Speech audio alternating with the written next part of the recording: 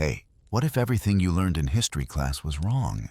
Massive stone blocks weighing hundreds of tons, fitted together without mortar, carved with Bronze Age tools. Underwater cities that vanish into legend. Ancient batteries that shouldn't exist for another 2,000 years. The evidence is everywhere. Turkey's temples older than the pyramids. Japan's submerged monuments. Peru's impossible polygonal walls. Easter Island's walking giants. Each discovery rewrites the timeline. Each artifact breaks the rules. 28 locations, 7 continents. One impossible truth. Someone was here before us, doing things we're only now learning how to do. The Earth has been keeping secrets, and those secrets are about to surface. Let's begin. The helicopter swept low over the barren hills of southeastern Turkey, its rotors beating against the ancient silence. Below, the archaeological site of Göbekli Tepe stretched across the landscape like a puzzle waiting to be solved. Massive T-shaped pillars rose from the earth, their carved surfaces telling stories that shouldn't exist. This wasn't just another archaeological site. This was ground zero for everything we thought we knew about human civilization. When German archaeologist Klaus Schmidt first set foot on this dusty hilltop in 1994, he was looking at limestone fragments that earlier surveys had dismissed as medieval grave markers. But Schmidt's trained eye caught something others had missed. These weren't random broken stones scattered across an old cemetery. They were pieces of something far more extraordinary, something that would rewrite the entire timeline of human achievement. The initial excavations revealed the impossible. Massive T-shaped pillars, each standing 16 feet tall and weighing up to 10 tons, arranged in deliberate circles. These weren't primitive stone markers hastily thrown together by wandering tribes. They were sophisticated monuments created with planning, precision, and artistic vision that rivaled anything produced by later civilizations. The dating results sent shockwaves through the archaeological community. Göbekli Tepe was approximately 11,000 years old, predating Stonehenge by 6,000 years, and the Egyptian pyramids by 6,500 years. But here's where the story gets truly mind-bending. The people who built Göbekli Tepe were hunter-gatherers, not farmers, not city dwellers with complex social hierarchies and surplus food production. These were nomadic peoples who hadn't yet discovered agriculture, living in a world where the very concept of permanent settlement was still thousands of years in the future. Traditional archaeological theory held that complex societies only emerged after agriculture provided the surplus food and settled lifestyle necessary for monumental construction. Göbekli Tepe suggested exactly the opposite sequence. Maybe religion came first, and farming followed to support the growing communities gathering at religious sites. The site's layout defied conventional understanding of prehistoric capabilities. Ground-penetrating radar revealed at least 16 stone circles spread across 22 acres. The excavation team had uncovered less than 5% of the total complex. Each circle followed a similar pattern. 2 large central pillars surrounded by smaller ones arranged in a ring, all carved from limestone quarried directly from the hillside. The precision was remarkable. These weren't crude attempts at construction. They were engineered monuments that required sophisticated understanding of leverage, transportation, and structural mechanics. What made Göbekli Tepe even more extraordinary was what it lacked. Archaeological excavations revealed no cooking hearths, no houses, no trash pits, none of the typical signs of permanent settlement. Instead, researchers found over 100,000 animal bones, every single one from wild species. Gazelles made up 60% of the remains, along with wild boar, sheep, red deer, and dozens of bird species, including vultures and cranes. This evidence painted a clear picture. Göbekli Tepe was built by hunter-gatherers who gathered here for specific purposes, then returned to their nomadic lifestyle. The stone pillars themselves told an even more intriguing story. Many were decorated with intricate carvings of animals, but not the gentle creatures that would later dominate agricultural societies. Instead, the pillars showcased a menacing world of predators and dangerous animals. Lions prowled across stone surfaces, scorpions raised their stingers, vultures spread their wings, spiders crept along the edges. These were the creatures that threatened hunter-gatherer communities, the animals that stalked them in the darkness. The prominence of vultures particularly fascinated researchers. These carrion birds appeared repeatedly in the carvings, often in prominent positions. Many cultures throughout history have seen vultures as psychopomps, creatures that transport souls to the afterlife. The abundance of vulture imagery suggested Göbekli Tepe may have served as a center for death rituals or ancestor worship. Recent discoveries have added new layers to the mystery. In 2020, excavators uncovered a life-sized wild boar sculpture carved from limestone, displaying artistic skill that rivaled much later civilizations.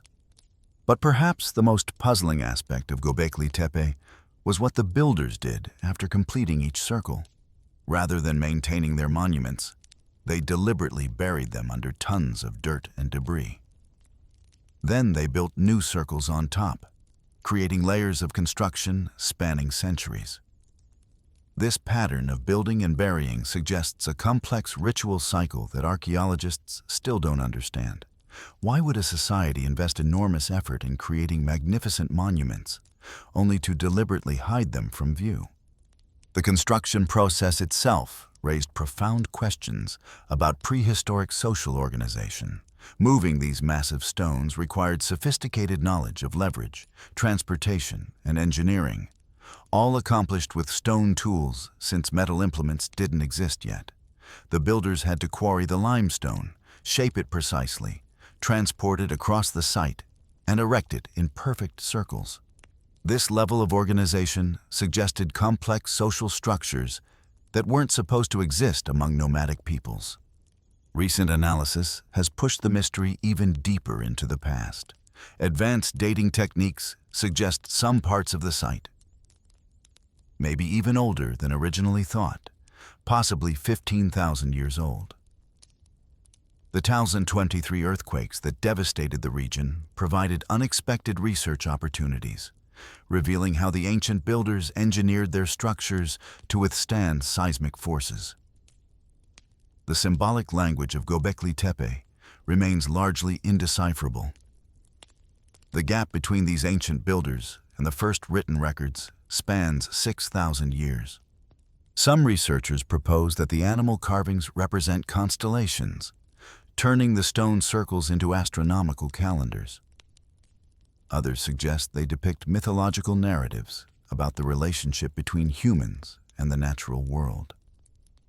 Still others believe they represent totems marking the territories of different groups that came together to build the monument. The site's location wasn't accidental. From Göbekli Tepe's summit, the view extends to the horizon in every direction. 11,000 years ago, this landscape would have been dramatically different. Instead of today's cultivated fields, the ancient builders would have looked out over flowing rivers, vast herds of wild animals, and forests of fruit and nut trees. The implications of Göbekli Tepe extend far beyond archaeology into our fundamental understanding of human development. If complex societies could organize massive construction projects before agriculture, then our entire model of civilizational progress needs revision. The site suggests that the human capacity for cooperation, planning, and artistic expression was far more advanced in prehistoric times than we ever imagined. Meanwhile, 3,000 miles to the southwest, another ancient mystery was taking shape in the Egyptian desert. The Great Pyramid of Giza stands as humanity's most enduring architectural achievement. But recent technological advances have revealed that this 4,500-year-old monument still holds secrets that challenge our understanding of ancient engineering capabilities. The pyramid contains over 2.3 million stone blocks, some weighing up to 70 tons, positioned with mathematical precision that modern engineers struggle to replicate. The base forms a nearly perfect square with sides differing by less than 2 inches. The internal chambers are connected by passages that align with astronomical phenomena. And somewhere within this massive structure lie newly discovered voids that archaeologists still can't explain or access. The central question that has puzzled researchers for centuries remains unanswered. How did Bronze Age workers move, lift, and position millions of massive stone blocks without modern machinery? The theories have evolved dramatically as technology has provided new insights into the pyramid's construction. But each explanation faces compelling evidence and frustrating limitations. The straight ramp theory represents the most traditional approach. This suggests that ancient Egyptians built enormous ramps extending from the pyramid base to its peak, allowing workers to drag stones up gentle inclines. Archaeological evidence supports this possibility. Ramp remains have been found near other pyramids, and hieroglyphic texts describe vast workforces quarrying stone, building infrastructure, and moving materials across Egypt. The mathematics work out. A ramp with a 5-degree slope extending to the pyramid's peak would need to stretch over 3 miles long, massive but within the capabilities of a civilization that organized thousands of workers for decades-long projects. But the straight ramp theory faces significant archaeological challenges. Surveys around the Great Pyramid have found no evidence of such massive ramps. The volume of material needed would exceed that of the pyramid itself. Even more problematic, the ramp would need constant rebuilding as the pyramid grew taller, requiring enormous additional labor and resources. The theory works mathematically but lacks physical evidence. The spiral ramp theory attempts to solve these problems by wrapping the ramp around the pyramid's exterior. French architect Jean-Pierre Houdin calculated that a spiral ramp with an 8.5-degree slope could reach the pyramid's peak while using only a fraction of the material needed for a straight ramp. Satellite imagery has revealed what appear to be spiral patterns on the pyramid's faces, possibly remnants of ancient ramps. The design would explain how workers could maneuver the massive granite beams used in the king's chamber without requiring impossibly large turning spaces. However, the spiral ramp theory struggles with practical logistics. The tight turns required at each corner would make it nearly impossible to drag multi-ton blocks around sharp angles. The ramp would also block access to the pyramid's faces, making it difficult to place the precision-cut casing stones that originally covered the entire structure. The theory solves some problems while creating others.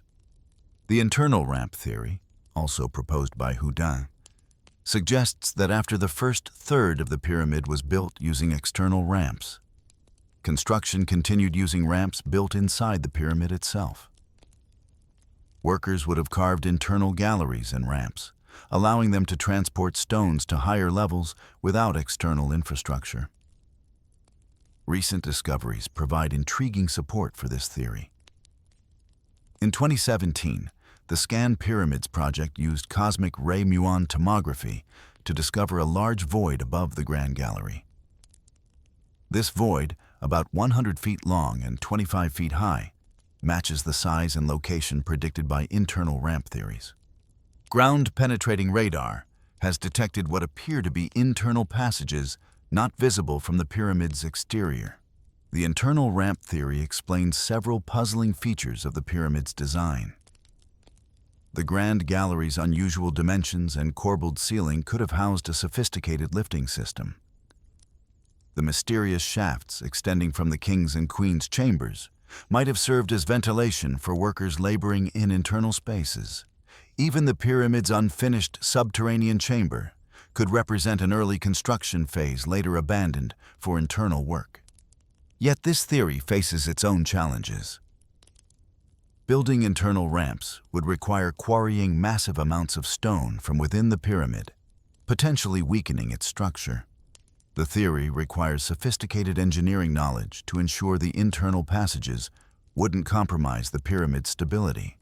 No Egyptian texts describe such complex internal construction techniques, leaving the theory largely speculative.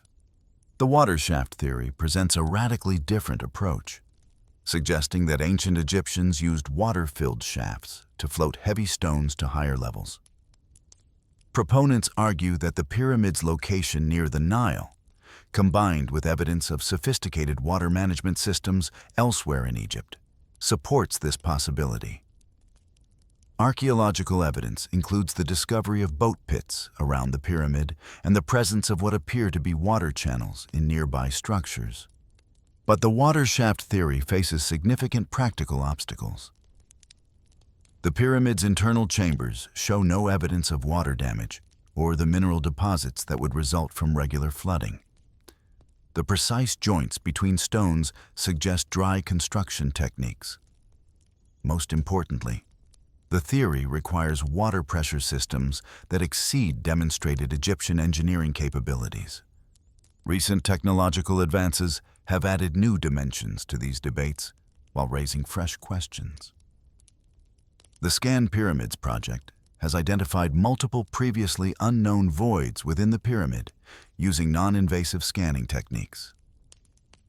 In 2023, researchers confirmed the existence of a 30-foot-long corridor near the pyramid's north face, detected using cosmic ray muon tomography. These discoveries support theories about internal construction methods while deepening the mystery. The big void above the Grand Gallery appears to be a deliberately created space, not an accident of construction. Its size and location suggest it served a specific purpose, possibly related to the pyramid's construction or its function as a tomb. The corridor discovered in 2023 may represent part of an internal ramp system supporting Houdin's theories, but its exact purpose remains unclear. The passage doesn't connect to any known chambers, and its orientation doesn't match expected patterns for either construction ramps or burial chambers. Modern engineering analysis has revealed the sophistication of the pyramid's construction in ways that make the achievement even more remarkable. The massive granite beams in the king's chamber, each weighing up to 70 tons, were cut and positioned with precision that required advanced understanding of structural mechanics.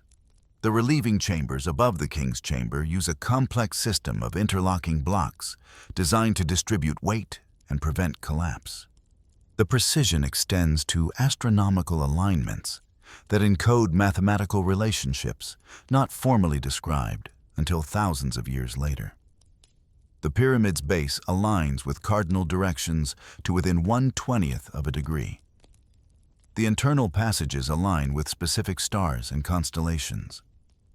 The overall proportions reflect sophisticated geometric knowledge that challenges assumptions about Bronze Age mathematical capabilities. Yet this sophistication was achieved using tools that seem inadequate for the task. Archaeological evidence shows Egyptian workers used copper chisels, wooden levers, and rope systems to quarry and move massive stones. While effective, these tools required enormous human effort and sophisticated organization to accomplish the pyramid's construction. The social organization required for pyramid construction may represent the achievement's most impressive aspect.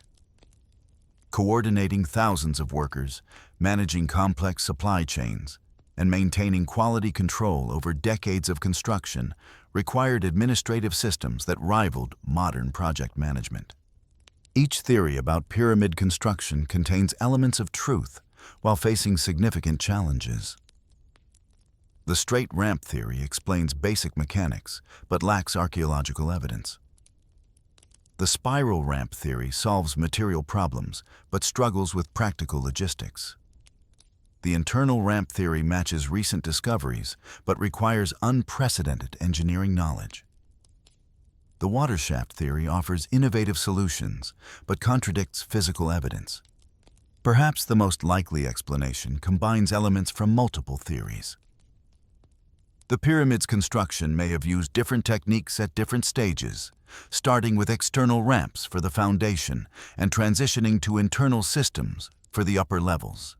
The recently discovered voids may represent evidence of multiple construction phases, each using the most appropriate technique for its specific challenges. 3,000 miles northwest of the Giza Plateau, another megalithic mystery was taking shape on the windswept plains of southern England. But unlike the academic debates surrounding pyramid construction techniques, Stonehenge has become entangled in a web of popular myths that obscure its genuine archaeological significance. Walk into any bookstore and the shelves overflow with books claiming to reveal Stonehenge's true purpose. Ancient aliens built it as a landing pad. Druids used it for human sacrifice. It's a giant calendar, a healing temple, or a portal to other dimensions. Hollywood has featured it in everything from horror films to fantasy epics. The History Channel has devoted entire episodes to theories about extraterrestrial involvement. For many people, Stonehenge represents the ultimate ancient mystery, a monument so impossible that only supernatural explanations make sense. This cultural obsession began long before modern media. In the 1600s, antiquarian John Aubrey first suggested that Druids built the monument. By the 1700s, William Stukeley had expanded this theory, describing elaborate Druidic ceremonies and human sacrifices among the stones. The Romantic movement of the 1800s embraced these dramatic tales, turning Stonehenge into a symbol of ancient wisdom and mystical power. The 20th century brought even wilder theories. In 1965, astronomer Gerald Hawkins published Stonehenge Decoded, claiming the monument was a sophisticated computer for predicting eclipses. Popular culture embraced this idea, spawning countless books, documentaries, and movies about ancient astronomical knowledge. The rise of the New Age movement in the 1960s added beliefs about healing crystals, ley lines, and spiritual energy fields. Today, tens of thousands of people gather at Stonehenge each summer solstice, many believing they're participating in ancient rituals. Neo-Druids perform ceremonies, crystal healers claim to channel the stone's energy, and conspiracy theorists search for evidence of alien technology. The monument has become a pilgrimage site for those seeking connection to mysterious ancient powers. But what does the archaeological evidence actually tell us about Stonehenge? The reality is both more complex and more fascinating than any fictional account. Modern archaeological techniques have revealed that Stonehenge was built in 5 distinct phases over more than 1,500 years, from about 3100 BCE to 1600 BCE. The monument we see today represents the final phase, but it began as something completely different. A simple circular earthwork with wooden posts.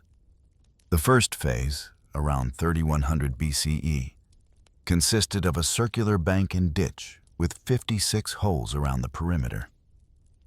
These Aubrey holes, named after John Aubrey, once held wooden posts. Archaeological evidence shows that cremated human remains were buried in many of these holes, making this early version of Stonehenge a cemetery rather than a temple. Around 2600 BCE, the builders began the second phase, abandoning timber for stone. They arranged approximately 80 bluestones in 2 concentric circles. These stones, each weighing about 4 tons, came from the Preseli Hills in Wales, over 150 miles away. Recent archaeological work has identified the exact quarries where these stones were extracted, revealing the enormous effort required to transport them. The famous sarsen stones that dominate today's Stonehenge were erected around 2500 BCE during the third phase. These massive stones, some weighing up to 50 tons, were dragged from Marlborough Downs about 20 miles north. The builders shaped them using only stone hammers, creating the precise joints that hold the structure together. The Sarsen circle originally contained 30 upright stones, topped by a continuous ring of horizontal lintels. Inside this circle, they built the trilithons, 5 massive doorways made of 2 uprights, topped by a lintel. The largest trilithon stood 24 feet high and weighed over 100 tons. The precision of the stonework rivals anything achieved by later civilizations, despite being accomplished with Bronze Age technology. Radiocarbon dating has demolished many popular myths about Stonehenge's builders. The monument was largely complete by 2000 BCE, more than 1,000 years before the Celtic culture that produced the Druids even existed. The real builders were Neolithic and Bronze Age peoples, whose DNA analysis reveals they were descended from early farmers who migrated from Anatolia and the Iberian Peninsula. These weren't primitive hunter-gatherers struggling for survival. Archaeological evidence from the surrounding landscape shows they lived in a complex society with sophisticated knowledge of astronomy, engineering, and logistics.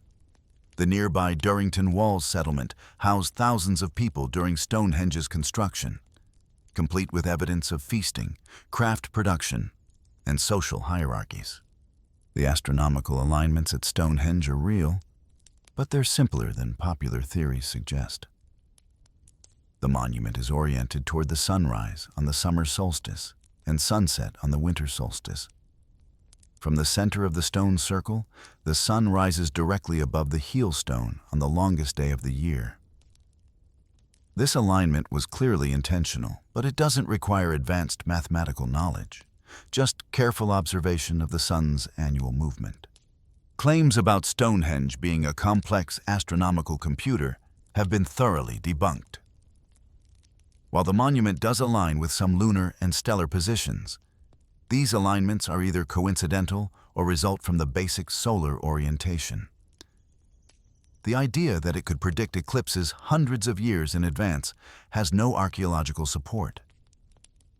The statistical analysis shows that the number of astronomical alignments at Stonehenge is no greater than what would be expected by chance for any circular monument with multiple sight lines. The healing properties attributed to Stonehenge also have archaeological roots, though not in the way New Age believers imagine. Chemical analysis of the bluestones reveals they come from springs in Wales that were considered sacred by prehistoric peoples. Some of the cremated remains found at the site show evidence of illness and injury, suggesting people may have brought their sick to the monument seeking healing. But this healing likely involved ritual and ceremony rather than mystical energy fields. The acoustic properties of the stone circle do create unusual sound effects. Voices and music resonate differently within the monument, creating phenomena that may have enhanced the psychological impact of ceremonies. These acoustic effects could have made participants feel they were experiencing something supernatural, adding to the monument's religious significance. The true purpose of Stonehenge emerges from examining it within its broader landscape context. The monument sits at the center of a vast prehistoric complex, including burial mounds, ceremonial avenues, and other stone circles. This was clearly a sacred landscape where people gathered for important ceremonies over many centuries. The investment required to build Stonehenge reveals its importance to its builders. Transporting the bluestones from Wales represents one of the greatest logistical achievements of prehistoric Europe. The effort involved thousands of people working for decades, suggesting the monument held significance far beyond any single community. Recent discoveries continue to refine our understanding while demolishing popular misconceptions. In 2020, archaeologists discovered a circle of massive pits surrounding Stonehenge, each one precisely placed to form a perfect circle over a mile in diameter. These pits, created around the same time as the monument, suggest the sacred landscape was even more complex than previously thought. The durability of Stonehenge myths reveals something profound about human psychology. We want ancient peoples to have possessed secret knowledge or supernatural powers. The reality that Bronze Age farmers created one of the world's most impressive monuments through careful planning, hard work, and sophisticated understanding of their environment seems almost disappointing compared to stories of alien intervention or mystical powers. Yet the archaeological truth is far more inspiring than any fiction. Stonehenge represents one of humanity's earliest attempts to create something permanent, something that would connect future generations to the cosmos and to their ancestors. The monument's builders succeeded beyond their wildest dreams, creating a structure that still draws people from around the world, seeking connection to something greater than themselves. The pattern that emerges from studying Göbekli Tepe, the Great Pyramid, and Stonehenge reveals a fundamental truth about human civilization. Each site represents a quantum leap in organizational capability, technical skill, and artistic vision that occurred at crucial moments in human development. These weren't gradual improvements in existing traditions. They were revolutionary achievements that established new standards for what human societies could accomplish. At Göbekli Tepe, hunter-gatherers organized the labor and resources needed to create permanent monuments, establishing the template for all future religious architecture. At Giza, Egyptian civilization reached the pinnacle of engineering precision and organizational complexity, creating a monument that remained the world's tallest building for over 3,000 years. At Stonehenge, Bronze Age peoples demonstrated that sophisticated astronomical knowledge and megalithic construction weren't limited to Mediterranean civilizations. These achievements share common characteristics that challenge conventional understanding of prehistoric capabilities. Each required precise planning over extended time periods. Each demanded sophisticated understanding of materials, structural mechanics, and logistics. Each represented enormous investments of human effort sustained across multiple generations. And each has left modern archaeologists and engineers struggling to understand exactly how ancient peoples accomplished these remarkable feats. The technological limitations make these achievements even more extraordinary. The builders of Göbekli Tepe worked with stone tools and human labor. The pyramid builders used copper implements and wooden levers. The Stonehenge builders shaped 50-ton sarsens using stone hammers. Yet each group achieved precision and scale that challenges modern construction capabilities. Perhaps most significantly, these sites demonstrate that the human capacity for cooperation, artistic expression, and monumental construction was fully developed much earlier than traditional models suggest. The complexity we see at these sites wasn't the result of gradual cultural evolution. It emerged suddenly, as if prehistoric peoples had capabilities that remained dormant until specific circumstances called them forth. The discoveries at Göbekli Tepe, Giza, and Stonehenge force us to reconsider fundamental assumptions about human development. If hunter-gatherers could organize massive construction projects, if Bronze Age peoples could achieve engineering precision rivaling modern capabilities, and if prehistoric societies could sustain complex endeavors across centuries, then our models of cultural evolution need significant revision. These monuments stand as proof that the human story is far more complex than we've assumed. They represent moments when our ancestors transcended the limitations of their technology and social organization to create something enduring, something that would speak across millennia to future generations about the power of human imagination and determination. While Stonehenge and the Egyptian pyramids capture headlines with their mysterious construction methods, 3 lesser-known sites push the boundaries of what we consider possible for ancient engineering. These aren't just impressive monuments. They represent precision manufacturing, earthquake-resistant design, and megalithic transportation that make modern engineers question everything they thought they knew about prehistoric capabilities. From the mathematical perfection of Puma Punku's H-blocks, to the seismic engineering of Sacsayhuaman's zigzag walls, to the mind-bending logistics of Baalbek's 1,000-ton foundation stones. These sites demonstrate that ancient builders weren't just moving rocks. they were solving engineering problems that challenged 21st century technology. The story begins on the high plateau of Bolivia, where the ruins of Pumapunku scatter across the landscape like pieces of a three-dimensional puzzle designed by an obsessive mathematician. When archaeologist Alexei Vranich first aimed his laser scanner at these scattered stone blocks, he expected to document another ruined temple complex.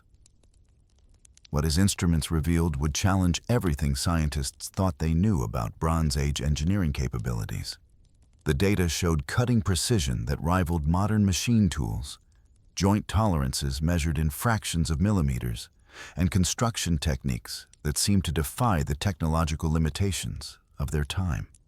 Pumapunku, meaning door of the Puma in the Quechua language, sits at 13,000 feet above sea level on the Bolivian Altiplano. The site was built by the Tiwanaku culture between 500 and 800 CE, during a period when this high-altitude civilization controlled trade routes across the Andes and developed some of the most sophisticated stonework in the pre-Columbian Americas. But unlike other Tiwanaku sites that feature massive but roughly fitted stones, Pumapunku displays precision that borders on the impossible. The famous H-shaped blocks have become the poster children for ancient precision engineering. These massive andesite stones, each weighing up to 600 kilograms, fit together with tolerances that would challenge modern machine shops. When researchers measured the joints using precision instruments, they discovered gaps of less than 1 millimeter between blocks.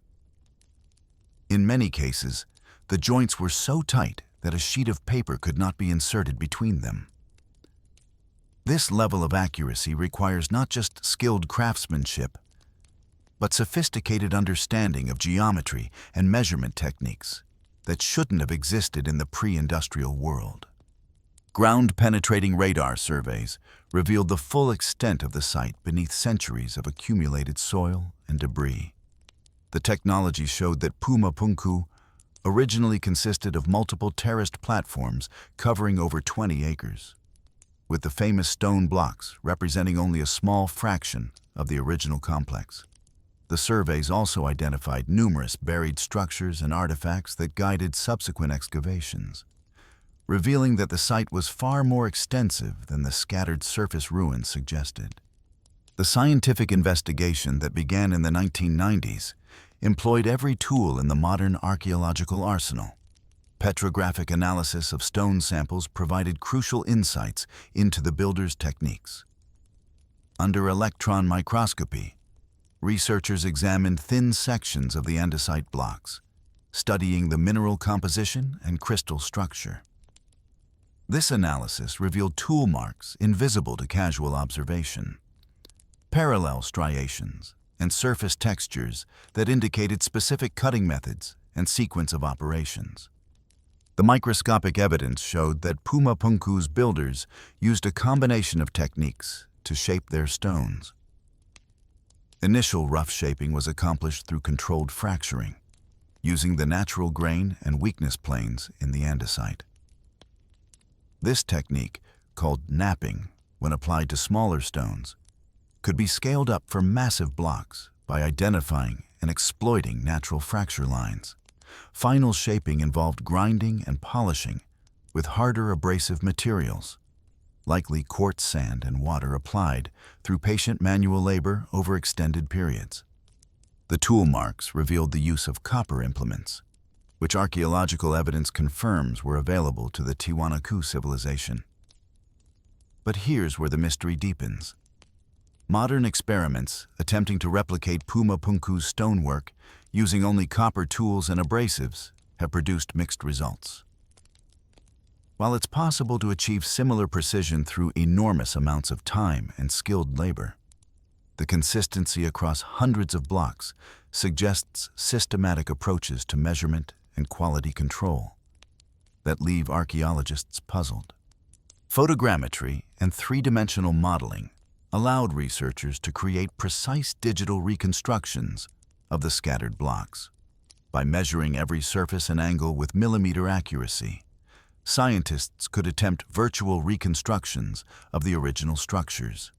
This painstaking work revealed that many blocks were cut as interlocking pieces of larger architectural elements, similar to a three-dimensional puzzle designed to fit together in only one configuration. The precision of these joints presented a significant scientific puzzle. Modern stonemasons struggled to achieve similar tolerances using power tools and laser measuring devices. Yet, the Tiwanaku accomplished this with copper chisels, stone hammers, and measuring devices that left no archaeological trace. The investigation process focused on understanding not just how they cut the stones, but how they maintained such consistent accuracy across hundreds of individual blocks. Experimental archaeology provided some answers while raising new questions. Researchers attempted to replicate Pumapunku's stonework using only tools available to ancient builders. The experiments confirmed that copper implements could indeed cut andesite. But the process required enormous amounts of time and skilled labor.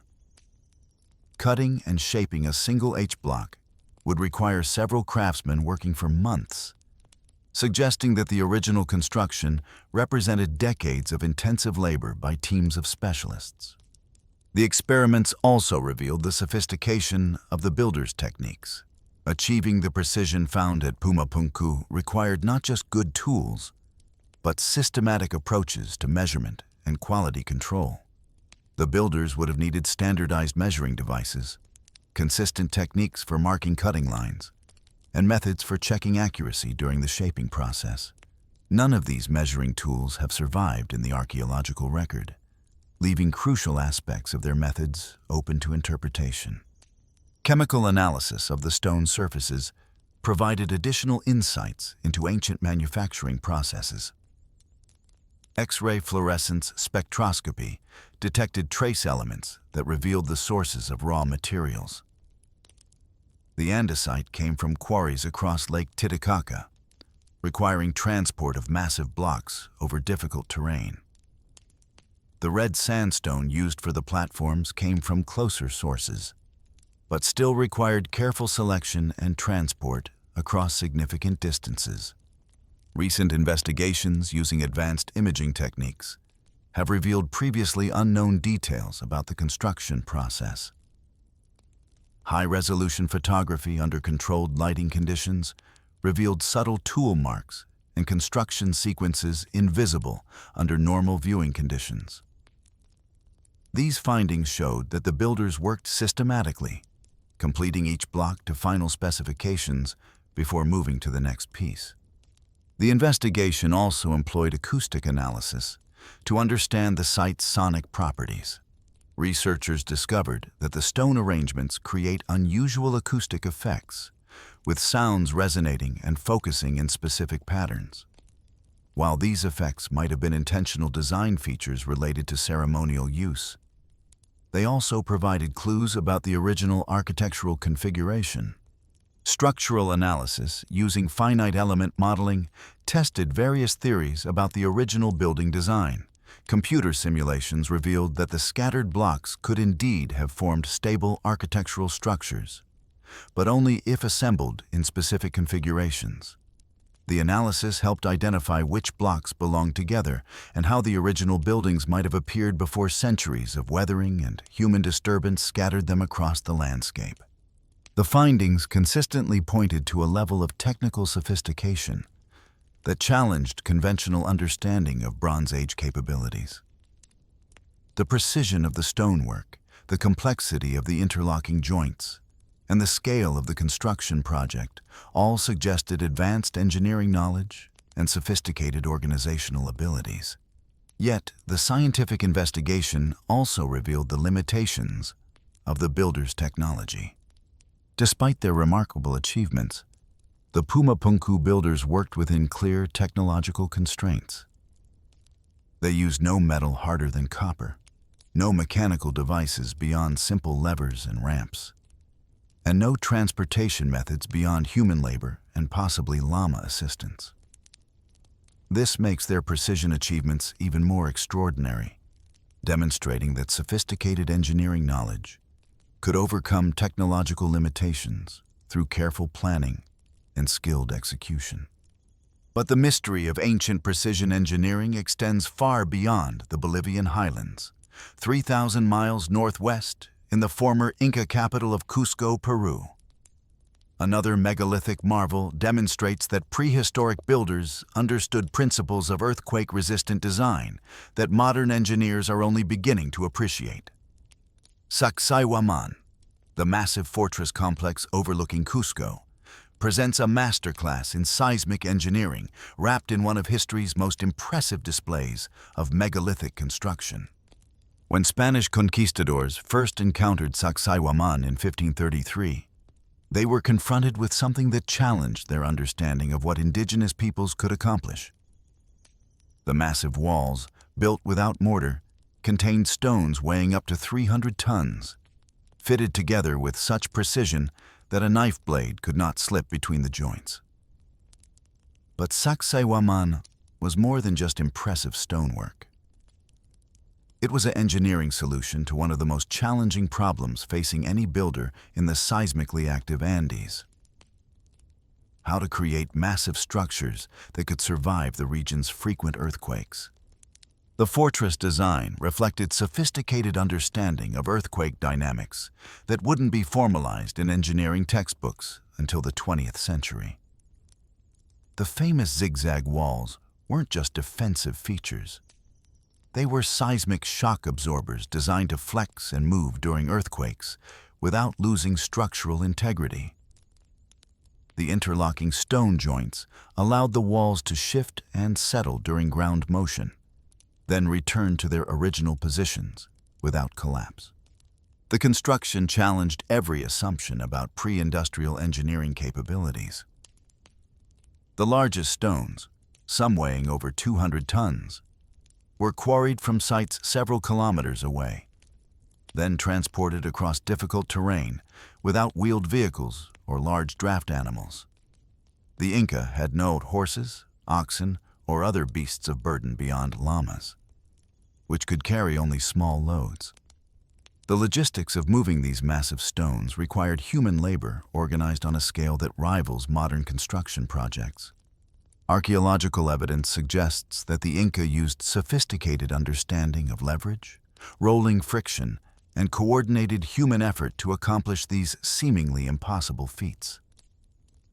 Spanish chronicler Pedro Chiesa de León, who visited the site shortly after the conquest, described how the Inca gathered 20,000 men from different provinces and worked them in shifts, with some quarrying stones, others transporting them, and still others shaping and fitting the massive blocks.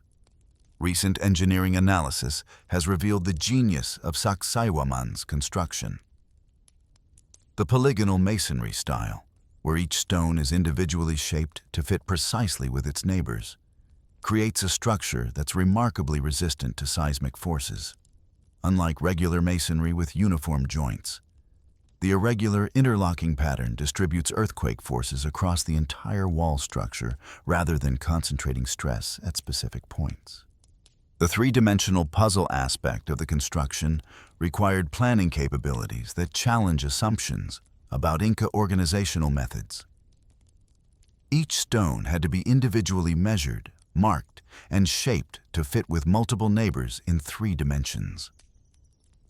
The process required master stoneworkers who could visualize complex geometric relationships and execute precision cutting without modern measuring tools. The shaping techniques used at Sacsayhuaman revealed sophisticated understanding of stone properties and working methods. The Inca builders used controlled heating and cooling to create fracture lines in the stone, allowing them to rough-shape massive blocks before final fitting. They employed harder stones as hammers and chisels, along with bronze tools for detailed work. The final fitting process involved patient grinding and adjusting until each stone achieved perfect contact with its neighbors. Modern seismic analysis has confirmed the effectiveness of Inca engineering principles. Computer modeling shows that Sacsayhuaman's flexible jointing system could absorb earthquake forces that would destroy conventional masonry structures. The walls are designed to rock slightly during earthquakes, dissipating energy while maintaining overall stability. This principle of flexible response to seismic forces has been incorporated into modern earthquake-resistant design, vindicating ancient Inca engineering knowledge. The transportation methods remain one of archaeology's most intriguing puzzles. Recent experiments have tested various theories about how the Inca moved massive stones without wheeled vehicles. The most promising approaches involve combinations of wooden rollers, rope systems, and coordinated human teams. Researchers have demonstrated that even stones weighing over 100 tons can be moved using these methods. But the effort required enormous coordination and probably hundreds of workers per stone. The quarrying techniques also demonstrated sophisticated stone-working knowledge. Archaeological investigation of Inca quarries reveals systematic approaches to stone extraction that maximize the yield of usable building blocks while minimizing waste. The quarry workers identified natural fracture planes and joint systems in the rock, allowing them to extract large blocks with minimal effort. They used fire and water to create controlled thermal fractures, splitting massive stones along predetermined lines. But if Sacsayhuaman represents the pinnacle of earthquake-resistant megalithic construction, then Baalbek in Lebanon pushes the boundaries of what seems physically possible for any pre-industrial civilization. The Roman temple complex at Baalbek contains the largest worked stones ever incorporated into a building. Blocks so massive that their transportation and placement remain unexplained despite decades of archaeological investigation. When English antiquarian Robert Wood first documented Baalbek in 1751, he was witnessing what Roman engineering had achieved at the very limits of technological possibility. The temple complex, built during the height of the Roman Empire, incorporated 3 limestone blocks known as the trilithon, each weighing between 750 and 800 tons. These massive stones were positioned 20 feet above ground level and fitted together with joints so precise that they appeared to be single monoliths. But the mystery deepened when archaeologists discovered that the trilithon blocks weren't the limit of Roman ambition at Baalbek. In the nearby quarry, 3 additional blocks had been cut and shaped, but never transported to the temple site. The largest of these, dubbed the Stone of the Pregnant Woman, weighed an estimated 1,000 tons. Later discoveries revealed an even larger block, weighing approximately 1,200 tons, making it the heaviest worked stone block in the world. The archaeological investigation of Baalbek has revealed sophisticated engineering techniques that explained how the Romans accomplished their seemingly impossible feat. The quarry site sits at a slightly higher elevation than the temple complex, meaning the blocks could be moved downhill using ramps and sledges.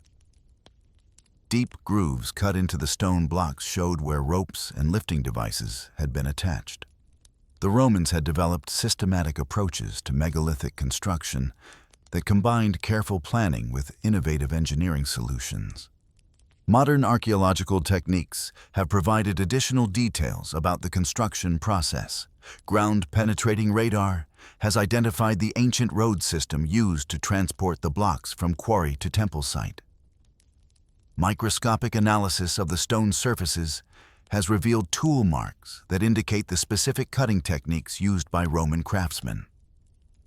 These findings consistently point to sophisticated but achievable methods, using technology available to Roman engineers. The investigation has also uncovered evidence of the massive workforce required for the project. Inscriptions found at the site mention specific work crews and their supervisors. Archaeological evidence suggests that hundreds of skilled stone workers, supported by thousands of laborers, worked on the project for decades. The scale of organization required rivaled modern construction projects, but remained within the capabilities of the Roman Empire at its peak. Recent discoveries have added new dimensions to the Baalbek mystery. In 2014, archaeologists uncovered a third massive block in the quarry, even larger than the stone of the pregnant woman. This block, measuring 64 feet long and weighing over 1,200 tons, was apparently abandoned after partial completion. The discovery suggests that Roman engineers were pushing the limits of their capabilities, attempting to transport increasingly massive stones until they reached the boundaries of what was technically feasible. The archaeological evidence has also revealed the religious significance of the massive construction. The Temple of Jupiter at Baalbek served as the center of worship for Jupiter Heliopolitanus, a fusion of Roman and local Semitic deities. The enormous scale of the temple complex was intended to demonstrate the power and permanence of Roman rule in the region. The massive stones served both practical and symbolic functions, creating a monument that would inspire awe in visitors for centuries. Ongoing research continues to reveal new aspects of the site's construction history.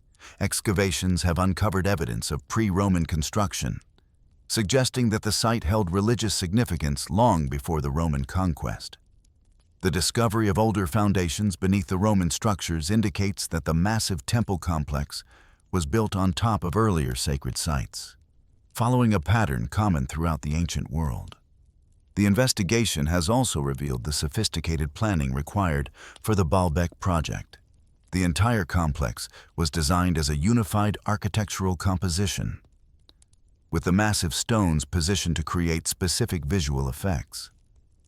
The trilithon blocks were carefully oriented to catch and reflect sunlight, creating dramatic shadows and highlights that enhanced the temple's impressive appearance. Every aspect of the construction was calculated to maximize the psychological impact on visitors. Advanced dating techniques have provided new insights into the construction timeline. Radiocarbon dating of organic materials found in the mortar shows that construction began during the reign of Augustus and continued for over 200 years. The massive scale of the project required multiple generations of workers, with techniques and knowledge passed down through families of skilled craftsmen. The mystery extends beyond the transportation of the massive stones to their precise positioning. The trilithon blocks were not simply stacked on top of each other, but were carefully fitted into a complex three-dimensional puzzle. Each block was shaped to connect with its neighbors at specific angles, creating a structure that has survived earthquakes, wars, and centuries of weathering. Modern engineering analysis has confirmed that the Romans possessed the technical knowledge necessary to accomplish the Baalbek construction. Computer modeling shows that the massive stones could have been moved using wooden rollers, ramps, and sophisticated lever systems. The key was not advanced technology, but rather careful planning, skilled craftsmanship, and the organizational capacity to coordinate hundreds of workers over extended periods. Yet significant mysteries remain about the exact methods used to lift the massive stones to their final positions. No contemporary Roman sources describe the specific techniques used at Baalbek, leaving archaeologists to reconstruct the process from physical evidence and comparisons with other Roman construction projects. The absence of detailed construction records adds to the site's enigmatic character. The pattern that emerges from studying Puma Punku, Sacsayhuaman, and Baalbek reveals something fundamental about human engineering capabilities in the pre-industrial world. These sites represent different solutions to the same basic challenge: how to create permanent monuments using available technology and human organization. Each site pushed contemporary engineering knowledge to its limits, while developing innovative solutions that in some cases exceeded modern capabilities. At Puma Punku, Tiwanaku engineers achieved precision manufacturing using Bronze Age technology, creating interlocking joints that required mathematical planning and quality control systems that challenge modern understanding of ancient capabilities. Their systematic approach to stone cutting and assembly suggests engineering knowledge that was far more sophisticated than traditional models of pre-Columbian technology would predict. At Sacsayhuaman, Inca builders solved the fundamental problem of earthquake-resistant construction in one of the world's most seismically active regions. Their flexible jointing systems and polygonal masonry techniques represent engineering principles that wouldn't be formally understood until the development of modern seismic design codes. The fact that these structures have survived 5 centuries of earthquakes validates the effectiveness of ancient Andean engineering knowledge. At Baalbek, Roman engineers pushed megalithic construction to the absolute limits of what was technically feasible using pre-industrial technology. Their systematic approach to quarrying, transportation, and assembly of 1,000-ton stones represents the pinnacle of ancient construction capabilities, achieving a scale that wouldn't be matched again until the development of modern heavy machinery.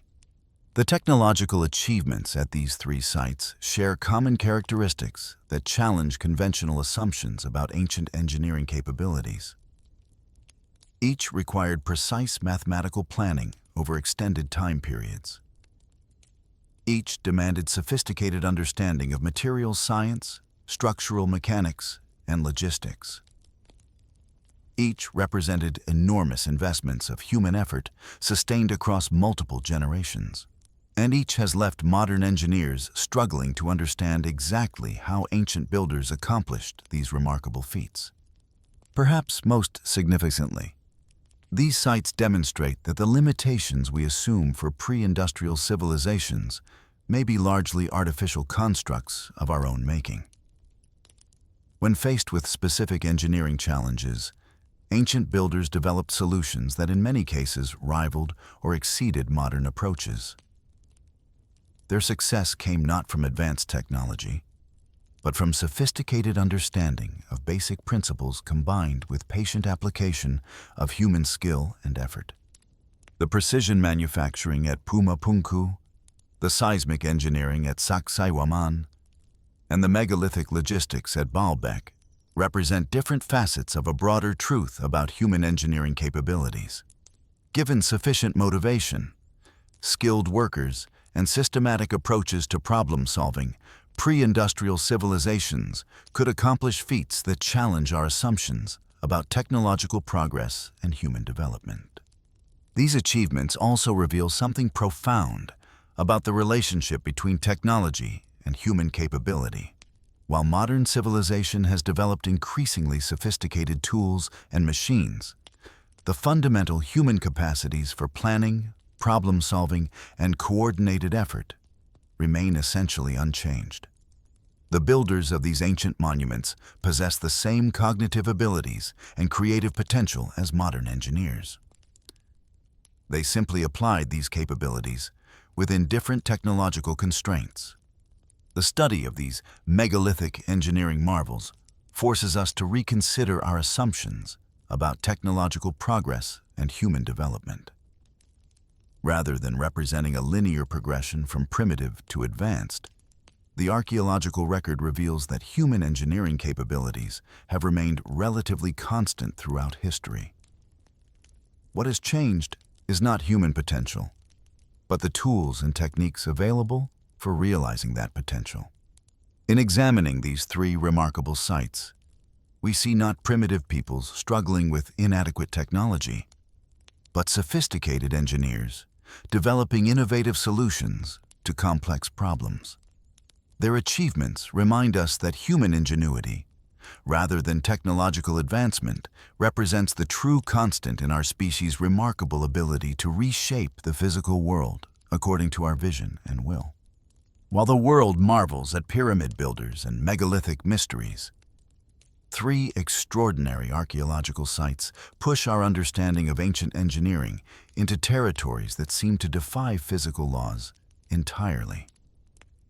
These aren't just impressive monuments or sophisticated temples.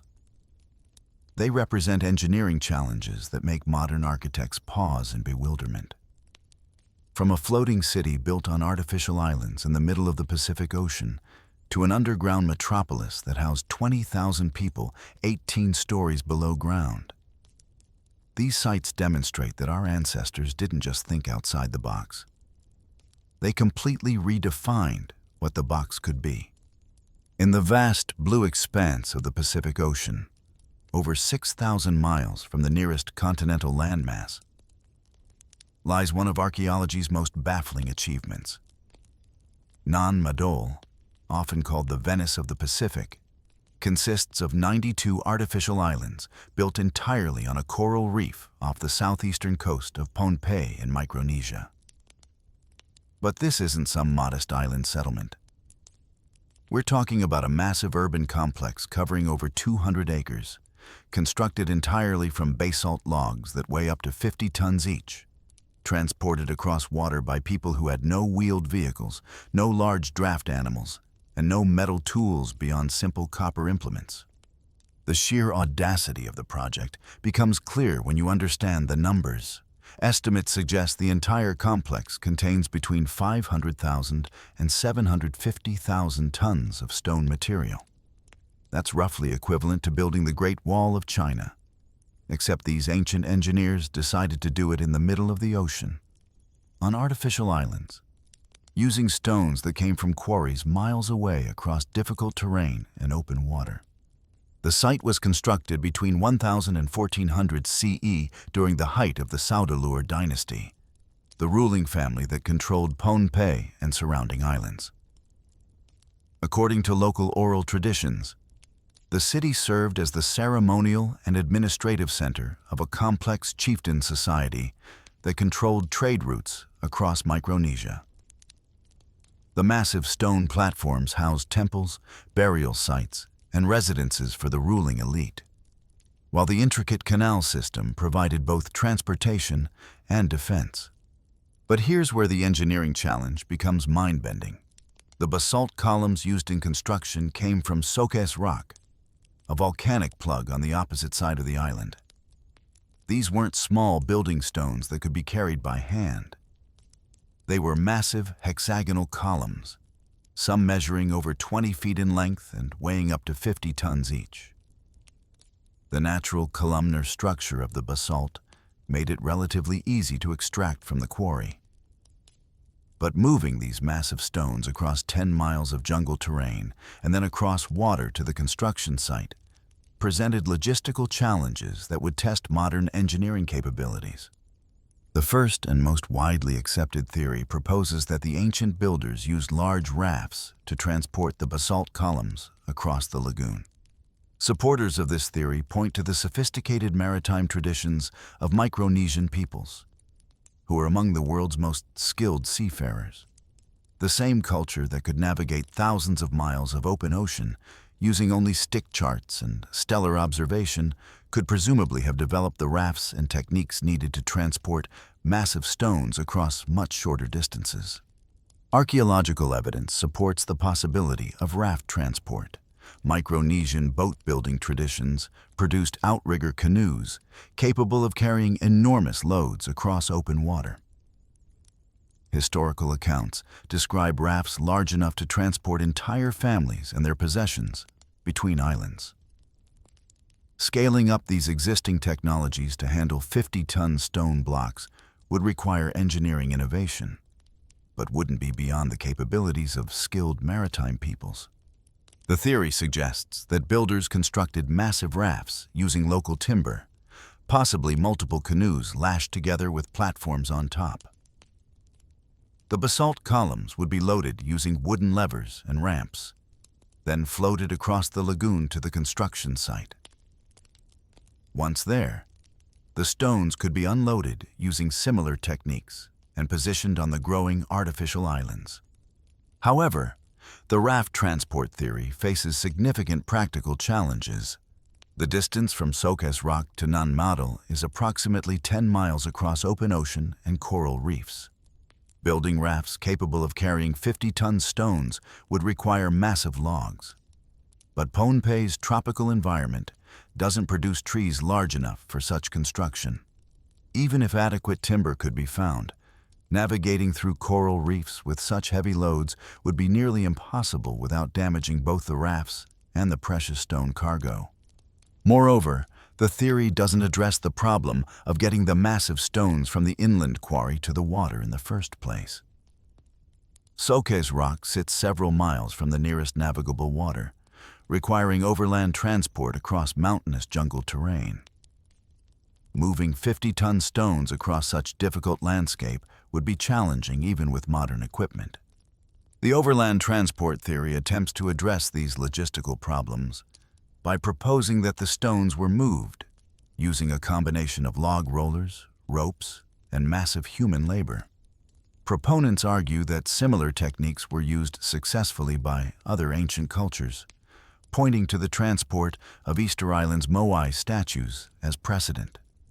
The basalt columns could have been rolled along predetermined paths using wooden rollers, then loaded onto smaller boats for the final water crossing. This theory finds some support in the engineering principles involved. Rolling friction is much more efficient than dragging, making it possible to move extremely heavy objects with relatively modest force applied by large numbers of people. The natural columnar shape of the basalt would have made rolling transport feasible, assuming adequate preparation of the transport route. Archaeological investigation has attempted to identify evidence for ancient transport routes between Soques Rock and the coast. Some researchers claim to have found traces of ancient roadways and stone ramps that could have been used for megalithic transport. The theory also explains how the builders could have moved stones incrementally, taking breaks to rest and reorganize their efforts. Yet the overland transport theory faces its own formidable challenges. The terrain between Soques Rock and the coast is mountainous and covered in dense jungle. Creating a transport route would have required clearing miles of forest and building massive earthworks to level the path. Archaeological surveys have found no evidence of such extensive landscape modification, despite decades of investigation. Even more problematic is the labor force question. Moving 50-ton stones across 10 miles of difficult terrain would require thousands of workers organized with military precision.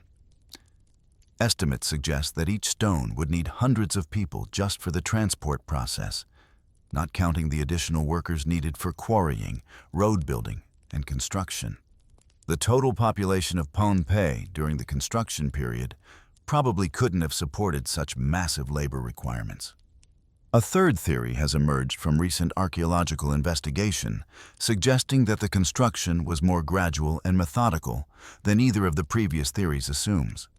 Instead of moving complete 50-ton blocks, the builders may have transported smaller pieces and assembled them at the construction site using sophisticated engineering techniques that we don't fully understand. This stepwise construction theory points to evidence that some of the basalt columns show signs of having been assembled from multiple pieces. Careful examination of the joints reveals that what appear to be single massive stones are actually precisely fitted assemblies of smaller blocks. This technique would have made transport much more manageable, while still achieving the impressive final result. Recent scientific analysis has provided new insights that complicate all existing theories. Radiocarbon dating shows that major construction at Nan Madol began around 1180 CE during the rise of the Sodalur dynasty. Chemical analysis of the basalt stones confirms they came from Soques Rock, but also reveals something unexpected. The stones were carefully selected for specific properties, suggesting the builders had detailed knowledge of rock characteristics and were choosing materials for particular structural purposes. Advanced underwater archaeology has revealed extensive submerged structures around Nan Madol, including basalt columns scattered across the sea floor. Some researchers interpret this as evidence of construction accidents that left stones scattered across the ocean floor. Others suggest these underwater features represent earlier construction phases that were later covered by rising sea levels. The discovery of sophisticated water management systems throughout the complex adds another dimension to the mystery. The artificial islands are perfectly positioned to create complex tidal channels that provided both defense and practical benefits for daily life. The arrangement suggests not just engineering skill, but sophisticated understanding of ocean dynamics and long-term planning that required detailed knowledge of tidal patterns, seasonal variations, and storm effects. What makes Nan Madol truly extraordinary is not just the mystery of construction, but the precision of the final result. The artificial islands are arranged in specific patterns that create optimal water flow for navigation while providing defensive advantages. The basalt walls are fitted with remarkable precision despite the irregular shapes of the natural stone columns. The entire complex represents a masterpiece of urban planning achieved under conditions that would challenge modern engineers.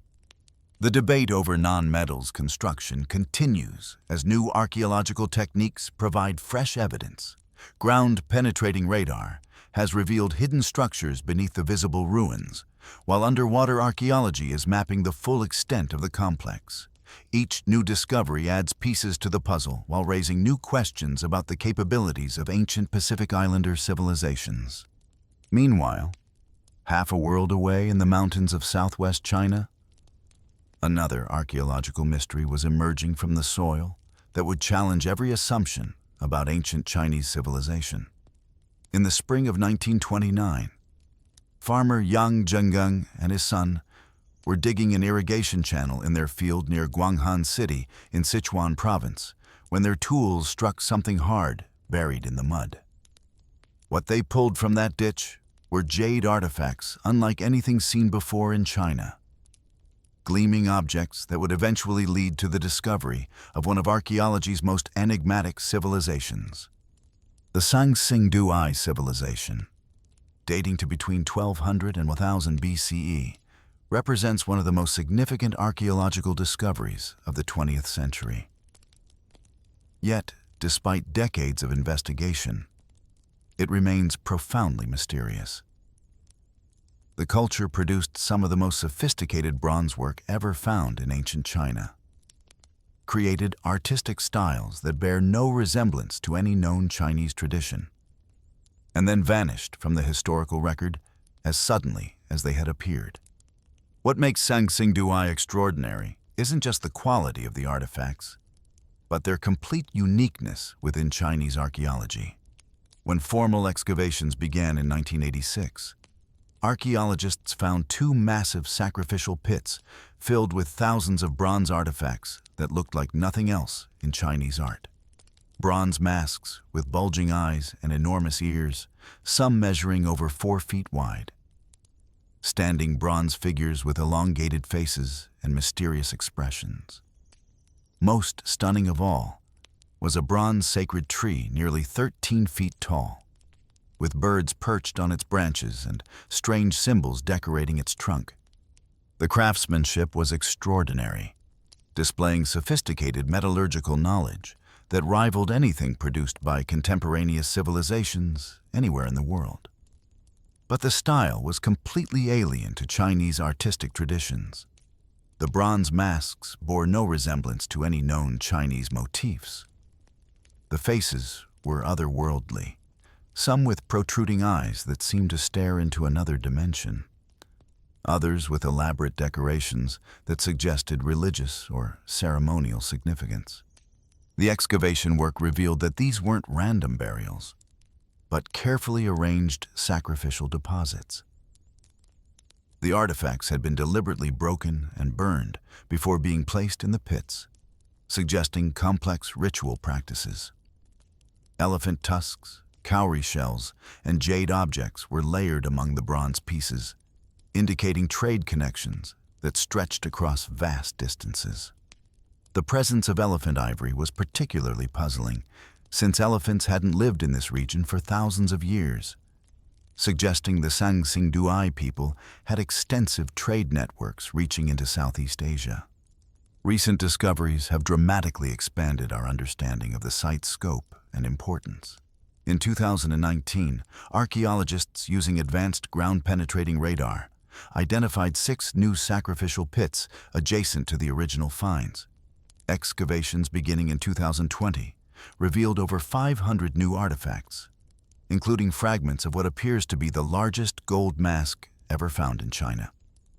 The new discoveries included bronze vessels with previously unknown decorative patterns, jade objects in unique shapes, and fragments of silk that represent the earliest silk textiles ever found in southwest China. Current theories about Sangxingduai's origins and purpose continue to evolve as new evidence emerges. Most archaeologists now believe it was the capital of the ancient Shu kingdom, mentioned in later Chinese historical texts, but never properly located. The Shu people, according to these ancient sources, were skilled bronze workers who ruled a prosperous kingdom in what is now Sichuan province. The archaeological evidence seems to support this connection, but many questions remain unanswered. The civilization's sudden disappearance around 1000 BCE remains one of archaeology's great mysteries. The sacrificial pits appear to have been the site of massive ritual destructions, where valuable artifacts were deliberately broken and buried. Some theories suggest this was done during a political crisis, possibly an invasion or internal collapse. Others propose it was part of a planned relocation, with the most sacred objects ceremonially buried before the population moved to a new location. Recent scientific analysis has provided new insights into Sangxingduai's technological achievements. Isotope analysis of the bronze artifacts reveals sophisticated alloy compositions that demonstrate advanced metallurgical knowledge. The bronze casting techniques used to create the massive masks and sacred trees required technological skills that were among the most advanced in the ancient world. Chemical analysis of the jade objects shows they came from sources hundreds of miles away, confirming the extensive trade networks that connected Sangxingduai to distant regions. The ongoing excavations continue to yield surprises that challenge assumptions about ancient Chinese civilization. In 2024, archaeologists discovered what appears to be a jade workshop, complete with unfinished artifacts and production tools. This finding provides the first direct evidence of how Sangxingduai artisans created their masterpieces, pushing back the timeline of sophisticated craft production at the site to over 3,400 years ago. DNA analysis of human remains found at the site suggests the Sangxingduai people were genetically distinct from other contemporary Chinese populations, supporting the idea that they represented a unique cultural group. Their distinctive artistic style, advanced technology, and sudden disappearance continue to puzzle researchers working to understand how such a sophisticated civilization could have developed in apparent isolation and then vanished so completely. The mystery deepens when considering Sangxingduai's relationship to broader patterns of ancient civilization. The site's apparent isolation from other Chinese cultural centers challenges traditional models of how complex societies develop and spread. Either the Sangxingduai culture developed independently, achieving remarkable technological and artistic sophistication through local innovation, or they were part of a much larger network of exchange and influence that we haven't yet identified in the archaeological record. If thousands of miles and several millennia separated the mysteries of Nanmadol and Sangxingdui, then the underground city of Derinkuyu in Turkey represents perhaps the most mind-bending engineering achievement of them all. When a Turkish homeowner in 1963 broke through a wall in his basement during renovation work, he discovered not just another room, but the entrance to one of the world's most extraordinary underground complexes. What started as a simple home improvement project led to the archaeological discovery of a lifetime. An 18-level underground city that once housed 20,000 people. Derinkuyu, whose name means deep well in Turkish, burrows more than 85 meters below the Earth's surface, encompassing a maze of tunnels, chambers, and living spaces carved entirely from volcanic rock.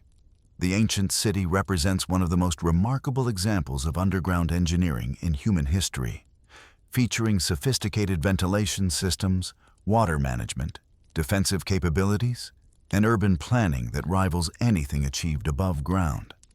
The engineering challenges faced by Derinkuyu's builders were extraordinary. Creating a livable underground environment for thousands of people required solving problems that would challenge modern architects and engineers.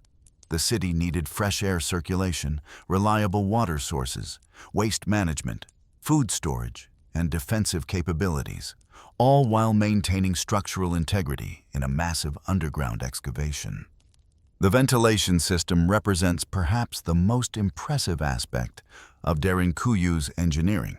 The city features more than 50 ventilation shafts distributed throughout the complex, with the deepest shaft extending 55 meters to the surface.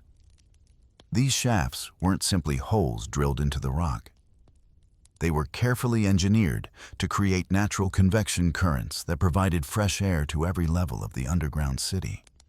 Modern analysis using computational fluid dynamics has revealed the sophistication of this ancient air conditioning system. The designers understood principles of natural ventilation that wouldn't be formally described until the development of modern HVAC engineering. Warm air from the lower levels rises through the vertical shafts, creating negative pressure that draws fresh air down through other openings. The system was so well designed that even at the deepest levels, oxygen levels remained adequate for human habitation, while carbon dioxide never reached dangerous concentrations. The water management system demonstrated equally sophisticated engineering knowledge. The main water source was a well extending 55 meters deep. But additional water came from carefully engineered collection systems that captured groundwater seepage.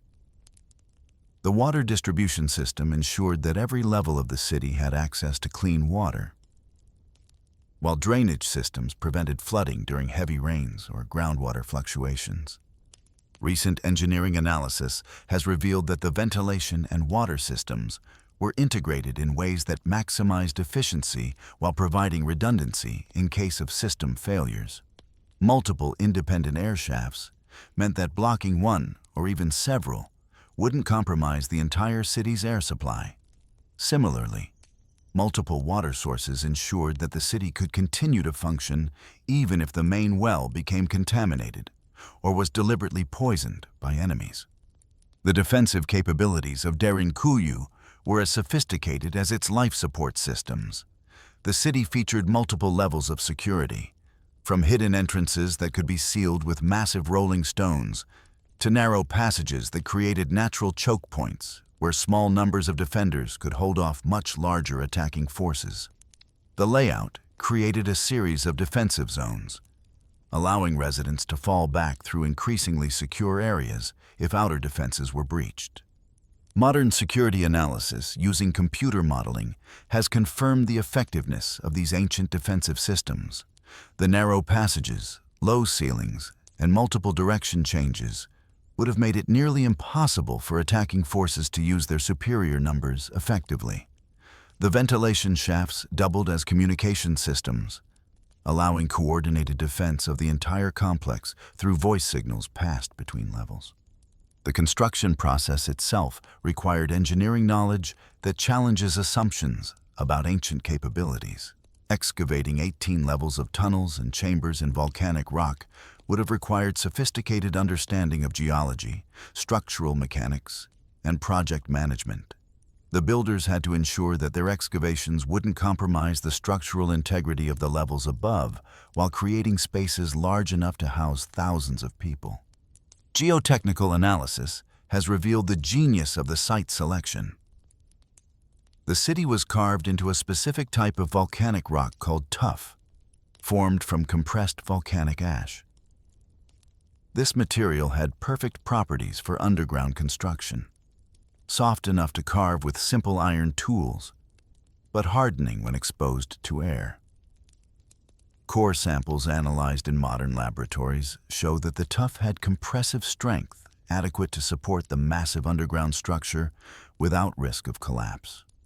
The scale of the project required organizational capabilities that rival modern construction management, coordinating the excavation work, disposing of millions of tons of excavated material, and maintaining structural integrity throughout the construction process would have required sophisticated planning and quality control. The fact that the city remained stable through centuries of use demonstrates the effectiveness of ancient engineering knowledge. Recent investigations using ground-penetrating radar have revealed that Derinkuyu connects to other underground cities through a network of tunnels extending for kilometers. The full extent of this subterranean network is still being mapped, with new sections discovered regularly.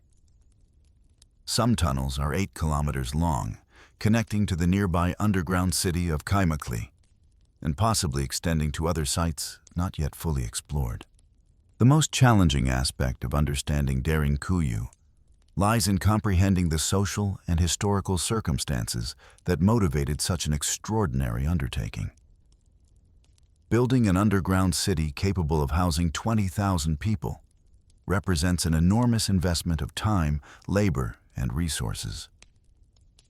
The project would have required decades of sustained effort by thousands of workers, suggesting that the builders faced threats serious enough to justify such extreme measures. Historical evidence suggests that Derinkuyu was used primarily as a temporary refuge during times of conflict rather than as a permanent underground city. The site shows evidence of periodic occupation spanning many centuries, with different groups expanding and modifying the original excavations. The city reached its peak usage during the Byzantine period when Christian populations sought refuge from Arab raids between the 7th and 12th centuries. Archaeological evidence from the residential areas provides insights into daily life in the underground city. The upper levels contained living quarters, kitchens, and workshop areas where residents could carry on normal activities during extended periods underground. Storage areas held enough food and supplies to sustain the population for months if necessary. Religious spaces included a cruciform church on the 7th level, suggesting that spiritual needs were considered as important as physical survival. The environmental control systems allowed the underground city to maintain comfortable living conditions regardless of surface weather. The constant underground temperature provided relief from both the extreme cold of Cappadocian winters and the intense heat of summer. The controlled environment also protected stored food from spoilage and provided ideal conditions for wine production and other specialized activities. Modern investigation has revealed that Derinkuyu represents more than just a remarkable engineering achievement. It demonstrates sophisticated understanding of human psychology and social organization under extreme conditions. The city's designers created spaces that maintained social hierarchy and cultural practices even in the confined underground environment. Different areas were designated for different social classes, with the ruling elite occupying the most comfortable and secure areas. The three sites of Nan Madol, Sangsingdui, and Derinkuyu represent fundamentally different approaches to solving extraordinary engineering challenges. At Nan Madol, ancient Pacific islanders created an entire city on artificial islands in the middle of the ocean, solving problems of maritime construction that would challenge modern engineers. At Sangsingdui, Chinese civilization achieved technological and artistic sophistication that seems to have emerged from nowhere and vanished just as mysteriously. At Derinkuyu, underground city builders created a subterranean metropolis that could sustain thousands of people indefinitely in complete isolation from the surface world. Each site demonstrates that ancient peoples possessed engineering capabilities far more sophisticated than traditional models suggest. The challenges they faced required not just technical knowledge, but organizational abilities, long-term planning, and innovative problem-solving that rivals modern achievements. Their success in creating these extraordinary complexes forces us to reconsider fundamental assumptions about ancient technological capabilities and social organization. Perhaps most significantly, these sites reveal that human engineering potential has remained essentially constant throughout history. The builders of Nan Madol, Sangsingdui, and Derinkuyu possess the same cognitive abilities and creative potential as modern engineers. They simply applied these capabilities within different technological and social constraints, developing solutions that in many cases exceeded what we might expect to be possible, given their available tools and techniques. The study of these remarkable sites continues to yield new insights about ancient capabilities, while raising fresh questions about human potential and achievement. Each discovery adds pieces to the puzzle, while demonstrating that our ancestors' ability to imagine and create extraordinary solutions to complex problems was far more advanced than we have traditionally assumed. In examining these cities beyond logic, we see not primitive peoples struggling with inadequate technology, but sophisticated engineers whose achievements continue to challenge our understanding of what human ingenuity can accomplish. The mysteries we've explored so far reveal ancient builders solving impossible logistical challenges and creating monuments that defy conventional understanding of prehistoric capabilities. But three extraordinary discoveries push beyond engineering marvels into territories that challenge our fundamental assumptions about ancient knowledge systems, technological continuity, and human communication itself. From statues that literally walked across an isolated Pacific island, to a 2,000-year-old computer that mapped the heavens, to a manuscript written in a language that might not even be language at all, these sites force us to confront the possibility that our ancestors possessed capabilities we've systematically underestimated or entirely forgotten. On the most remote inhabited island in the world, nearly 4,000 kilometers from the nearest populated land, stands one of archaeology's most enduring puzzles. Easter Island, known to its inhabitants as Rapa Nui, sits alone in the vast Pacific Ocean like a tiny speck of volcanic rock lost in an endless blue expanse. Yet, on this isolated fragment of land, ancient Polynesian peoples created nearly 1,000 massive stone statues that have become synonymous with archaeological mystery and ancient achievement. The Moai statues of Easter Island represent far more than impressive stone carving. They embody a complex story of human ingenuity, environmental adaptation, and ultimately societal collapse that offers profound lessons about the relationship between human ambition and ecological sustainability. Recent archaeological discoveries have revolutionized our understanding of how these monuments were created, transported, and positioned across the island, while also revealing the sophisticated agricultural systems that supported their builders. The story begins at Rano Raraku, a volcanic crater on the southeastern coast of Easter Island that served as the primary quarry and workshop where nearly all the island's moai were carved. This remarkable site contains approximately 400 statues in various stages of completion, creating what archaeologists describe as the world's largest outdoor sculpture gallery. The volcanic crater provided the perfect raw material for statue construction. Hardened volcanic ash called tuff that was soft enough to carve with stone tools but durable enough to last for centuries. The moai creation process revealed sophisticated understanding of sculpture techniques and project management. Master carvers worked systematically, first outlining the statue's shape directly on the quarry face, then carefully extracting the figure from the surrounding rock. The largest completed moai at Rano Raraku stands over 10 meters tall and weighs approximately 80 tons, representing the pinnacle of Rapa Nui's sculptural achievement. Archaeological evidence suggests that statue production continued for nearly 4 centuries, with sculptures growing progressively larger and more refined as carving techniques improved over generations. Recent excavations at Rano Raraku have revealed details about the social organization of statue production that challenge romanticized notions of spiritual dedication driving the work.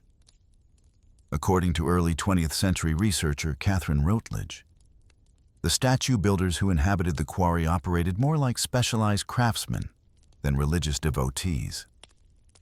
They had left their home communities to become professional sculptors, selling completed moai to various island groups in exchange for food, tools, ropes, and other necessities. The price of a statue depended primarily on its size, with larger moai commanding higher payments. This commercial approach to monument production required sophisticated quality control and project management systems. Archaeological evidence shows that each statue was carved to completion before being separated from the quarry face, ensuring that buyers received finished products that met their specifications. The quarry contained workshops where different teams specialized in various aspects of production, from rough shaping to detailed facial features to final polishing. But the greatest mystery of Easter Island wasn't how the statues were carved, but how they were transported across the island's hilly terrain to their final positions. Nearly 500 moai were moved from Rano Raraku to ceremonial platforms called ahu, located around the island's perimeter. Some traveling distances of over 15 kilometers across difficult volcanic landscape. For decades, archaeologists proposed various theories involving wooden sledges, log rollers, and massive human labor forces to explain this seemingly impossible feat. The breakthrough came from careful attention to Rapa Nui oral traditions that describe the moai as having walked to their destinations. For generations, archaeologists dismissed these stories as folklore, but recent experimental archaeology has validated what the island's oral history always claimed. The moai were designed to walk upright, using only ropes and human coordination. Researchers Carl Lipo and Terry Hunt conducted groundbreaking experiments demonstrating that moai could be transported in vertical position using a rocking motion controlled by rope teams. Their trials with concrete replicas showed that a relatively small group of people could move a 10-ton statue across the landscape by coordinating rope pulls that shifted the statue's weight from side to side while pulling it forward. This walking technique required remarkable precision and teamwork, but could be accomplished with the technology and labor force available to ancient Rapa Nui society. The walking theory explains numerous archaeological puzzles that previous transportation methods couldn't address. The moai found along ancient roads are predominantly the tall, narrow types best suited for upright transport. Many of these roadside statues were found fallen forward, exactly as they would land if they toppled during transport. Most significantly, the oral traditions that described the statues walking proved to be accurate historical records rather than mythological stories. This validation of indigenous knowledge represents a crucial lesson for archaeological interpretation. The Rapa Nui people maintained accurate historical memories of their ancestors' engineering techniques across centuries of cultural disruption. Their oral traditions preserved technical knowledge that Western science initially dismissed, then later validated through experimental archaeology. The walking moai demonstrate that indigenous knowledge systems often contain practical information about ancient technologies that conventional archaeological methods might overlook. The agricultural systems that supported moai construction reveal equally impressive engineering innovations adapted to Easter Island's challenging environment. Rapa Nui's isolated location, subtropical climate, and volcanic soils created unique agricultural challenges that required specialized solutions. The island's small size and fragile ecosystem meant that traditional Polynesian farming techniques needed significant modification to remain sustainable. The Rapa Nui response was rock gardening, an intensive agricultural technique that transformed volcanic terrain into productive farmland. Rock gardening, also known as lithic mulching, involved strategically placing rocks and stones in cultivation areas to improve soil productivity, retain moisture, and protect crops from wind damage. This technique took three primary forms: veneer gardens with surface layers of fist-sized rocks, lithic mulching that incorporated broken rock into the top 25 centimeters of soil, and boulder gardens that included larger surface stones for additional protection. Recent scientific analysis using machine learning algorithms applied to high-resolution satellite imagery has revealed the true extent of Easter Island's rock garden systems. Advanced imaging techniques that distinguish between rocks, vegetation, and soil composition show that rock gardens covered significantly more of the island than previously estimated. The systematic application of rock gardening techniques across the island demonstrates sophisticated understanding of agricultural science and careful long-term planning. Rock gardening increased agricultural productivity through multiple mechanisms that show remarkable understanding of soil science principles. The rocks helped retain rainwater in the arid island environment, reducing evaporation and maintaining soil moisture during dry periods. The stone mulch minimized weed growth, reducing competition for nutrients and water. The rocks also moderated soil temperature, protecting plant roots from extreme heat and cold. Most importantly, the weathering of volcanic rocks gradually released minerals that enriched the soil and improved crop yields. This agricultural innovation enabled Rapa Nui society to support the large labor forces required for moai construction while maintaining food security on a resource-limited island. The rock gardens produced sweet potatoes, the primary crop that sustained the island's population, along with other Polynesian staples adapted to local conditions. The success of this agricultural system allowed the population to reach levels sufficient for monumental construction, while freeing specialized workers to focus on statue carving. However, the same innovations that enabled Rapa Nui's remarkable achievements also contributed to the civilization's eventual collapse.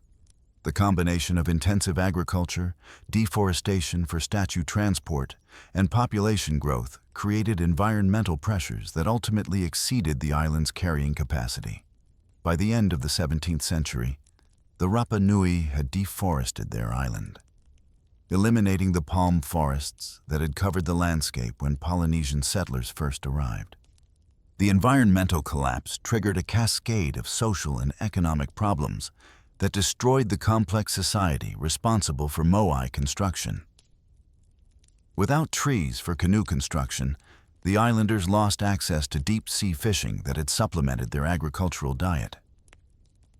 The deforestation also eliminated materials needed for rope production, making statue transport impossible and ending the moai tradition. Competition for dwindling resources led to warfare between island communities, ultimately culminating in the abandonment of monumental construction and the collapse of the social systems that had sustained Rapa Nui civilization for over a millennium. Recent research has refined understanding of this collapse by revealing multiple contributing factors beyond simple environmental degradation. Climate change during the Little Ice Age reduced agricultural productivity just as population pressure reached its peak. Volcanic eruptions and tsunamis added additional stresses to an already vulnerable society. The arrival of Europeans in the 18th century introduced new diseases and social disruptions that accelerated the civilization's decline. The Easter Island story offers profound lessons about the relationship between human ambition and environmental sustainability. The Rapa Nui achieved remarkable cultural and technological innovations while adapting successfully to one of the world's most challenging island environments. Their rock garden agriculture and statue transportation techniques demonstrate sophisticated engineering knowledge applied to local conditions with impressive results.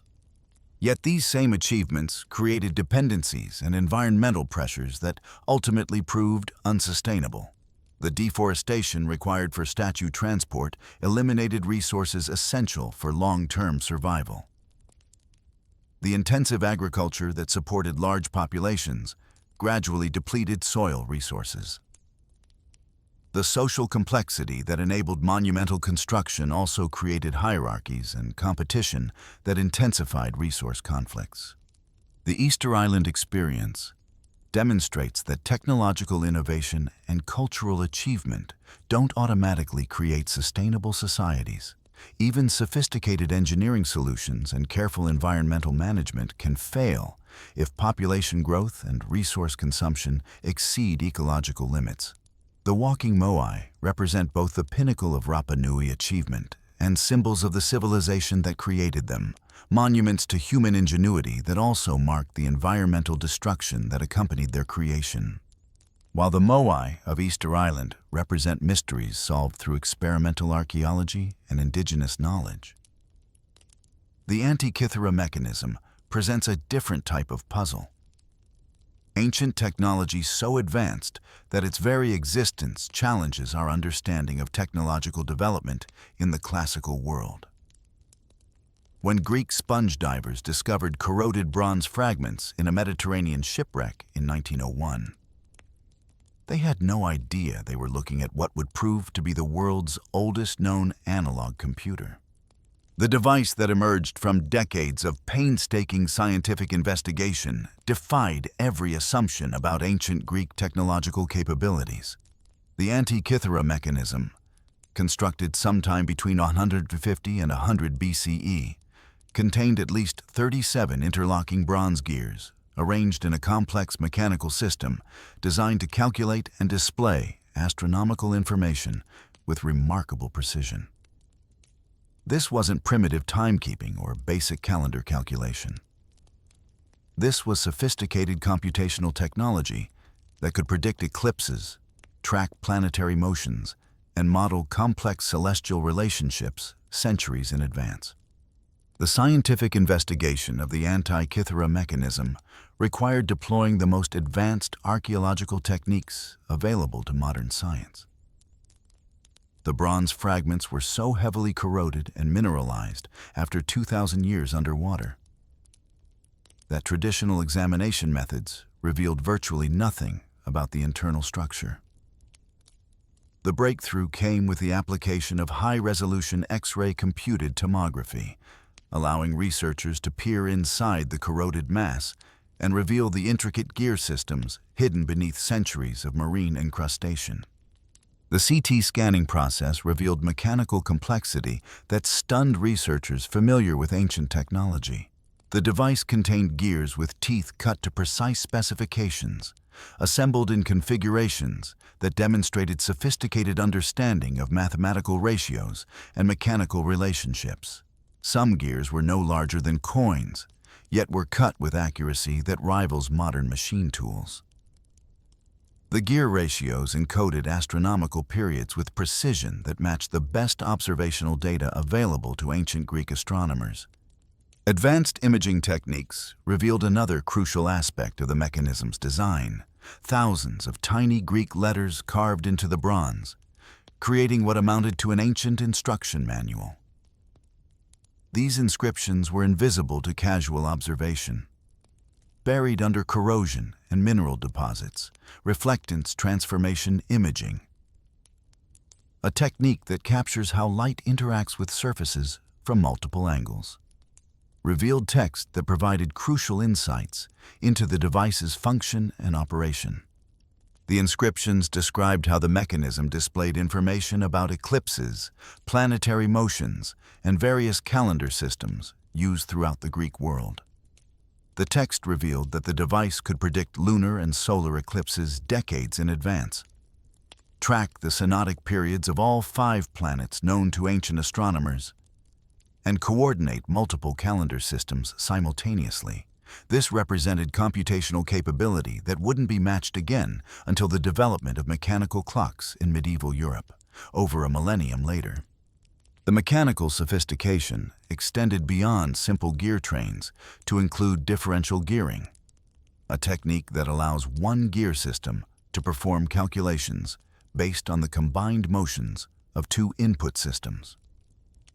This technology enabled the mechanism to model the elliptical orbit of the Moon, accounting for its varying speed throughout its orbital cycle. The use of differential gearing demonstrated mathematical understanding that historians didn't think existed in the ancient world. Recent advances in 3-dimensional modeling have allowed researchers to create virtual reconstructions of the complete mechanism based on CT scan data and analysis of the surviving fragments. These computer models demonstrate how the device functioned as an astronomical calculator. Turning the input crank activated the entire gear system, causing dials on the front and back of the device to display the current positions of celestial bodies, predict future eclipses, and track various aspects of ancient Greek timekeeping. The precision of these calculations was remarkable by any standard. The mechanism could predict the timing of eclipses to within a few hours across periods spanning decades. It tracked planetary motions with accuracy that matched the best observational data available to ancient astronomers. The device encoded the 19-year Metonic cycle, the 76-year Callippic cycle, and other sophisticated astronomical periods that required detailed understanding of celestial mechanics. Yet for all its sophistication, the Antikythera mechanism raises more questions than it answers about ancient Greek technology and scientific knowledge. The device represents such an advanced level of mechanical engineering that its existence seems almost anachronistic. How did ancient craftsmen develop the precision tooling needed to cut such accurate gears? Where did they acquire the mathematical knowledge needed to design such complex gear ratios? Most puzzling of all, why does this remarkable technology seem to appear and disappear without leaving traces in the historical record? The question of technological continuity poses perhaps the greatest puzzle about the Antikythera mechanism. If ancient Greek civilization possessed the knowledge and skill to create such sophisticated mechanical computers, why don't we find evidence of similar devices elsewhere in the ancient world? The mechanism appears to be unique, without clear predecessors or descendants in the archaeological record. Some scholars argue that the Antikythera mechanism represents the survival of a broader tradition of ancient mechanical technology that has been largely lost to history. They point to references in ancient texts to various types of mechanical devices and astronomical instruments that might have been more sophisticated than traditional interpretations suggest. The works of Archimedes, Apollonius, and other ancient mathematicians describe mechanical principles that could have supported the development of gear-based calculation devices. However, the absence of other examples of ancient mechanical computers remains problematic for theories about widespread technological traditions. If the knowledge to create such devices existed, why wasn't it more widely applied? Why don't we find simpler versions that might represent steps in technological development? The Antikythera mechanism appears almost fully formed, without the developmental progression that characterizes most technological innovations. Recent research has focused on understanding the social and economic context that might have supported the mechanism's creation. The device was found in a shipwreck that contained luxury goods destined for wealthy Roman patrons, suggesting that astronomical computers were expensive, specialized instruments accessible only to elite customers.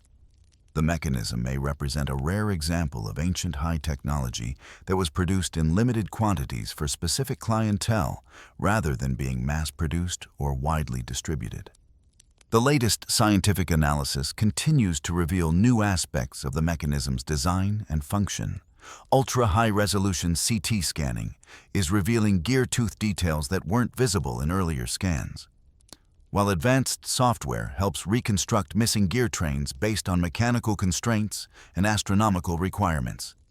Each new imaging technique provides additional pieces to the puzzle while raising fresh questions about ancient Greek technological capabilities. The investigation has also revealed insights about ancient manufacturing techniques through detailed analysis of tool marks and construction methods. The gears appear to have been cut using a primitive form of lathe technology, suggesting that ancient craftsmen had access to mechanical tools more sophisticated than traditionally assumed. The precision of the work indicates systematic approaches to measurement and quality control that challenge conventional understanding of ancient manufacturing capabilities. Perhaps most significantly, the Antikythera mechanism demonstrates that the technological gap between ancient and modern civilizations may be smaller than traditionally assumed. While ancient craftsmen lacked modern materials and power tools, they possessed mathematical knowledge, mechanical skills, and innovative thinking that enabled them to create devices of remarkable sophistication. The mechanism suggests that human technological potential has remained relatively constant throughout history, with changes occurring primarily in available tools and techniques, rather than fundamental cognitive capabilities. The study of the Antikythera mechanism also raises important questions about how we interpret technological development and cultural achievement. The device challenges linear models of technological progress that assume steady advancement from primitive to sophisticated. Instead, it suggests that technological development may be more episodic, with periods of rapid innovation followed by periods of stagnation or even regression. If the Antikythera mechanism represents an ancient peak of mechanical sophistication that was subsequently lost, then our understanding of technological continuity needs revision. The device demonstrates that ancient civilizations could achieve remarkable technical innovations that were not necessarily transmitted to successor cultures. This pattern of technological discontinuity may be more common in human history than traditional models suggest. While the Antikythera mechanism challenges our assumptions about ancient technological capabilities through its remarkable sophistication, the Voynich manuscript presents an entirely different type of mystery. A medieval document that appears to be written in a language or code that has resisted all attempts at decipherment for over a century. This enigmatic codex contains over 240 pages of text written in an unknown script, accompanied by bizarre illustrations that seem to depict plants that don't exist, astronomical diagrams that make no sense, and naked women in green pools connected by elaborate pipe systems. The manuscript takes its name from Wilfrid Voynich, the Polish book dealer who acquired it in 1912, but radiocarbon dating of the vellum places its creation in the early 15th century, during the height of medieval European manuscript production. Unlike other medieval texts that can be placed within known linguistic and artistic traditions, the Voynich manuscript appears to exist in complete isolation, using a unique script and illustrative style that has no clear parallels in medieval European culture. The script itself, known as Voynichese, presents the first level of the manuscript's mystery. The text uses approximately 20 to 25 different characters that combine to form thousands of different word-like units, arranged in what appears to be structured sentences and paragraphs. Statistical analysis reveals patterns that resemble natural language.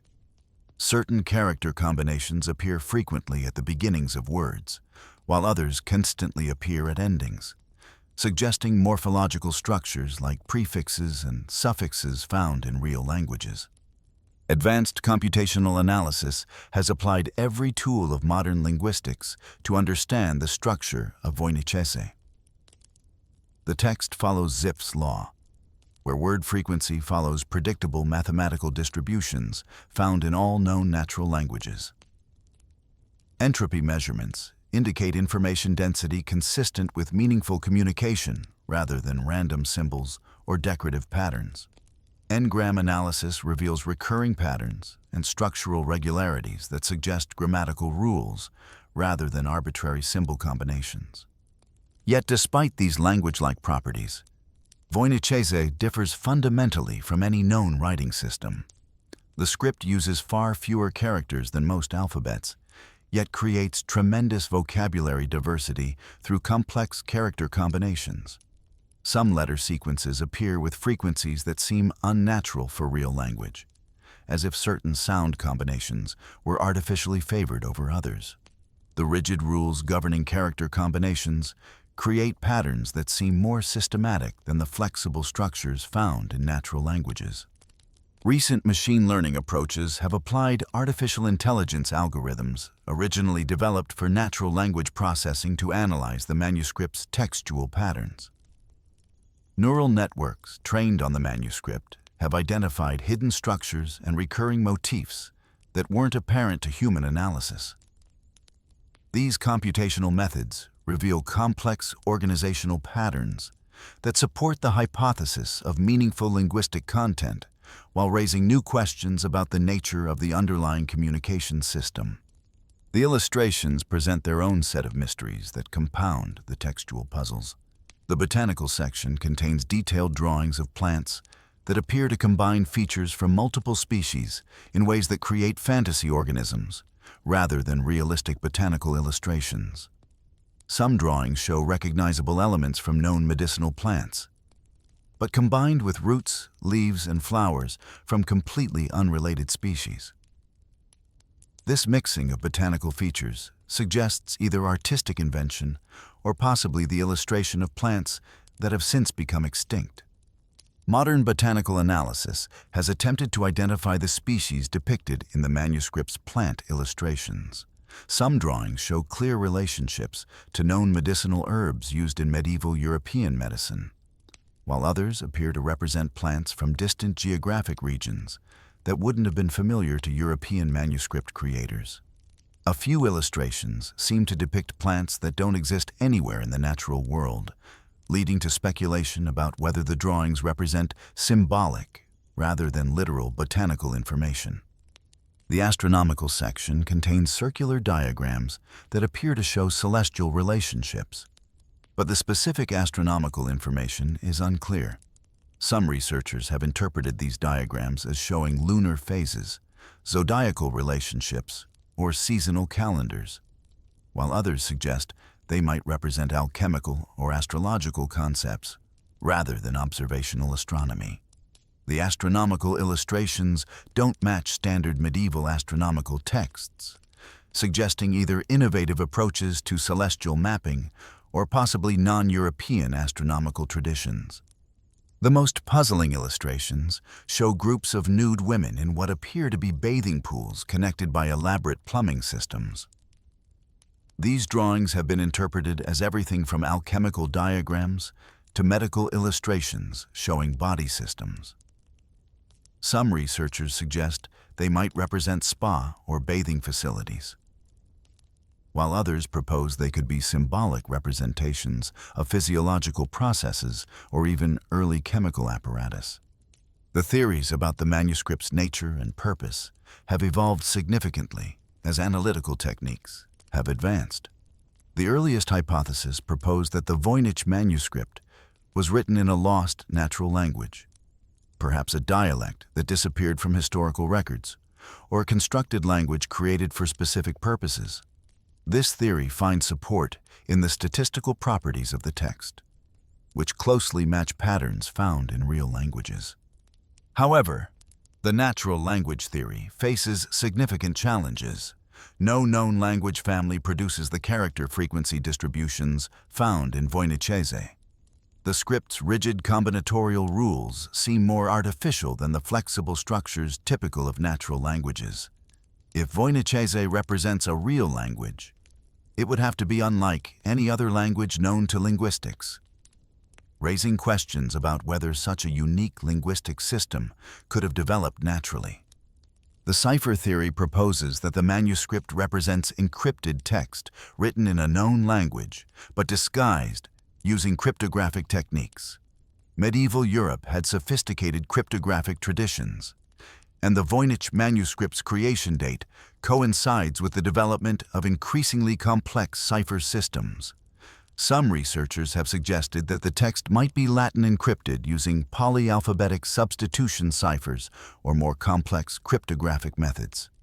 Recent analysis has tested numerous cipher hypotheses using computer algorithms designed to break historical encryption systems.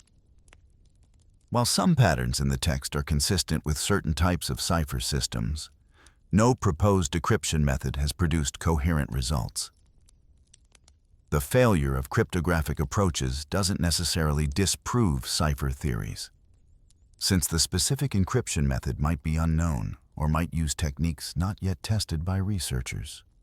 A third major theory suggests that the manuscript represents medieval medical or alchemical knowledge written in specialized shorthand notation.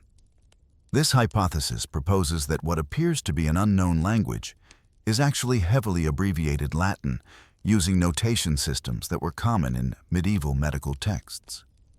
According to this theory, The bizarre appearance of the script results from extreme abbreviation rather than unknown linguistic structures. The medical abbreviation theory gained attention in 2017 when researcher Nicholas Gibbs claimed to have identified the manuscript as a compilation of women's health remedies written in abbreviated Latin. However, attempts to decode specific passages using medieval Latin abbreviation systems have failed to produce coherent text. The statistical properties of Voynich don't match known abbreviation systems, and linguistic experts have found little evidence supporting the abbreviation hypothesis. More recent theories have proposed that the manuscript might represent steganographic communication, where the real message is hidden within apparently meaningless text. Steganographic methods can create documents that appear to contain structured information, while actually concealing different messages through subtle patterns invisible to casual observation.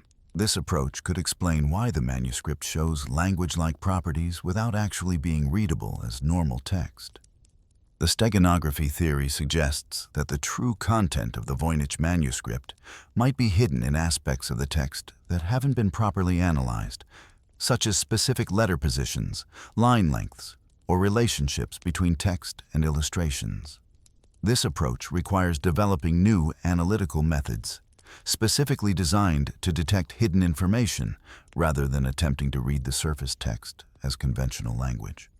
Machine learning algorithms continue to reveal new aspects of the manuscript's structure while generating additional theories about its purpose and content.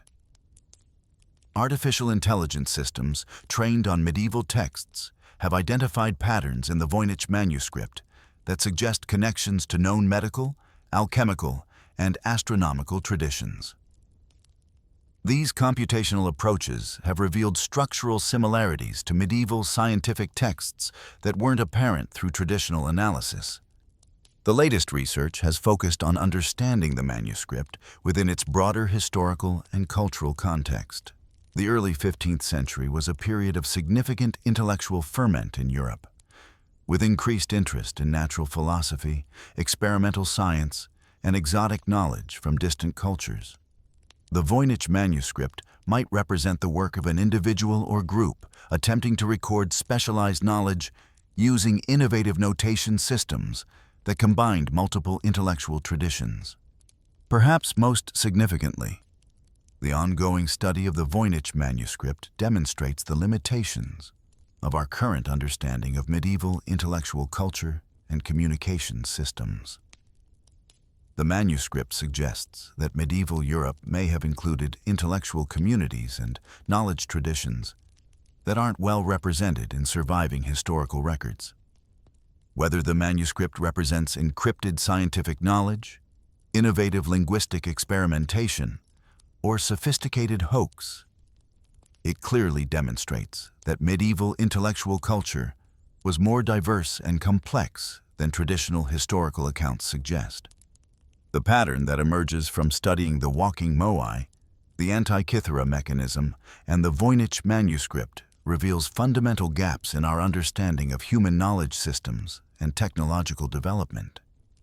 Each represents achievements or capabilities that seem to exist outside normal historical continuity, challenging linear models of cultural and technological progress. The Easter Island moai demonstrate that sophisticated engineering solutions can emerge from careful attention to local conditions and indigenous knowledge systems. The walking transportation method validates oral historical traditions that Western science initially dismissed, revealing that traditional knowledge often preserves accurate technical information across centuries of cultural change.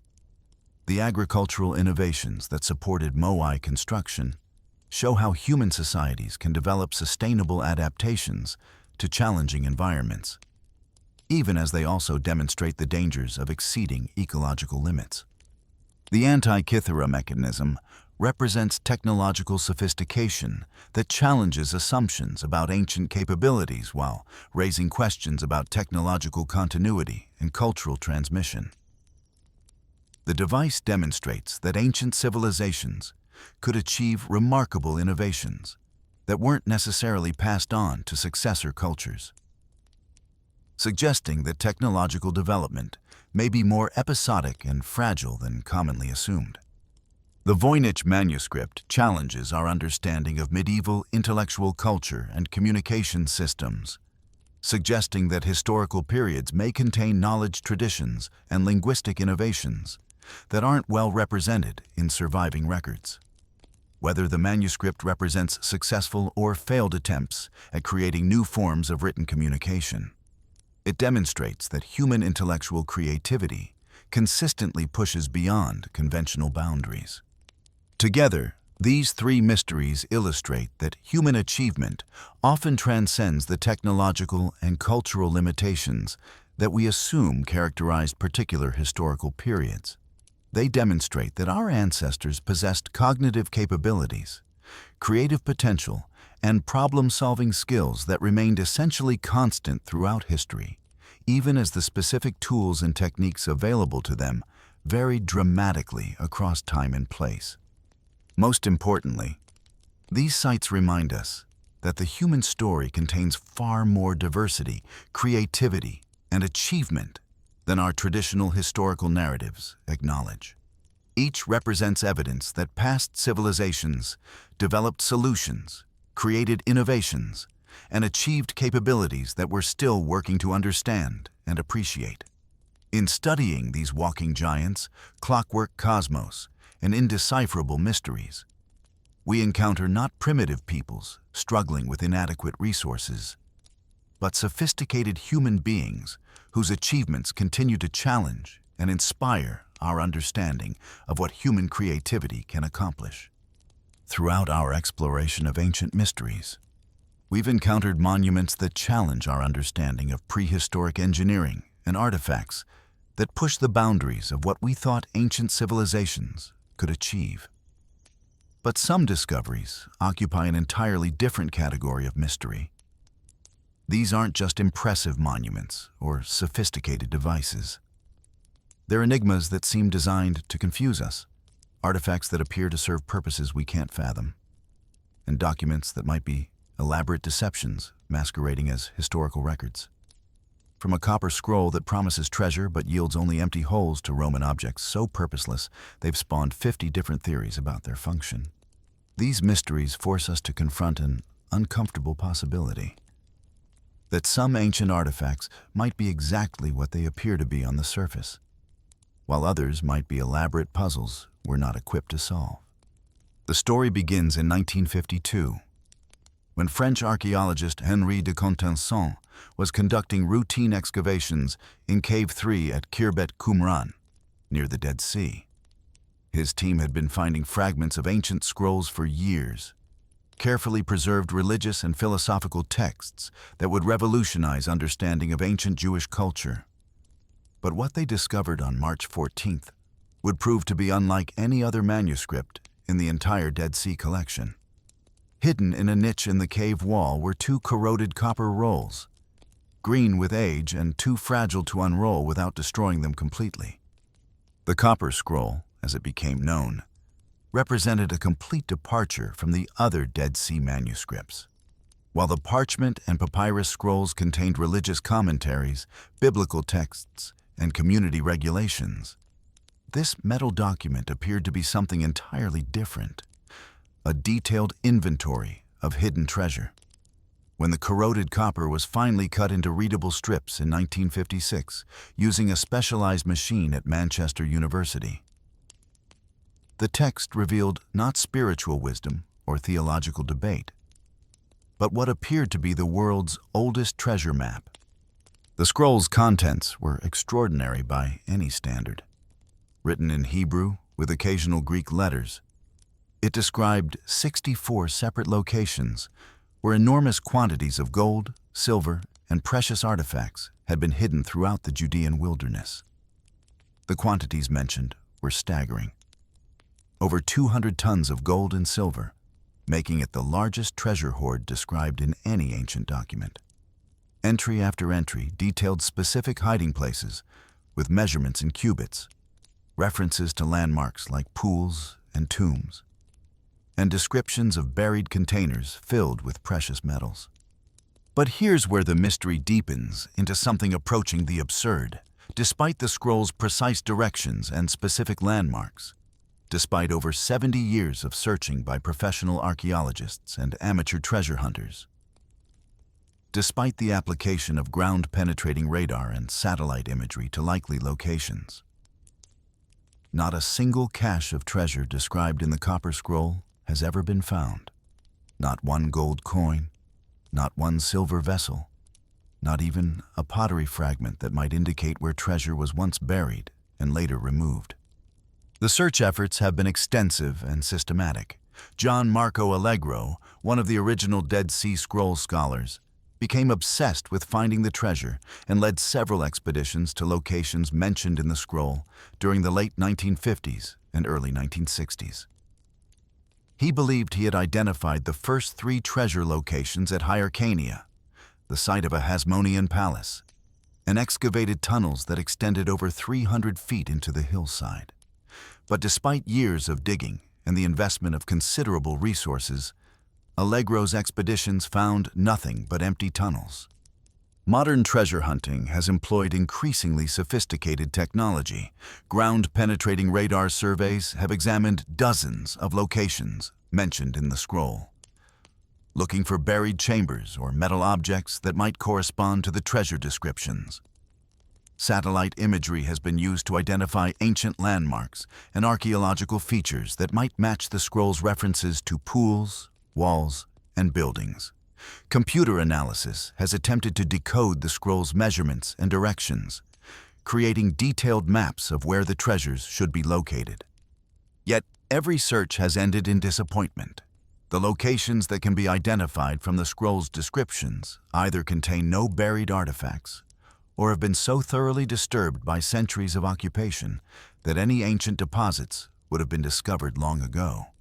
Archaeological surveys of the areas mentioned in the scroll show no evidence of the massive excavation projects that would have been necessary to bury 200 tons of precious metals.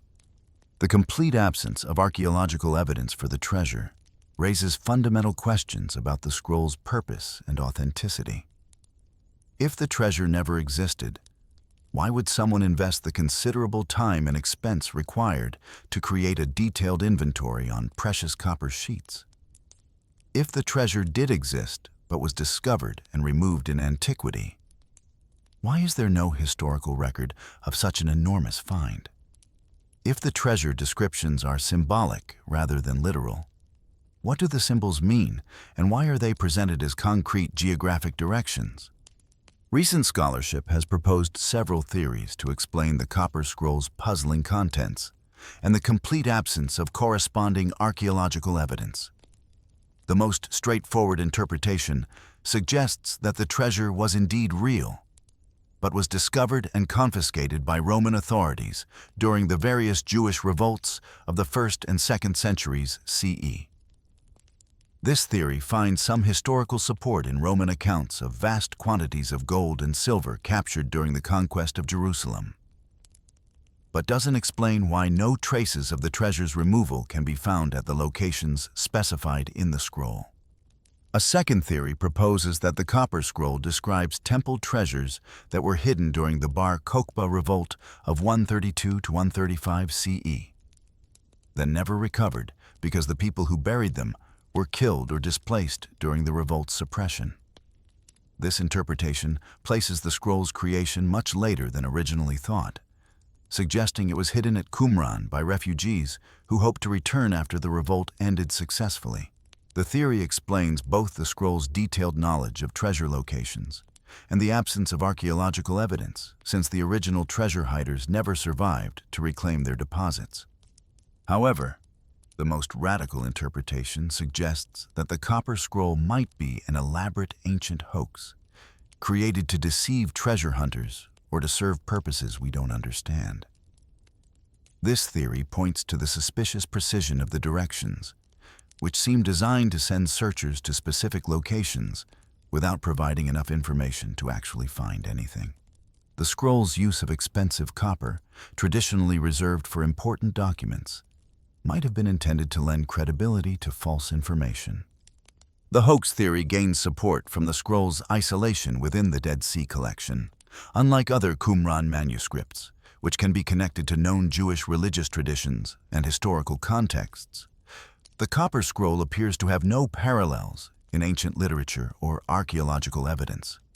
The treasure quantities it describes are so enormous that they would represent a significant portion of the precious metals circulating in the ancient Middle East, making their concealment without historical notice virtually impossible. Moreover, the scroll's language and style differ markedly from other Dead Sea manuscripts, suggesting it was created by different people using different scribal traditions. The Hebrew dialect contains unusual forms and expressions that some scholars interpret as attempts to make the text appear older or more authentic than it actually is. The precise measurement systems and geographic references might represent fabricated details designed to create the impression of genuine historical knowledge. The pattern that emerges from studying the Copper Scroll reveals a frustrating paradox. The more precisely researchers can identify the locations mentioned in the text, the more obvious it becomes that nothing was ever buried there. The scroll provides enough specific information to send people to particular places, but not enough accurate information for them to find anything when they arrive. This pattern suggests either remarkably poor record-keeping by ancient treasure buriers or deliberate misdirection by ancient forgers.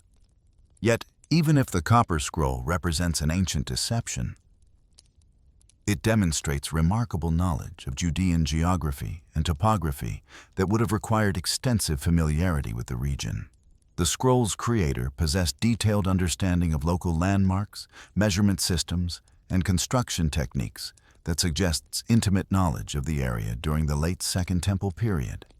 This level of geographic accuracy makes it unlikely that the scroll was created as a simple fraud, without deeper cultural or religious motivations. The mystery deepens when we consider the scroll within its broader archaeological context. If the Copper Scroll is indeed a hoax, it represents one of the most elaborate and expensive deceptions in ancient history, requiring significant resources to create and considerable risk to hide in the same cave system used for preserving genuine religious manuscripts. The motivation for such an elaborate deception remains unclear, particularly since the scroll was hidden rather than used to actually deceive treasure hunters. While the Copper Scroll tantalizes with promises of vast treasure that apparently never existed, Roman dodecahedra present the opposite puzzle. Real objects whose purpose has become so obscure that archaeologists have proposed more than 50 different theories about their function. These small bronze objects, each featuring 12 pentagonal faces with holes of varying sizes, represent one of archaeology's most persistent mysteries, despite being relatively common artifacts found throughout the former Roman Empire. The dodecahedra first entered the archaeological record in 1739, when one was discovered near Aston, England. But their significance wasn't recognized until similar objects began appearing at excavations across northwestern Europe. To date, approximately 130 examples have been discovered, distributed across a remarkably specific geographic area that corresponds to the Celtic regions of the Roman Empire, Gaul, Britain, Germania, and parts of the Danube frontier. Significantly, not a single dodecahedron has ever been found in Rome itself or in the Mediterranean heartland of the empire. The objects themselves are precisely manufactured artifacts that demonstrate sophisticated metalworking skills. Each dodecahedron is cast in bronze using the lost wax technique, creating hollow interiors with 12 flat faces and small knobs at each corner where the faces meet. The faces contain circular holes of varying diameters, ranging from 6 millimeters to 40 millimeters, with no apparent pattern governing the size relationships. The objects vary in overall size from 4 to 11 centimeters in diameter, and their weight ranges from 35 grams to over 1 kilogram. The precision of the manufacturing suggests these were not casual craft projects, but standardized objects created for specific purposes.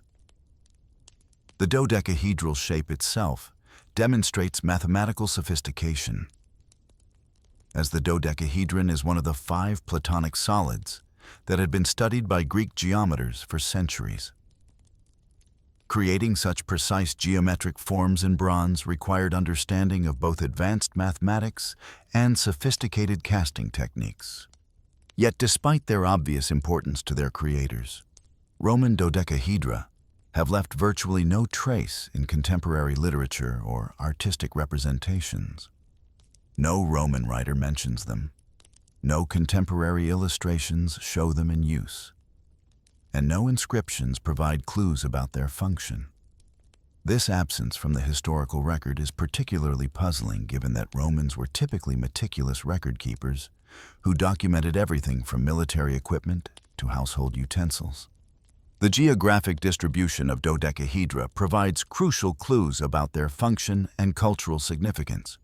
Their concentration in the Celtic regions of the empire, particularly areas where Roman military presence was strong, suggests they served purposes specific to frontier administration or Celtic cultural practices. The temporal distribution, clustering between the 2nd and 4th centuries CE, corresponds to the period of maximum Roman expansion and consolidation in these regions. Archaeological context provides additional insights into dodecahedra usage patterns. The objects have been found in military camps, civilian settlements, religious sites, and burial contexts, suggesting they crossed social and functional boundaries. Some examples were discovered in coin hoards, indicating their owners considered them valuable enough to hide during times of crisis. Others were found in graves, suggesting they held personal significance for their owners. The most persistent theory about dodecahedra function proposes they were used as measuring instruments, possibly for surveying or distance calculation. This interpretation focuses on the varying hole sizes, suggesting they could be used as sighting devices for estimating distances to objects or determining the proper calibration for other instruments. The mathematical precision of the dodecahedral form would make such devices suitable for technical applications requiring geometric accuracy. However, the measuring instrument theory faces significant practical objections. The holes show no evidence of wear that would be expected from regular use as sighting devices. More importantly, none of the dodecahedra bear calibration marks, numbers, or other indicators that would be essential for measuring instruments. The varying hole sizes follow no apparent mathematical progression that would support systematic measurement applications. A second major theory suggests dodecahedra were used for textile work, particularly as guides for knitting or weaving specific patterns. This interpretation focuses on the holes as yarn guides and the knobs as anchor points for complex textile operations.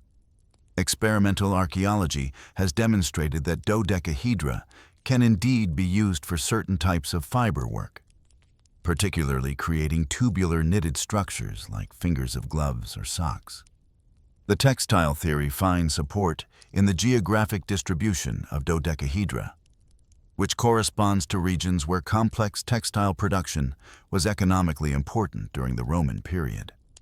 The concentration in Celtic areas makes sense, given the sophisticated textile traditions of Celtic cultures, which included complex weaving patterns and specialized fiber working techniques that might have required precision tools.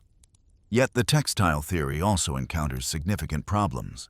The earliest known references to knitting techniques that would require dodecahedra-like tools date to the medieval period, centuries after the objects were created. Moreover, simpler and cheaper tools could accomplish most textile operations attributed to dodecahedra, making their expensive bronze construction seem unnecessary for ordinary craft work.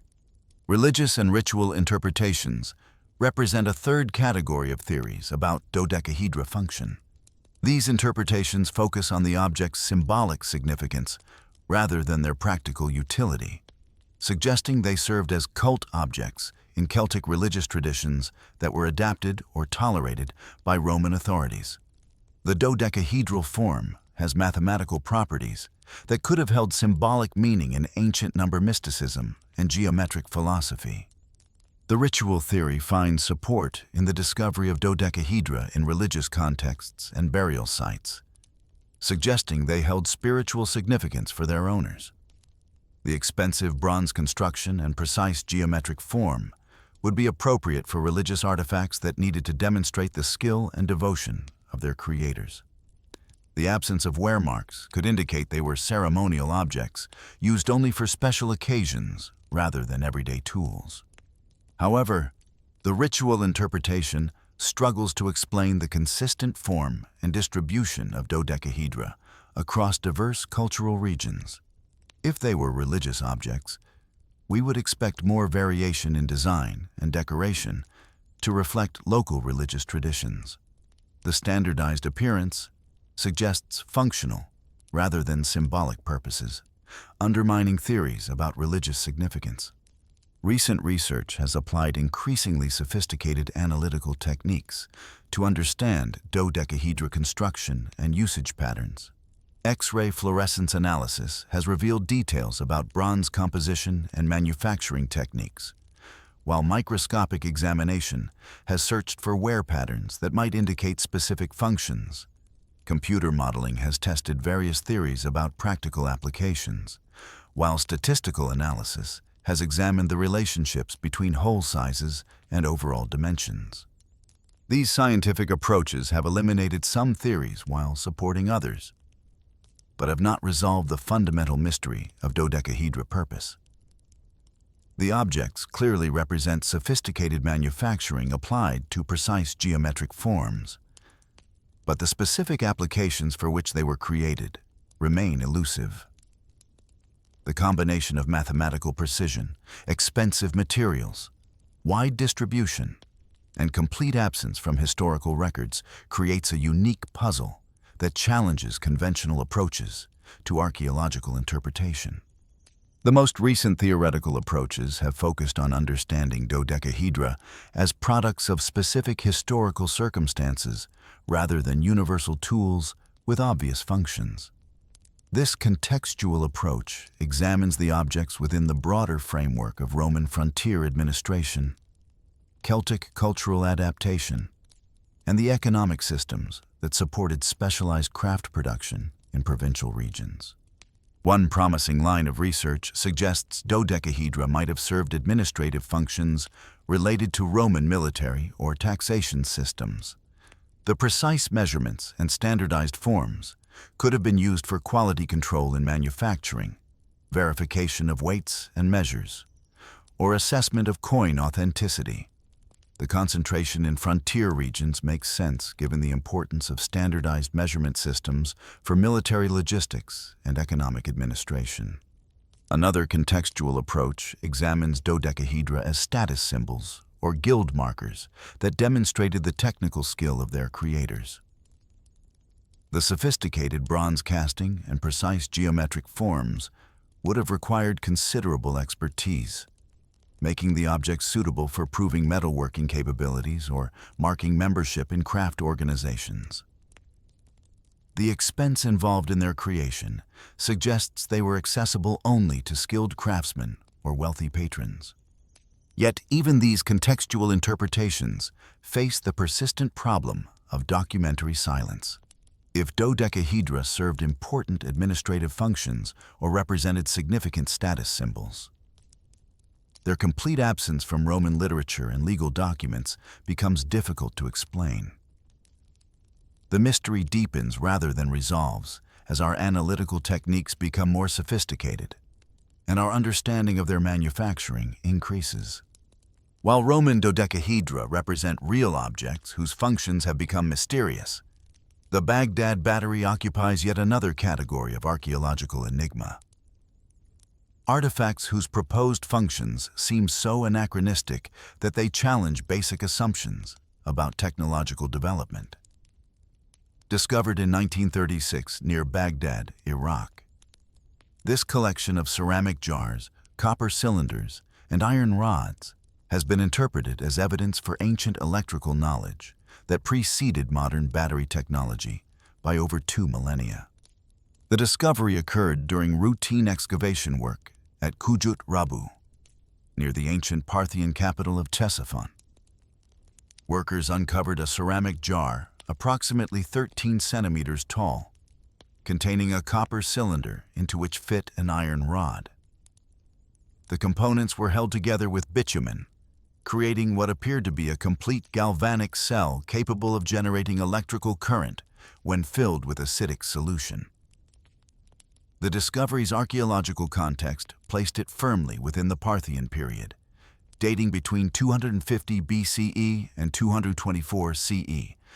Wilhelm Koenig, director of the laboratory at the National Museum of Iraq, first proposed the electrical interpretation of these artifacts in 1938.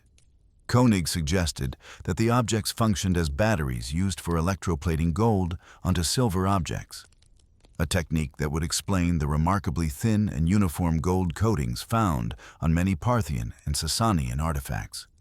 His theory gained support from the discovery of additional similar objects in the region, suggesting that battery construction was a systematic technology rather than an isolated experiment. The electrical theory received dramatic support from experimental replications conducted by various researchers throughout the 20th century. When filled with acidic solutions like vinegar or lemon juice, accurate reproductions of the Baghdad battery can instantly generate electrical currents measuring between 0.8 and 2.0 volts. While these voltages are modest by modern standards, they would be sufficient for electroplating thin layers of precious metals onto base metal objects using techniques similar to modern electrochemical processes. The electroplating interpretation explains several puzzling aspects of Parthian and Sasanian metalwork. The conventional techniques cannot address satisfactorily. Many artifacts from this period display gold and silver coatings of remarkable uniformity and thinness, characteristics that are difficult to achieve using fire gilding or mercury amalgam techniques available to ancient craftsmen. Electrochemical deposition would produce exactly these types of coatings, while using relatively modest quantities of precious metals. Moreover, the discovery of multiple battery-like objects suggests systematic rather than accidental electrical applications. 10 similar ceramic vessels have been identified in museum collections, with consistent designs that indicate standardized manufacturing processes. The geographic distribution of these objects corresponds to regions where sophisticated metalworking was economically important, supporting theories about their use in craft production. However, the electrical interpretation of Baghdad batteries faces significant archaeological and historical objections that challenge the entire premise of ancient electrical knowledge. The most fundamental problem is the complete absence of other evidence for electrical understanding in ancient Mesopotamian civilization. If Parthian craftsmen possessed knowledge of electrochemical processes, we would expect to find additional artifacts related to electrical experimentation, textual references to electrical phenomena, or archaeological evidence of workshops equipped for electrical applications. The archaeological context of the Baghdad battery also raises questions about its proposed electrical function. The object was not found in association with metalworking tools, precious metal artifacts, or other equipment that would be expected in an electroplating workshop. Instead, it was discovered in a domestic context alongside ordinary household pottery and personal artifacts, suggesting it served mundane rather than specialized technological purposes. Critics of the electrical interpretation point out that the design characteristics attributed to battery function could equally well serve other purposes. The copper cylinder and iron rod could have functioned as scroll containers, with the acidic corrosion resulting from groundwater infiltration rather than intentional electrical activation. The bitumen seal would have been appropriate for protecting organic materials from moisture, making document storage a more likely function than electrical generation. Recent scientific analysis has applied increasingly sophisticated techniques to evaluate the electrical properties and usage evidence of Baghdad battery replicas and original artifacts. Chemical analysis of corrosion products has searched for evidence of systematic acid exposure that would indicate regular electrical use. Microscopic examination has looked for wear patterns or material changes that would result from repeated electrical activation.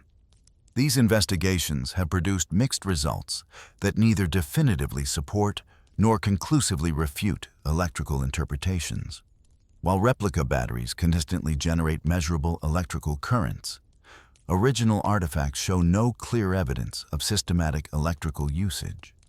The corrosion patterns observed on authentic specimens are consistent with either electrical activation or natural groundwater exposure, making it impossible to determine original function from physical evidence alone. The controversy over Baghdad batteries reflects broader questions about technological continuity and cultural transmission in ancient civilizations. If ancient peoples did discover electrical principles, the complete absence of technological development based on these discoveries becomes puzzling.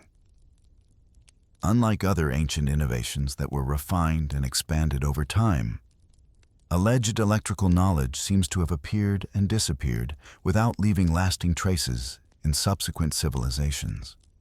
Alternative interpretations of Baghdad batteries focus on more conventional functions that would explain their construction and archaeological distribution without requiring anachronistic electrical knowledge. The scroll container theory proposes that the objects served as protective storage for important documents, with the copper and iron components providing barriers against moisture and insects. The dimensions of the internal cylinder are consistent with rolled papyrus or parchment documents, and the bitumen seal would have created an effective preservation environment. Religious interpretations suggest the objects served as containers for magical or protective spells, with the metal components believed to enhance the supernatural effectiveness of written charms. Ancient Mesopotamian religious traditions included extensive use of protective amulets and written spells that were buried or hidden to provide ongoing benefits to their owners. The expensive copper construction and careful design would be appropriate for objects believed to possess magical properties. Medical interpretations propose that Baghdad batteries were used for primitive electrotherapy, applying mild electrical stimulation for pain relief or treatment of ailments. Ancient medical traditions throughout the Middle East included various treatments involving metals and acidic substances, and the electrical sensations produced by the devices could have been interpreted as therapeutic effects. This theory would explain the domestic archaeological contexts where the objects have been found. Yet none of these alternative interpretations fully explains all aspects of Baghdad battery construction and distribution. The specific combination of copper, iron, and acidic electrolyte creates such ideal conditions for electrical generation that coincidence seems unlikely. The standardized design suggests systematic manufacturing for specific purposes rather than improvised solutions to various unrelated problems. The most recent research has focused on understanding Baghdad batteries within the broader context of ancient technological knowledge and experimental behavior. Rather than assuming ancient peoples either did or did not understand electrical principles, this approach examines the objects as evidence for systematic experimentation that may have produced electrical effects without leading to comprehensive electrical theory. This experimental interpretation suggests that ancient craftsmen may have discovered electrical phenomena through practical experimentation with metals and acids, then applied these discoveries in limited ways without developing broader theoretical understanding. The electrical effects would have been understood in terms of available conceptual frameworks, possibly as manifestations of magical or alchemical principles rather than physical laws.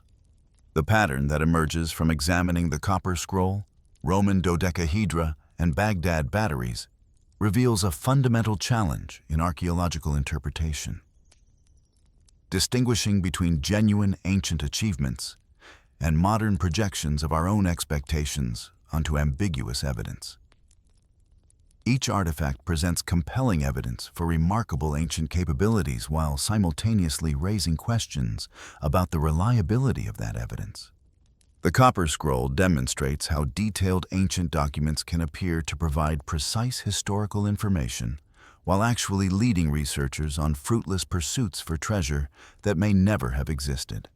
The document's specificity creates an illusion of accuracy that dissolves under systematic archaeological investigation, revealing either ancient deception or modern misunderstanding of the text's true purpose. Roman dodecahedra illustrate how obviously important ancient artifacts can become completely mysterious when their cultural contexts are lost. Despite sophisticated manufacturing and wide distribution, these objects resist interpretation because the social and economic systems that gave them meaning have disappeared from historical memory. Their mystery results not from technological impossibility, but from cultural discontinuity. Baghdad batteries exemplify the challenges of evaluating extraordinary claims about ancient technological achievements. The objects clearly possess electrical properties that seem remarkable for their time period. But the significance of these properties depends on interpretation within broader historical contexts that remain largely unknown. Together, these three mysteries demonstrate that archaeological interpretation involves much more than simply cataloging ancient artifacts and inferring their functions. Each object exists within complex webs of cultural meaning, technological knowledge, and social practice that may be fundamentally different from our modern assumptions about how ancient peoples understood and used their material culture. Perhaps most importantly, these enigmatic artifacts remind us that the ancient world contained intellectual traditions and practical knowledge systems that may have operated according to principles we don't fully understand or appreciate. Whether they represent evidence for lost technologies, elaborate ancient deceptions, or simply functional objects whose purposes have become obscure. They challenge us to remain humble about the limitations of our knowledge and open to possibilities that don't fit neatly within conventional historical narratives. The study of these mysterious artifacts continues to evolve as new analytical techniques provide fresh perspectives on old puzzles. Each technological advance offers new ways to examine ancient evidence while simultaneously revealing additional complexities that complicate rather than simplify our understanding. In examining these enigmatic archives of ancient knowledge, we encounter not just puzzles to be solved, but reminders of how much about the past remains fundamentally unknowable, despite our best efforts to decode its secrets. As we've journeyed through megalithic marvels and engineering impossibilities, we've consistently encountered artifacts that challenge our understanding of ancient capabilities. But some mysteries occupy an even more complex territory. The liminal space where natural processes and human intervention become impossible to distinguish. These aren't simply ancient achievements that seem too advanced for their time. They're phenomena that force us to question our fundamental assumptions about how we differentiate between natural formation and human creation, between authentic historical artifacts and medieval fabrications, between geological accident and intentional design. Three extraordinary cases illuminate this boundary between nature and artifice in ways that continue to perplex researchers decades after their discovery. From a medieval cloth that bears an image no known process can explain to underwater rock formations that might be monuments or might be coincidence, these mysteries demonstrate that the natural world is far more capable of creating apparent design than we typically assume, while simultaneously suggesting that human capabilities might extend into territories we haven't yet learned to recognize. The story begins in 1357, when a linen cloth bearing the faint impression of a crucified man was first displayed at the Collegiate Church of Lirey in northern France. The Shroud of Turin, as it became known after passing to the House of Savoy, represents one of history's most controversial artifacts. claimed by believers to be the actual burial cloth of Jesus Christ, and dismissed by skeptics as a medieval forgery. But after decades of scientific investigation, using the most advanced analytical techniques available, the shroud has become something far more complex than either simple relic or obvious fake. The scientific study of the Shroud of Turin began in earnest during the 1970s, when researchers gained unprecedented access to examine the cloth using non-destructive analytical methods. What they discovered defied easy categorization. The image on the cloth displayed characteristics that seemed inconsistent with known medieval artistic techniques. But the cloth's apparent age remained disputed by various dating methods that produced conflicting results. The 1988 radiocarbon dating study, conducted by 3 independent laboratories, seemed to settle the question decisively. Samples taken from the shroud yielded dates ranging from 1260 to 1390 CE, precisely the period when it first appeared in historical records. The scientific consensus appeared clear. The shroud was a medieval creation, exactly as Bishop Pierre d'Arcis had claimed in his 1389 letter to Pope Clement VII, when he accused it of being a forgery created by an artist whose identity had been discovered. However, the radiocarbon dating results immediately generated controversy among researchers who had studied other aspects of the shroud's composition and structure. The image formation mechanism remained unexplained by any known medieval artistic technique.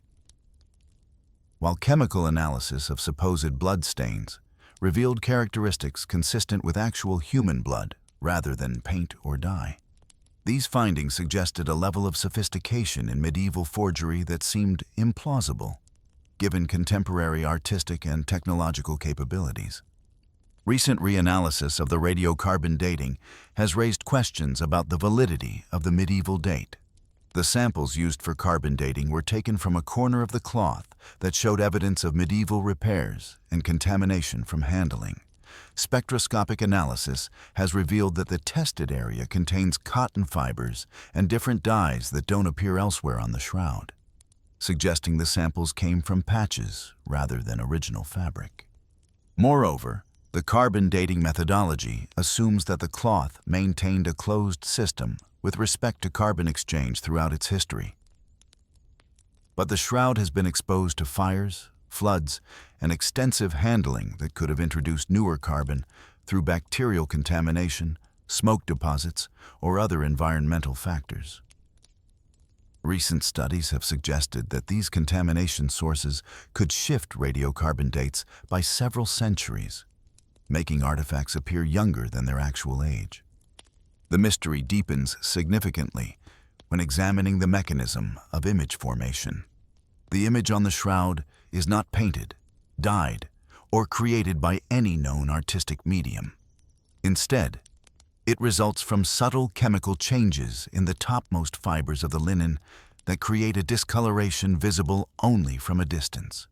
Microscopic examination reveals that the image affects only the outermost surface of individual linen fibers, penetrating no more than 0.2 of a micron into the fiber structure. This superficial image formation presents challenges for both authenticity and forgery theories. If the shroud is genuine, no known natural process can explain how a human body could create such precise chemical modifications in linen fibers.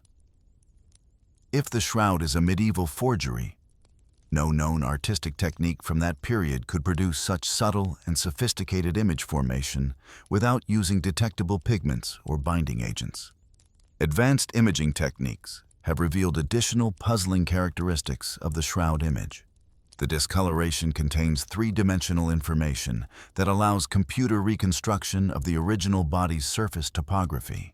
This 3-dimensional encoding occurs automatically in the image formation process, suggesting a direct correlation between cloth-to-body distance and image intensity. No known artistic technique, medieval or modern, produces this type of encoded spatial information.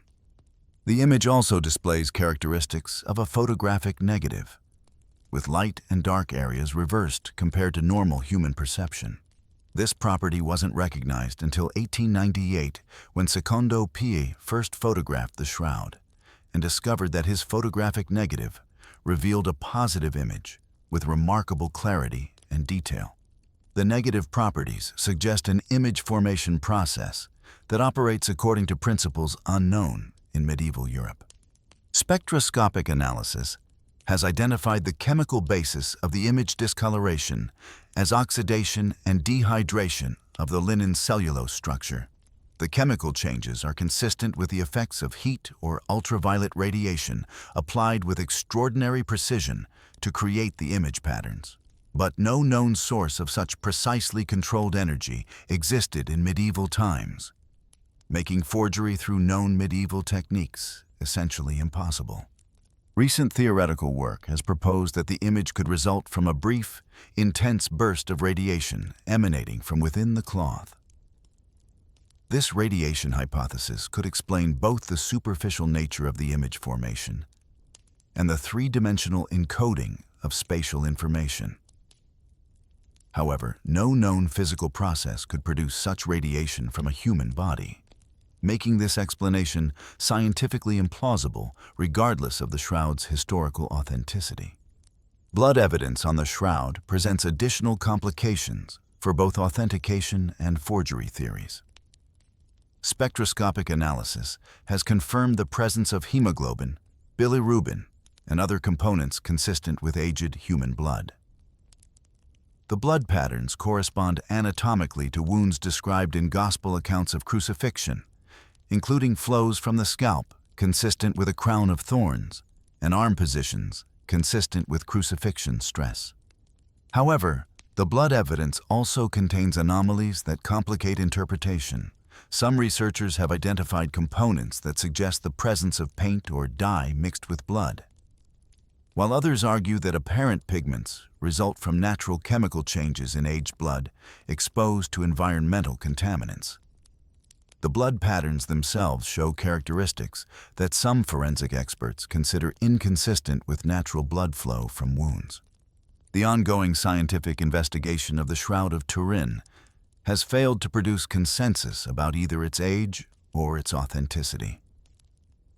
Each analytical technique reveals some evidence supporting medieval origin and other evidence suggesting much greater antiquity. The image formation mechanism remains unexplained by known scientific principles. While the historical documentation places its first appearance firmly in the medieval period, this scientific impasse reflects a fundamental challenge in archaeological interpretation, distinguishing between natural phenomena that mimic artificial creation and human capabilities that exceed our current understanding of historical technologies. The shroud forces us to consider whether medieval artisans might have possessed techniques we don't recognize, or whether natural processes might be capable of creating effects we assume require human intervention. While the Shroud of Turin challenges us to distinguish between natural phenomena and human creation in the realm of medieval artifacts, the Yonaguni Monument off the coast of Japan presents the same fundamental question in an underwater geological context. Discovered in the mid-1980s by local dive tour operator Kihachiro Aratake, this massive underwater rock formation has generated decades of debate about whether natural geological processes or ancient human construction is responsible for its remarkably architectural appearance. The Yonaguni Monument lies 25 meters below the surface off Yonaguni Island, the westernmost point of Japan. The structure measures approximately 50 meters long, 20 meters wide, and rises 8 meters from the sea floor. What makes the formation remarkable is its geometric precision. Flat surfaces, straight edges, right angles, and what appear to be deliberately constructed stairs, platforms, and corridors carved into solid sandstone. The artificial appearance of the monument is undeniably striking. The main structure features a series of step-like terraces that create the impression of a massive pyramid or temple complex. The largest terrace measures approximately 10 meters wide, with vertical walls rising several meters to the next level. The precision of these features, combined with what appear to be roadways, drainage channels, and carved symbols, has convinced many researchers that the monument represents the ruins of an ancient civilization. Marine geologist Masaki Kimura from the University of the Ryukyus has led the most extensive investigations of the Yonaguni monument, conducting over 15 years of underwater surveys and documentation. Kimura's team has identified numerous features that they interpret as evidence of human construction, including carved faces, architectural details, and symbol-like markings that appear too precise and purposeful to result from natural geological processes. The timing of the monument's creation, if artificial, would place it during the last ice age, when global sea levels were much lower and the area was above water. This dating would make Yonaguni one of the world's oldest monumental architecture, predating known megalithic sites by thousands of years.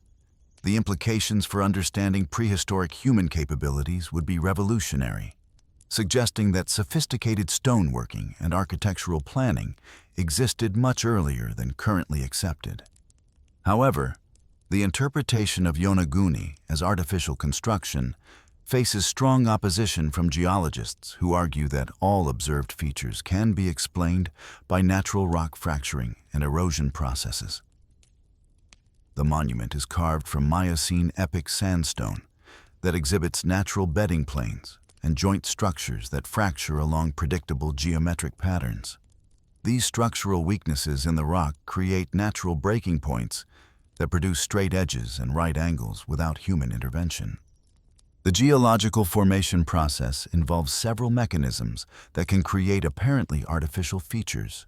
Tectonic stress creates joint systems in sedimentary rocks that fracture perpendicular to each other, producing natural right angles and rectangular blocks.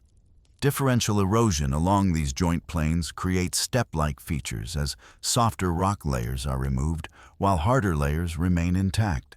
Wave action and underwater currents further sculpt these natural fractures into increasingly geometric forms. Dr. Robert Schock, a geologist from Boston University, conducted detailed examinations of the Yonaguni monument and concluded that the structure is entirely natural. Schock's analysis focused on the continuity of rock layers throughout the formation, the absence of tool marks that would indicate human carving, and the presence of similar natural formations elsewhere in the region. He argues that the geometric appearance results from the specific geological characteristics of Yonaguni's sandstone, not human construction. The geological interpretation gains support from comparative analysis of similar formations found throughout Japan and other regions with comparable rock types and tectonic activity.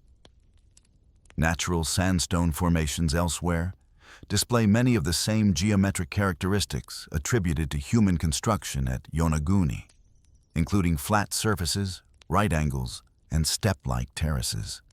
These natural formations demonstrate that geological processes alone can create remarkably architectural appearances. Detailed structural analysis reveals additional evidence supporting natural formation. The monument appears to be carved from a single continuous rock mass, rather than constructed from separate blocks, as would be expected for human architecture. The lack of joints between stones, absence of mortar or other binding agents, and continuity of geological layers throughout the structure all support natural rather than artificial origin. However, proponents of artificial construction point to specific features that seem difficult to explain through geology alone. These include what appear to be carved symbols and faces, artificial drainage channels, and structural details that seem too purposeful for random geological processes. Some researchers have identified features that appear to show tool marks or evidence of deliberate modification of natural rock surfaces. The challenge of distinguishing between natural and artificial features underwater is complicated by the environment itself. Marine growth Sedimentation and erosion can obscure or modify surface details in ways that make it difficult to identify original construction methods. Features that appear artificial might result from natural processes acting on existing rock structures, while genuinely artificial modifications might be so subtle as to be undetectable after thousands of years of marine exposure. Recent investigations have employed increasingly sophisticated analytical techniques to resolve the natural versus artificial debate. Three-dimensional sonar mapping has created detailed models of the entire structure, while underwater photography and video documentation have captured fine-scale surface details. Core sampling has attempted to identify evidence of human modification in the rock structure itself. These advanced studies have provided evidence supporting both interpretations while failing to resolve the fundamental question definitively. The geometric precision of some features appears to exceed what would be expected from purely natural processes, while the overall structural characteristics remain consistent with natural sandstone formation. The monument exists in a scientific gray area where natural processes and possible human modification become impossible to distinguish with certainty. The geographic and temporal context adds complexity to the interpretation. If the monument is artificial, it was created when the area was above sea level, placing its construction during the Pleistocene epoch when early human populations in the region possessed only stone tool technology. The sophistication of the alleged architecture would far exceed known capabilities of Pleistocene peoples, making artificial construction seem historically implausible. Yet the alternative interpretation faces equally challenging problems. If the monument is entirely natural, its geometric precision represents a remarkable coincidence that creates nearly perfect architectural illusions. The probability that natural processes would produce such systematic geometric features seems extraordinarily low, particularly given the absence of similar natural formations with comparable architectural precision. The Yonaguni monument demonstrates how difficult it can be to distinguish between natural geological processes and human construction, particularly in underwater environments where evidence becomes ambiguous over geological timescales. The formation challenges our assumptions about both natural capabilities for creating geometric patterns and prehistoric human capabilities for large-scale stone construction. While Yonaguni challenges us to distinguish between geological accident and intentional design in the realm of prehistoric architecture, the Bimini Road in the Bahamas presents the same fundamental question in a context complicated by myths about lost civilizations and modern treasure-hunting folklore. Discovered in 1968 off the coast of North Bimini Island, this underwater formation consists of rectangular limestone blocks arranged in what appears to be a straight road or wall, extending for nearly half a mile beneath 15 feet of crystal-clear water. The discovery gained immediate attention because it seemed to fulfill a specific prediction made by Edgar Cayce, the famous American psychic known as the Sleeping Prophet. In 1938, Cayce had prophesied that portions of Atlantis would rise near Bimini between 1968 and 1969. When the underwater formation was discovered in September 1968, believers saw it as confirmation of Cayce's vision and evidence for the lost continent of Atlantis. The formation itself is undeniably impressive. The stones are remarkably uniform in size, typically measuring 10 to 15 feet in length, and arranged in two parallel rows that create the appearance of an ancient roadway. Some blocks appear to have been precisely cut with sharp edges and flat surfaces that seem too regular for natural formation. The alignment is remarkably straight across the ocean floor, maintaining consistent orientation across hundreds of meters. What made the discovery particularly compelling was the presence of what appeared to be construction details that suggested human engineering. Smaller stones were fitted between larger blocks, filling gaps in ways that resembled ancient masonry techniques. Some sections showed what appeared to be curving features that suggested sophisticated planning, rather than random geological processes. The overall appearance was so convincingly artificial that many researchers became convinced they were examining the remains of prehistoric construction. The artificial interpretation received additional support from the broader context of underwater discoveries in the Bahamas. Researchers identified other submerged formations in the region that appeared to show geometric patterns and artificial construction. These included circular platforms, linear arrangements of stones, and what some interpreted as harbor works or ceremonial structures. The clustering of apparently artificial features suggested a prehistoric civilization with sophisticated maritime capabilities. However, mainstream geological investigation revealed that the Bimini Road is almost certainly a natural formation known as beach rock, a type of limestone that forms when beach sediments are cemented together by calcium carbonate precipitation in intertidal zones. This process occurs naturally in tropical and subtropical coastal environments, where fresh water meets salt water, creating the chemical conditions necessary for rapid rock formation. The beach rock interpretation explains many features that initially seemed artificial. Natural beach rock typically forms in parallel bands along ancient shorelines, which accounts for the linear arrangement of the stones. The process creates natural fractures that produce rectangular blocks with surprisingly straight edges, giving the formation its road-like appearance. When sea levels rose after the last ice age, wave action broke the beach rock into the geometric patterns visible today. Scientific analysis has provided strong evidence supporting the natural formation theory. Radiocarbon dating of organic materials within the limestone blocks has yielded dates of approximately 2,800 to 3,500 years ago, indicating when the beach rock formation occurred. This timing corresponds to known sea level changes and coastal geological processes rather than any period of human construction in the region. Chemical analysis of the stone composition reveals typical beach rock characteristics: layers of cemented beach sand, shell fragments, and marine organisms consistent with natural coastal deposition. The mineral composition matches other confirmed beach rock formations throughout the Caribbean, with no evidence of quarried stone or artificial modification. Microscopic examination shows natural cementing processes rather than evidence of cutting or shaping tools.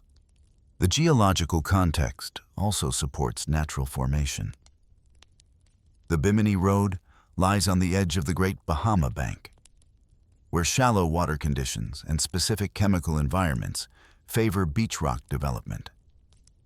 Similar beach rock formations exist throughout the Bahamas, though few display the geometric regularity that makes Bimini Road appear artificial. The formation's location and characteristics are entirely consistent with natural coastal geology.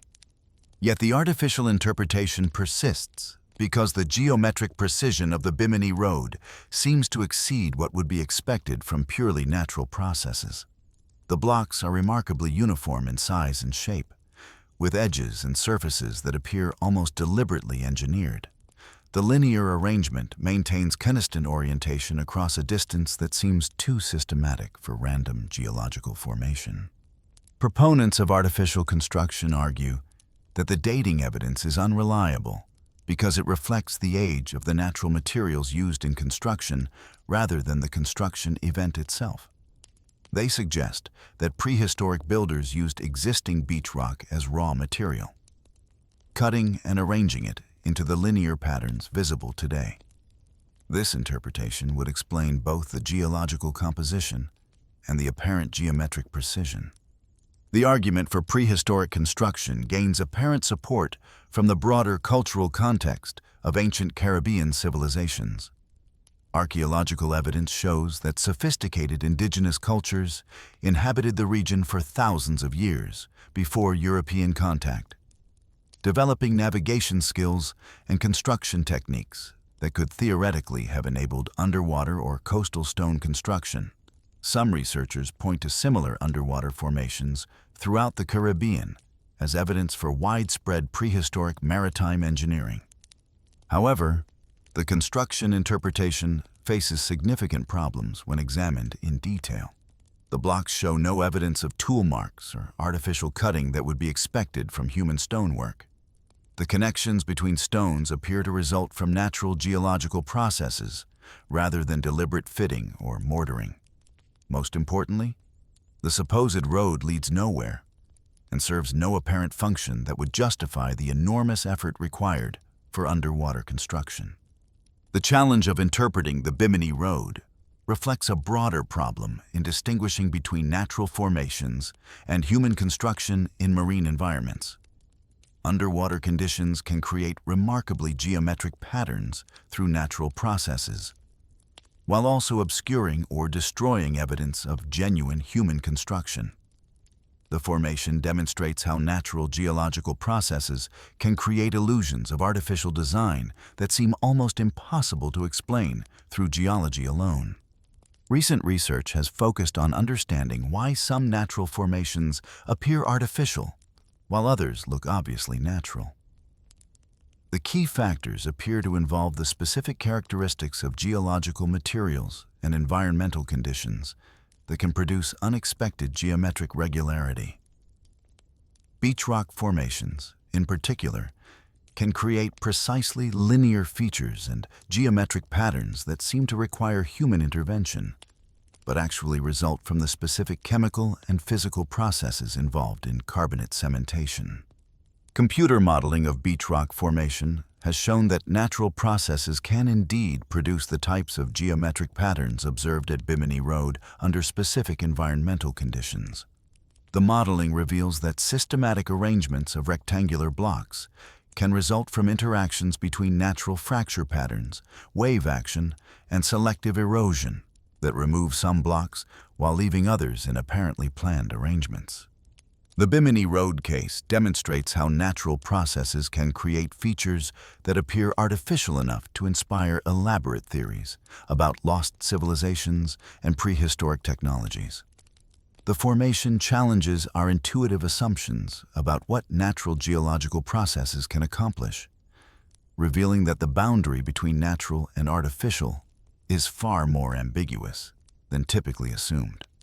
The pattern that emerges from examining the Shroud of Turin, the Yonaguni Monument, and the Bimini Road reveals fundamental challenges in distinguishing between natural phenomena and human creation.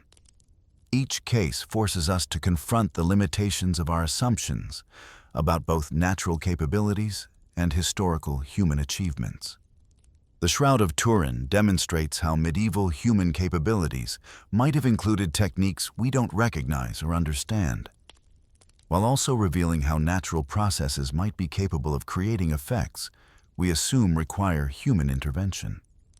The image formation mechanism remains unexplained by known science, challenging both religious and secular interpretations of the artifact's significance.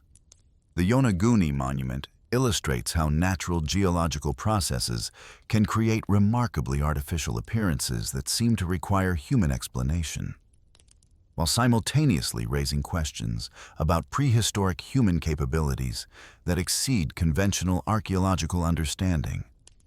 The formation exists in a gray area where natural and artificial explanations become equally implausible. The Bimini Road exemplifies how natural beach rock formation can create geometric patterns so precise they inspire theories about lost civilizations, demonstrating that our intuitive understanding of what natural processes can accomplish may be fundamentally inadequate for evaluating ambiguous archaeological evidence. Together, these three cases reveal that the boundary between nature and artifice is far more complex and ambiguous than traditional archaeological interpretation acknowledges. They demonstrate that natural processes are capable of creating remarkably artificial-appearing phenomena, while human capabilities in various historical periods may have included techniques and achievements we haven't learned to recognize or explain.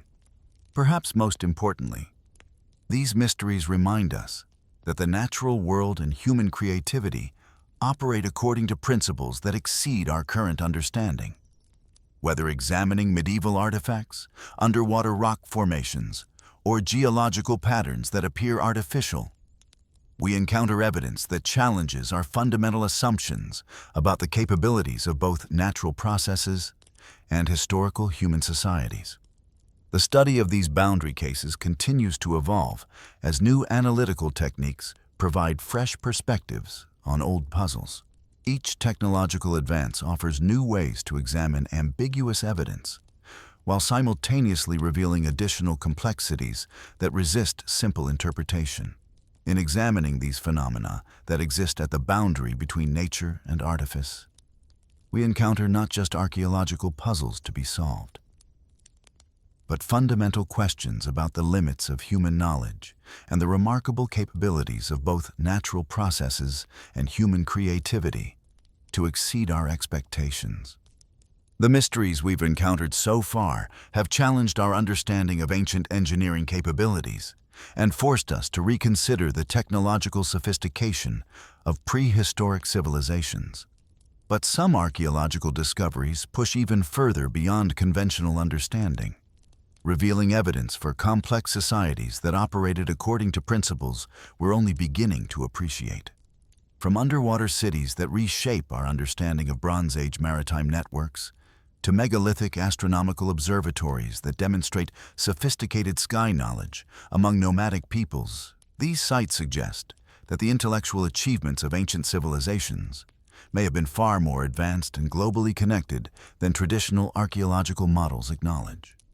Deep beneath the waters of the Arabian Sea, off the coast of modern Dwarka in Gujarat, India, lies one of the most significant underwater archaeological discoveries of the modern era. What marine archaeologist S.R. Rao and his teams discovered through systematic underwater exploration between 1983 and 2001 challenges fundamental assumptions about the antiquity of Indian civilization and the sophistication of Bronze Age maritime trade networks. The submerged structures of ancient Dwarka don't just represent another impressive archaeological site. They provide concrete evidence for urban planning, maritime engineering, and international trade connections that existed thousands of years earlier than conventional histories suggest. The discovery began with side-scan sonar surveys that revealed extensive stone structures scattered across the sea floor in a pattern that suggested deliberate urban planning rather than random geological formation. The sonar signatures showed semicircular, rectangular, and square stone foundations extending from the intertidal zone to depths of approximately 6 meters, covering an area of several square kilometers. These weren't isolated features, but components of what appeared to be a comprehensive urban complex with harbor facilities, residential areas, and religious structures. The first diving expeditions revealed the remarkable state of preservation that underwater environments can provide for ancient structures. Stone walls, platforms, and what appeared to be harbor installations lay scattered across the sea floor, protected from the weathering and human destruction that had eliminated most traces of comparable sites on land. The structures showed clear evidence of sophisticated construction techniques, including fitted stone masonry, drainage systems, and architectural planning that demonstrated advanced urban engineering capabilities. The most significant discoveries came from systematic underwater excavation that revealed artifacts spanning several millennia of occupation. Stone anchors of various sizes and shapes provided evidence for extensive maritime activity, with some specimens weighing several tons and displaying sophisticated design features for securing large vessels. The distribution of these anchors across different depth zones suggested that ancient Dwarka served as a major port for ships of varying sizes and purposes. Ceramic evidence revealed the true scope of ancient Dwarka's commercial connections.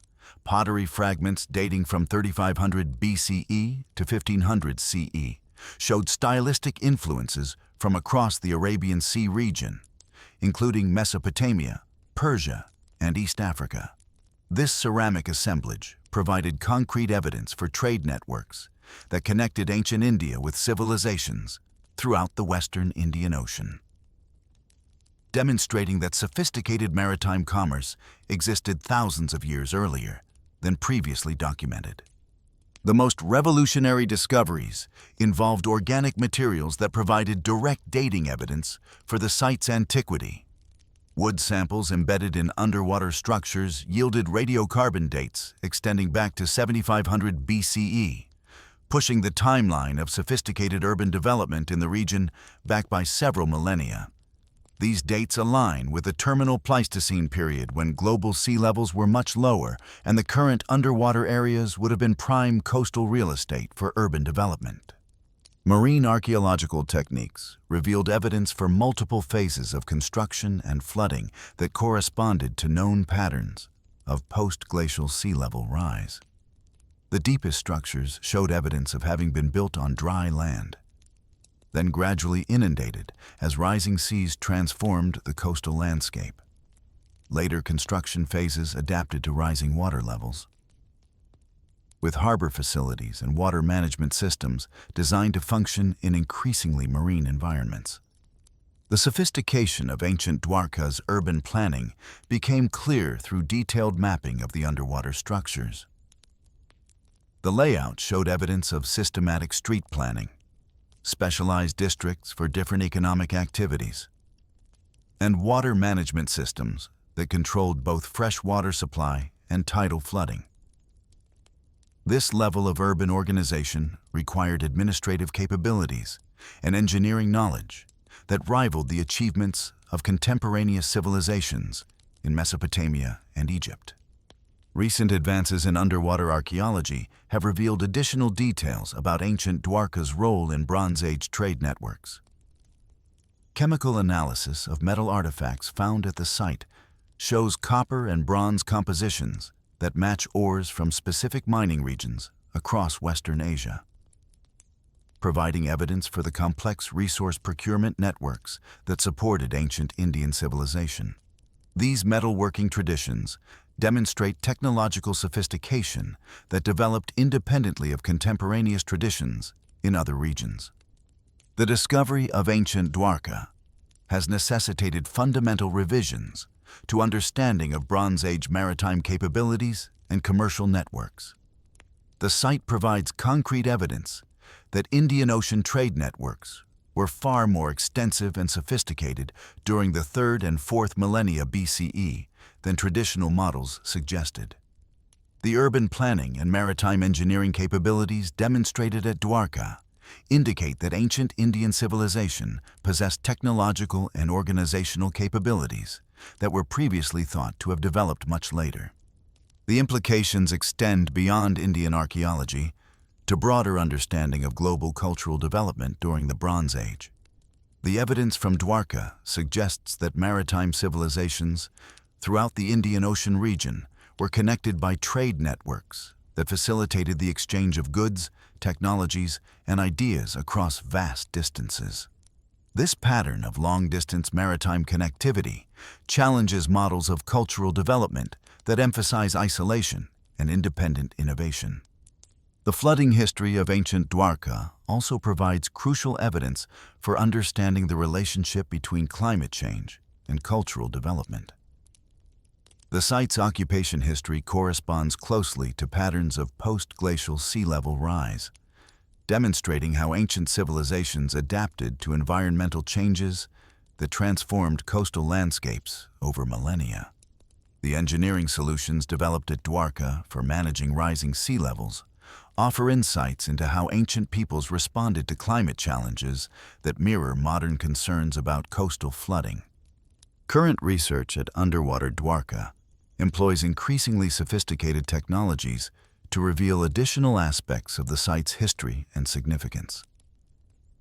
Multi-beam sonar mapping creates detailed three-dimensional models of the underwater structures, while remotely operated vehicles allow detailed examination of areas too deep or dangerous for human divers. Advanced dating techniques continue to refine understanding of the site's chronology and its relationship to broader patterns of cultural development in the region. While the underwater ruins of Dwarka reveal the maritime achievements of Bronze Age civilization, The megalithic sites of Nabta Playa in southern Egypt demonstrate that sophisticated astronomical knowledge and ceremonial architecture developed among nomadic peoples thousands of years before the rise of pharaonic civilization. Located in the Nubian Desert, approximately 800 kilometers south of Cairo, Nabta Playa represents one of the world's oldest known archaeoastronomical sites, with evidence for systematic sky observation and megalithic construction dating back over 7,000 years. The site emerged during a period of dramatically different climate conditions in the Sahara region. Between approximately 9,000 and 5,000 BCE, increased monsoon activity transformed what is now hyper-arid desert into a landscape of seasonal lakes, grasslands, and savanna that supported diverse wildlife populations and human communities. Nabta Playa, meaning gift of the rain in the local Nubian language, was one of several seasonal lake basins that served as focal points for nomadic pastoralists during this African humid period. The archaeological evidence at Nabta Playa reveals the gradual development of increasingly complex ceremonial and astronomical traditions among these nomadic communities. The earliest occupation levels, dating to around 9,000 BCE, show evidence for seasonal camping by hunter-gatherer groups who exploited the rich resources of the temporary lake environment. These early peoples left behind stone tools, pottery fragments, and evidence for temporary structures that suggest relatively simple social organization. The transformation began around 7,500 BCE with the construction of the first megalithic structures at the site. These weren't simple markers or boundary stones, but carefully planned ceremonial installations that required coordinated labor and sophisticated understanding of astronomical principles. The earliest megalithic phase included stone circles, alignments of standing stones, and burial complexes that demonstrated emerging social complexity among the nomadic inhabitants. The most famous feature at Nabta Playa is the calendar circle, a stone arrangement approximately 4 meters in diameter that appears to encode sophisticated astronomical observations. The circle consists of 2 pairs of stones that create sight lines oriented toward the summer solstice sunrise and other significant astronomical events. The precision of these alignments demonstrates that the builders possessed detailed knowledge of annual solar movements and the ability to mark specific dates in the astronomical calendar. Recent archaeoastronomical analysis has revealed that the calendar circle encodes even more sophisticated astronomical knowledge than initially recognized. The stone arrangements appear to track not just annual solar movements, but also the precession cycle, the slow 26,000-year wobble of Earth's axis that causes the apparent positions of stars to shift gradually over millennia. This level of astronomical understanding was previously thought to have developed only among literate civilizations, with written records for maintaining observations across multiple generations. The megalithic alignments extending outward from the calendar circle demonstrate systematic observation of stellar movements that required centuries of accumulated knowledge. Recent analysis has identified alignments that correspond to the rising positions of bright stars, including Sirius, Arcturus, and the belt stars of Orion as they appeared in the ancient sky. These alignments appear to have been updated periodically to account for precessional changes, suggesting continuous astronomical observation over extended periods. The construction of these megalithic alignments required sophisticated understanding of both astronomy and engineering. The largest stones at Nabta Playa weigh up to several tons and were quarried from bedrock sources over a kilometer away.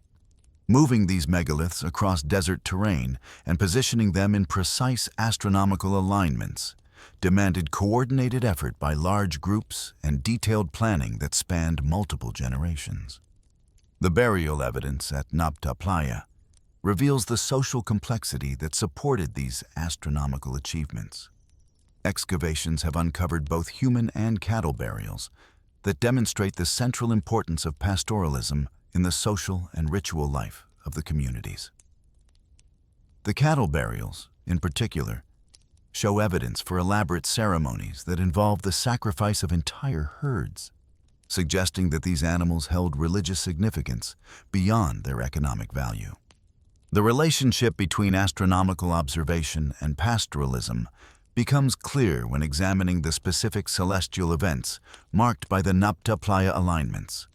The summer solstice marking in the calendar circle corresponds to the beginning of the monsoon season, when seasonal rains transform the desert into productive grazing land. The stellar alignments track the annual movements of stars that served as calendrical markers for predicting seasonal changes crucial for pastoralist survival. Advanced dating techniques have revealed that the megalithic tradition at Nabta Playa continued for over 2 millennia, with evidence for periodic reconstruction and realignment of the stone monuments. This continuity suggests that the astronomical knowledge developed at the site was successfully transmitted across many generations of nomadic peoples, demonstrating sophisticated systems for preserving and teaching complex technical knowledge in non-literate societies. The implications of Nabta Playa extend far beyond the specific achievements of its builders to broader questions about the development of astronomical knowledge and monumental architecture in human societies. The site demonstrates that sophisticated sky observation and megalithic construction were not dependent on agriculture, permanent settlement, or complex state organization. Instead, these achievements emerged among nomadic peoples, whose social organization was based on kinship, seasonal migration, and shared ceremonial traditions. The astronomical knowledge demonstrated at Nabta Playa also provides evidence for the continuity of scientific traditions that would later influence the development of ancient Egyptian civilization. Many of the astronomical concepts and observational techniques first developed by the nomadic peoples of Nabta Playa appear in later pharaonic astronomical texts and temple orientations. This suggests that the intellectual achievements of nomadic societies played a crucial role in the development of later civilizations. Recent research has revealed that Nabta Playa was not an isolated phenomenon, but part of a broader tradition of megalithic astronomy that developed across the Saharan region during the African humid period. Similar astronomical sites have been identified at other locations in southern Egypt and northern Sudan, suggesting that sophisticated sky knowledge was widespread among nomadic communities throughout the region. The decline of the megalithic tradition at Nabta Playa corresponds to the onset of aridification that transformed the Saharan climate around 5000 BCE. As the monsoon patterns shifted and the seasonal lakes disappeared, the nomadic communities that had created the astronomical monuments were forced to abandon the region or adapt to increasingly harsh desert conditions. Many likely migrated toward the Nile Valley, where their astronomical knowledge may have contributed to the development of pharaonic civilization. While the Desert Observatory of Nabta Playa demonstrates the astronomical achievements of nomadic peoples, the Osirion at Abydos in Egypt presents a different type of mystery, a monument whose architectural style seems to belong to a much earlier period than its documented construction date. Located behind the Temple of Seti Wurst, this massive granite structure has generated decades of debate about the continuity of Egyptian architectural traditions and the possibility that some pharaonic monuments incorporated much older foundations. The Osirion was discovered in 1902 by Flinders Petrie and Margaret Murray during excavations behind the Temple of Seti Wurst at Abydos. What they uncovered was unlike any other structure from the New Kingdom period. A massive rectangular hall built primarily from enormous granite blocks, with 10 monolithic pillars supporting massive architraves in a style more reminiscent of Old Kingdom monuments than 19th dynasty architecture. The architectural anomalies were immediately apparent to the early excavators. The construction technique employed massive granite blocks fitted together with precision joints, a building method that had been abandoned in Egyptian architecture for over a millennium before Seti Wurst's reign. The pillars were monolithic granite columns weighing up to 100 tons each, transported from quarries in Aswan over 200 kilometers away. The scale and ambition of the construction seemed inconsistent with New Kingdom building practices. The visual impact of the Osiraion has convinced many researchers that it represents either a much older structure renovated by Seti I or an attempt by New Kingdom builders to recreate Old Kingdom architectural grandeur. The massive scale, minimal decoration, and stark geometric forms create an aesthetic that contrasts sharply with the elaborate reliefs and complex iconographic programs typical of 19th dynasty temple architecture. However, systematic archaeological investigation has consistently supported attribution of the Osiraion to Seti I's reign. The stratigraphic evidence shows that the granite structure was built at the same time as the surrounding temple complex, with shared foundations and integrated water management systems. Cartouches bearing Seti I's name appear throughout the structure, including in locations that would have been inaccessible after construction was completed. The architectural evidence reveals sophisticated adaptation of Old Kingdom building techniques to New Kingdom religious purposes. The massive granite construction wasn't simply an exercise in architectural nostalgia, but served specific functional requirements related to the structure's role as a symbolic tomb of Osiris. The water-filled moat surrounding the central island created an environment that symbolically recreated the primeval waters of creation from Egyptian mythology. Recent analysis has revealed that the construction techniques used in the Osiraion represent sophisticated engineering solutions adapted to specific site conditions rather than simple imitation of older methods. The foundation system demonstrates advanced understanding of groundwater management in the flood-prone environment near the Nile. The massive granite blocks were precisely fitted to create waterproof joints that could withstand seasonal flooding while maintaining structural integrity. The minimal decoration that characterizes the Osiraion reflects deliberate aesthetic choices rather than incomplete construction or later destruction. The vast granite surfaces create an environment of overwhelming scale and austere grandeur that would have enhanced the psychological impact of the religious ceremonies conducted within the structure. This aesthetic represented a conscious revival of Old Kingdom architectural principles adapted to New Kingdom religious requirements. The dating controversy surrounding the Osiraion reflects broader questions about the continuity of Egyptian architectural traditions and the relationship between New Kingdom pharaohs and their ancient predecessors. Seti I and his successor Ramesses II deliberately cultivated connections to Old Kingdom pharaohs through artistic and architectural references that emphasize the continuity of royal authority across millennia.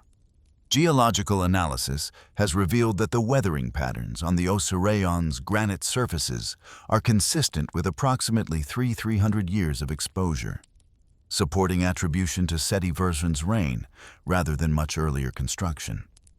The specific types of erosion observed match the environmental conditions known to have existed at Abydos during the past 3 millennia, providing independent confirmation of the structure's New Kingdom date. The architectural sophistication of the Osiraion demonstrates that New Kingdom builders possessed technical capabilities that equaled or exceeded their Old Kingdom predecessors. The precision cutting and fitting of the massive granite blocks required advanced quarrying, transportation, and construction techniques that represent the pinnacle of Egyptian engineering achievement. The successful completion of such an ambitious project reflects the organizational capabilities and resource mobilization that characterize the height of New Kingdom power. Recent investigations using ground-penetrating radar and other non-invasive techniques have revealed that the Osiraion contains additional architectural features that remain unexplored. Subsurface anomalies suggest the presence of chambers or passages that weren't detected during the original excavations, indicating that the structure may be even more complex than currently understood. The continuing debate over the Osiraion's age and significance reflects the challenges of interpreting monuments that deliberately reference much older architectural traditions while serving contemporary religious purposes. The structure demonstrates how ancient Egyptian builders could successfully recreate historical building techniques while adapting them to serve the specific requirements of their own time. The pattern that emerges from studying underwater Dwarka, Napta Playa, and the Osiraion reveals the remarkable diversity of human achievement in the ancient world. Each site demonstrates capabilities that challenge conventional understanding of technological and intellectual development in specific historical periods. Underwater Dwarka provides concrete evidence that Bronze Age maritime civilizations possessed urban planning capabilities and participated in trade networks that extended across vast distances. The site demonstrates that sophisticated harbor engineering and international commerce developed thousands of years earlier than traditional models suggest, forcing revision of understanding about the antiquity of global cultural connections. Napta Playa reveals that nomadic societies could develop astronomical knowledge and megalithic architecture that rivaled the achievements of later civilizations. The site demonstrates that sophisticated scientific observation and monumental construction weren't dependent on agriculture or complex state organization, but could emerge among mobile societies organized around different social principles. The Osiraion illustrates how later civilizations could successfully reference and recreate the architectural achievements of their predecessors while adapting ancient techniques to serve contemporary purposes. The structure demonstrates that the apparent continuity of Egyptian architectural traditions reflected deliberate cultural choices rather than simple technological stagnation. Together, these three sites reveal that human intellectual and technological capabilities remained relatively constant throughout ancient history, with achievements reflecting the specific cultural choices and environmental conditions that characterize different societies rather than linear progress from primitive to advanced states. The diversity of solutions developed by ancient peoples for navigation, construction, and astronomical observation demonstrates the remarkable adaptability and creativity that characterized human societies throughout prehistory and history. These discoveries continue to reshape understanding of ancient human capabilities while raising new questions about the cultural transmission of knowledge and the relationship between technological achievement and social organization. Each site represents not just isolated archaeological phenomena, but components of a broader pattern of human achievement that challenges simplified models of cultural development and technological progress. The archaeological mysteries we've explored reveal human capabilities that consistently exceed our expectations of ancient technological and organizational sophistication. But some discoveries occupy an even more enigmatic category. Sites and structures that demonstrate massive human effort applied to purposes we cannot fathom. Achievements so extraordinary, yet so void of explanatory context that they force us to confront the possibility that entire categories of ancient human activity have vanished without trace from historical memory. From underground excavations that dwarf modern mining operations to megalithic monuments that encode astronomical knowledge we're only beginning to recognize. These sites represent not just impressive engineering, but evidence for ancient human priorities and capabilities that remain fundamentally alien to our understanding.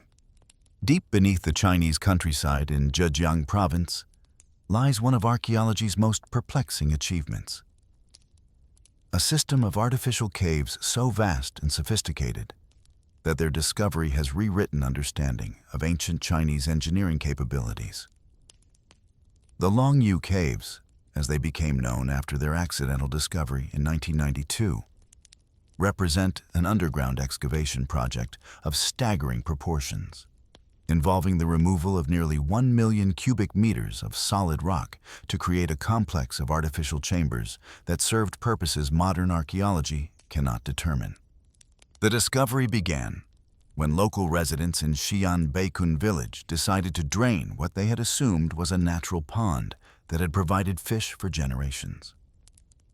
As the water level dropped, strange geometric features began to emerge from the muddy bottom.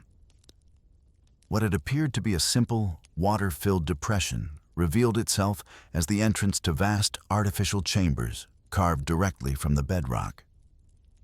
The first chamber explored by curious villagers stretched over 2,000 square meters, with ceilings reaching 30 meters high, supported by massive stone pillars left intact during the excavation process. The scale of the underground complex became clear as systematic exploration revealed chamber after chamber, connected by carefully engineered passages and stairways. 7 major caves have been fully explored, with ground-penetrating radar suggesting that additional chambers remain waterlogged or partially collapsed. The total excavated volume approaches 1 million cubic meters, representing the removal of approximately 1.8 million tons of solid rock, all accomplished using hand tools during a period when Chinese civilization was supposed to lack the organizational capacity for such massive undertakings. The precision of the excavation rivals anything achieved by modern mechanical methods. The chamber walls display parallel chisel marks that demonstrate systematic working methods applied consistently across the entire complex. The tool marks follow regular patterns that suggest standardized cutting techniques and quality control measures that maintained uniform excavation standards throughout the project. The ceiling surfaces show evidence for planned structural support systems, with load-bearing elements positioned according to engineering principles that demonstrate sophisticated understanding of rock mechanics. The acoustic properties of the chambers reveal another layer of sophistication that suggests specific functional requirements beyond simple excavation. Sound tests conducted throughout the cave system demonstrate that the chambers possess remarkable acoustic characteristics, with reverberation times and sound propagation patterns that enhance vocal communication and musical performance. The acoustic design appears deliberate, with chamber dimensions and surface treatments that optimize sound quality in ways that require detailed understanding of acoustic engineering principles. Yet despite the obvious sophistication of the construction and the massive investment of human effort required for completion, the Longyu Caves contain virtually no archaeological evidence for their original function. No artifacts have been discovered that would indicate storage, workshop, religious, or residential use. No inscriptions provide clues about the builder's identity or purpose. No historical documents mention such a massive excavation project, despite its location near major centers of Chinese civilization that maintained extensive written records. The absence of archaeological evidence creates a paradox that challenges fundamental assumptions about how we interpret ancient sites. The caves clearly represent decades of coordinated labor by hundreds or thousands of workers. Yet this massive undertaking left no material trace beyond the excavation itself. Either the caves served purposes that required no permanent artifacts, or their contents were completely removed at some point in their history, leaving only the empty chambers as evidence for their original function. Geological analysis has revealed that the caves were carved from siltstone, a relatively soft sedimentary rock that could be excavated using bronze and iron tools available during China's historic period. The uniform chisel marks throughout the complex suggest systematic quarrying methods that divided the work among multiple teams operating according to standardized procedures. The structural engineering demonstrates sophisticated understanding of rock strength and support requirements that prevented collapse during the excavation process. The most puzzling aspect of the Longyu Caves involves the disposal of the excavated material. Removing 1.8 million tons of rock from underground chambers would have created massive spoil heaps that should remain visible in the surrounding landscape. Yet, no evidence exists for such disposal sites anywhere in the region. Either the excavated rock was transported great distances from the site, or it was used for construction projects that have since disappeared completely from the archaeological record. Recent investigations using advanced imaging techniques have revealed additional complexities in the cave system that deepen rather than resolve the mystery of their purpose. Three-dimensional laser scanning has created precise digital models of the chambers that reveal subtle architectural details invisible to casual observation. The scanning reveals that the chambers follow specific geometric relationships that suggest systematic planning rather than random excavation. The proportions and orientations appear to encode mathematical relationships that imply the caves were designed according to specific architectural principles. The discovery of the Longyu Caves forces reconsideration of the scale and sophistication of ancient Chinese engineering projects. If 1,000,000 cubic meters of rock could be excavated and removed without leaving archaeological traces, what other massive undertakings might have been accomplished by ancient civilizations without surviving documentation? The caves demonstrate that the absence of historical records doesn't necessarily indicate the absence of remarkable human achievements. While the Longyu Caves represent massive human effort applied to mysterious underground purposes, Rujum el-Hiri in the Golan Heights demonstrates that ancient peoples could organize equally impressive projects for astronomical and ceremonial purposes that modern archaeology is only beginning to understand. This massive stone circle, consisting of over 42,000 basalt blocks arranged in 5 concentric rings around a central burial mound, represents one of the largest megalithic monuments in the ancient Near East. Yet, it appeared in archaeological literature only in the 1960s, when aerial photography revealed its full extent. The monument's name reflects its dual cultural heritage in a disputed region. In Arabic, Rujum el-Hiri means stone heap of the wildcat, while in Hebrew it's called Gilgal Rephaim, or Wheel of Giants, referencing the biblical Nephilim who supposedly once inhabited the region. Both names capture the monument's imposing scale and mysterious origins, reflecting local traditions that associated such massive constructions with supernatural beings rather than ordinary human communities. The structure's dimensions reveal the enormous labor investment required for its construction.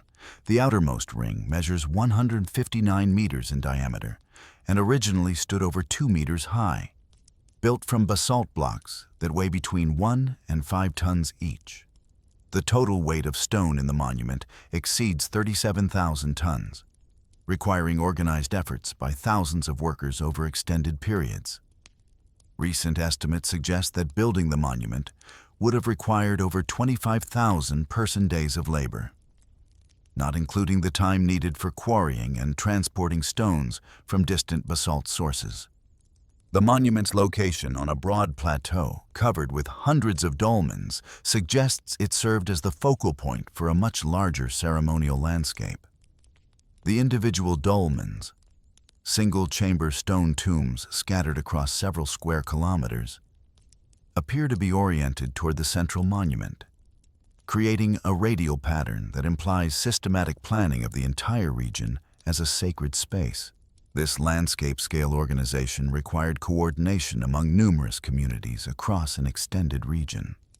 Archaeological investigation has revealed that the monument was constructed in multiple phases spanning several centuries.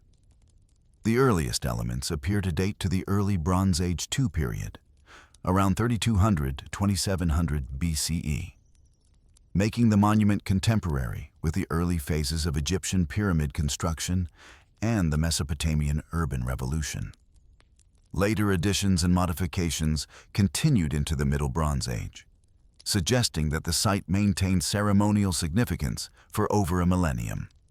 The astronomical alignments at Rujum el-Hiri have attracted considerable attention from archaeoastronomers seeking to understand the monument's relationship to ancient sky observation traditions.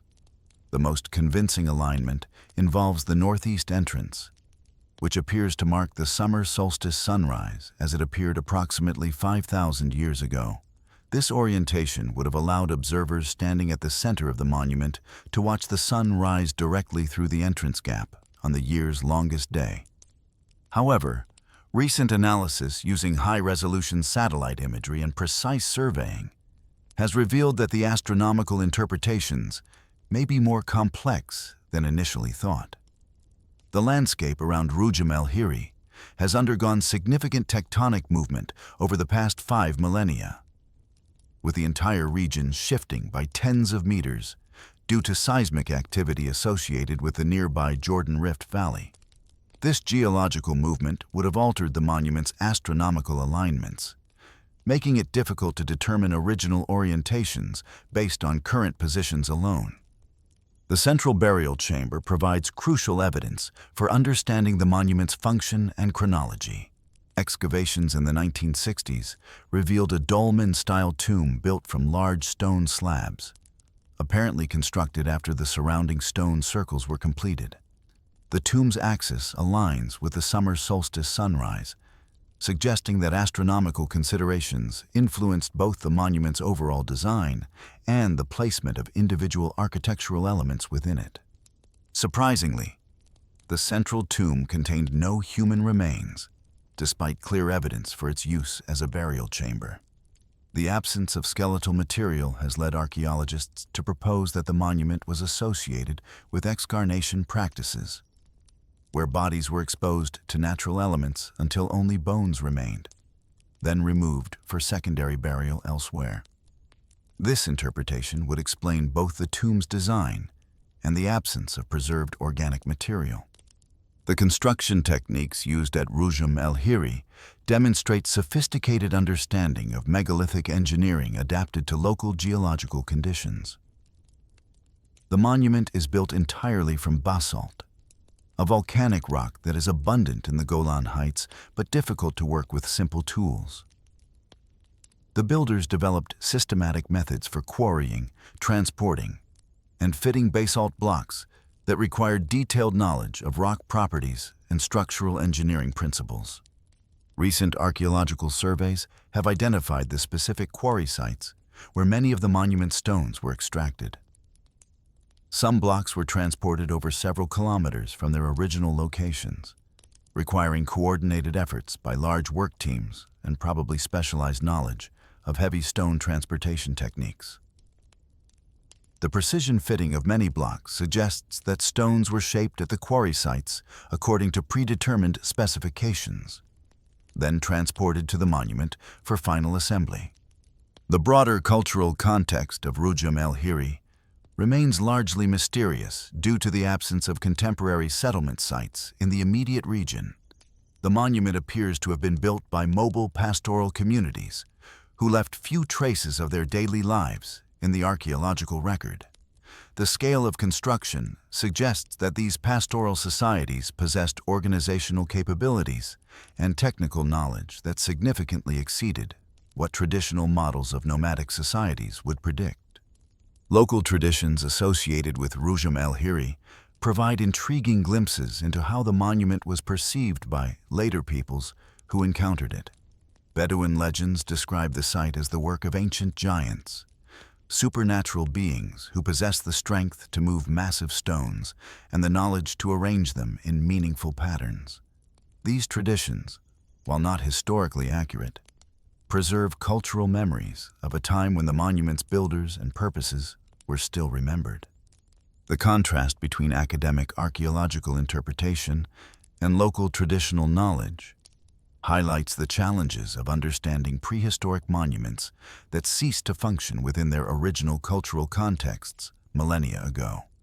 While archaeology can determine construction techniques, chronology, and possible astronomical alignments, it struggles to recover the specific religious beliefs, social practices, and cultural meanings that originally motivated such massive construction projects. While Rujum el-Hiri represents organized human effort applied to astronomical and ceremonial purposes, the Al-Nazla rock formation in Saudi Arabia presents an entirely different type of mystery. A natural geological phenomenon so perfectly executed that it challenges our assumptions about what natural processes can accomplish without human intervention.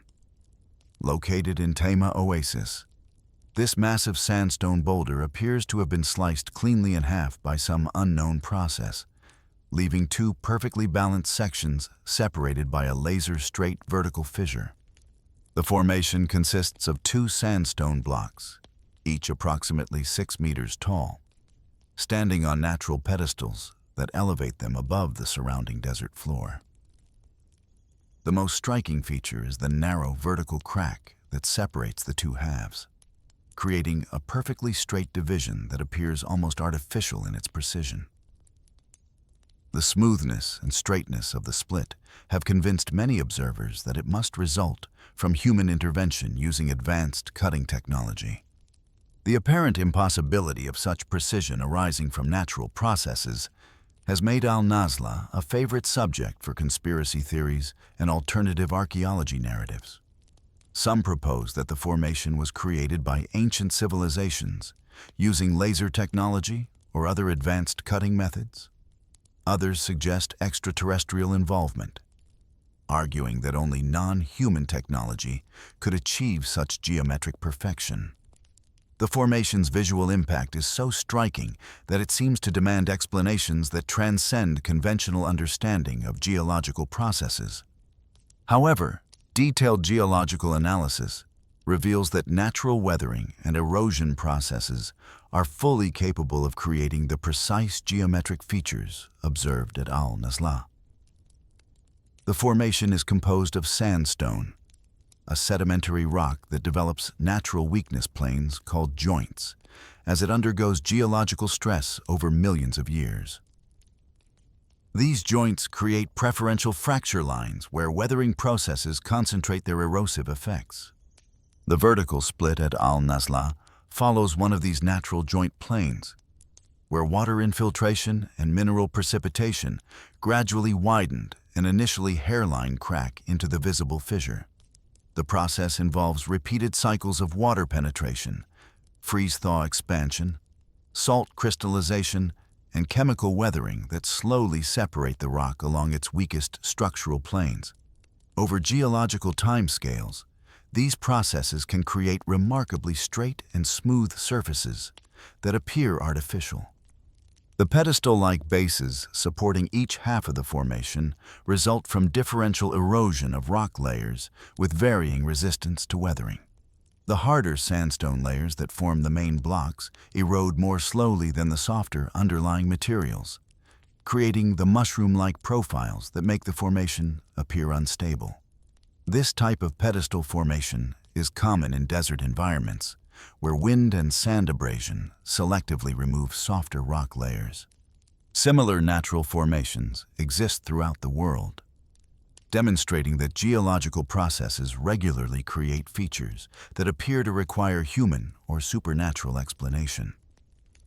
New Zealand's Split Apple Rock displays a comparable clean division through solid granite, while various balanced rocks in the American Southwest show similar pedestal structures. These formations demonstrate that natural processes can achieve remarkable geometric precision under specific geological conditions. The archaeological context surrounding Al-Nazla provides additional insights into the formation's significance for human communities over time. The rock faces display petroglyphs, dating back approximately 4,000 years, indicating that Bronze Age peoples were attracted to the site and invested effort in creating permanent artistic expressions on its surfaces. The petroglyphs depict animals, human figures, and abstract symbols that suggest the formation held special significance for ancient communities. The association between remarkable natural formations and human artistic expression is common in desert regions, where visually striking geological features often became focal points for ceremonial activities and artistic creation. The precision of the Al-Nazla split may have been interpreted by ancient peoples as evidence for supernatural intervention, making the site appropriate for religious or ceremonial purposes that involved permanent artistic commemoration. Recent investigations using advanced imaging techniques have revealed additional geological features that support natural formation processes while adding complexity to the site's archaeological significance. Ground-penetrating radar has identified subsurface fracture patterns that extend the visible joint system deep into the bedrock, demonstrating that the split represents just the surface expression of much larger geological structures. The timing of the formation's creation remains uncertain due to the slow pace of geological processes involved in its development. The vertical split could have begun forming millions of years ago when the sandstone layers were first subjected to tectonic stress, with the final separation occurring much more recently as surface weathering processes completed the division. The current precarious balance of the two halves suggests that the formation is geologically young and may collapse within the next few centuries.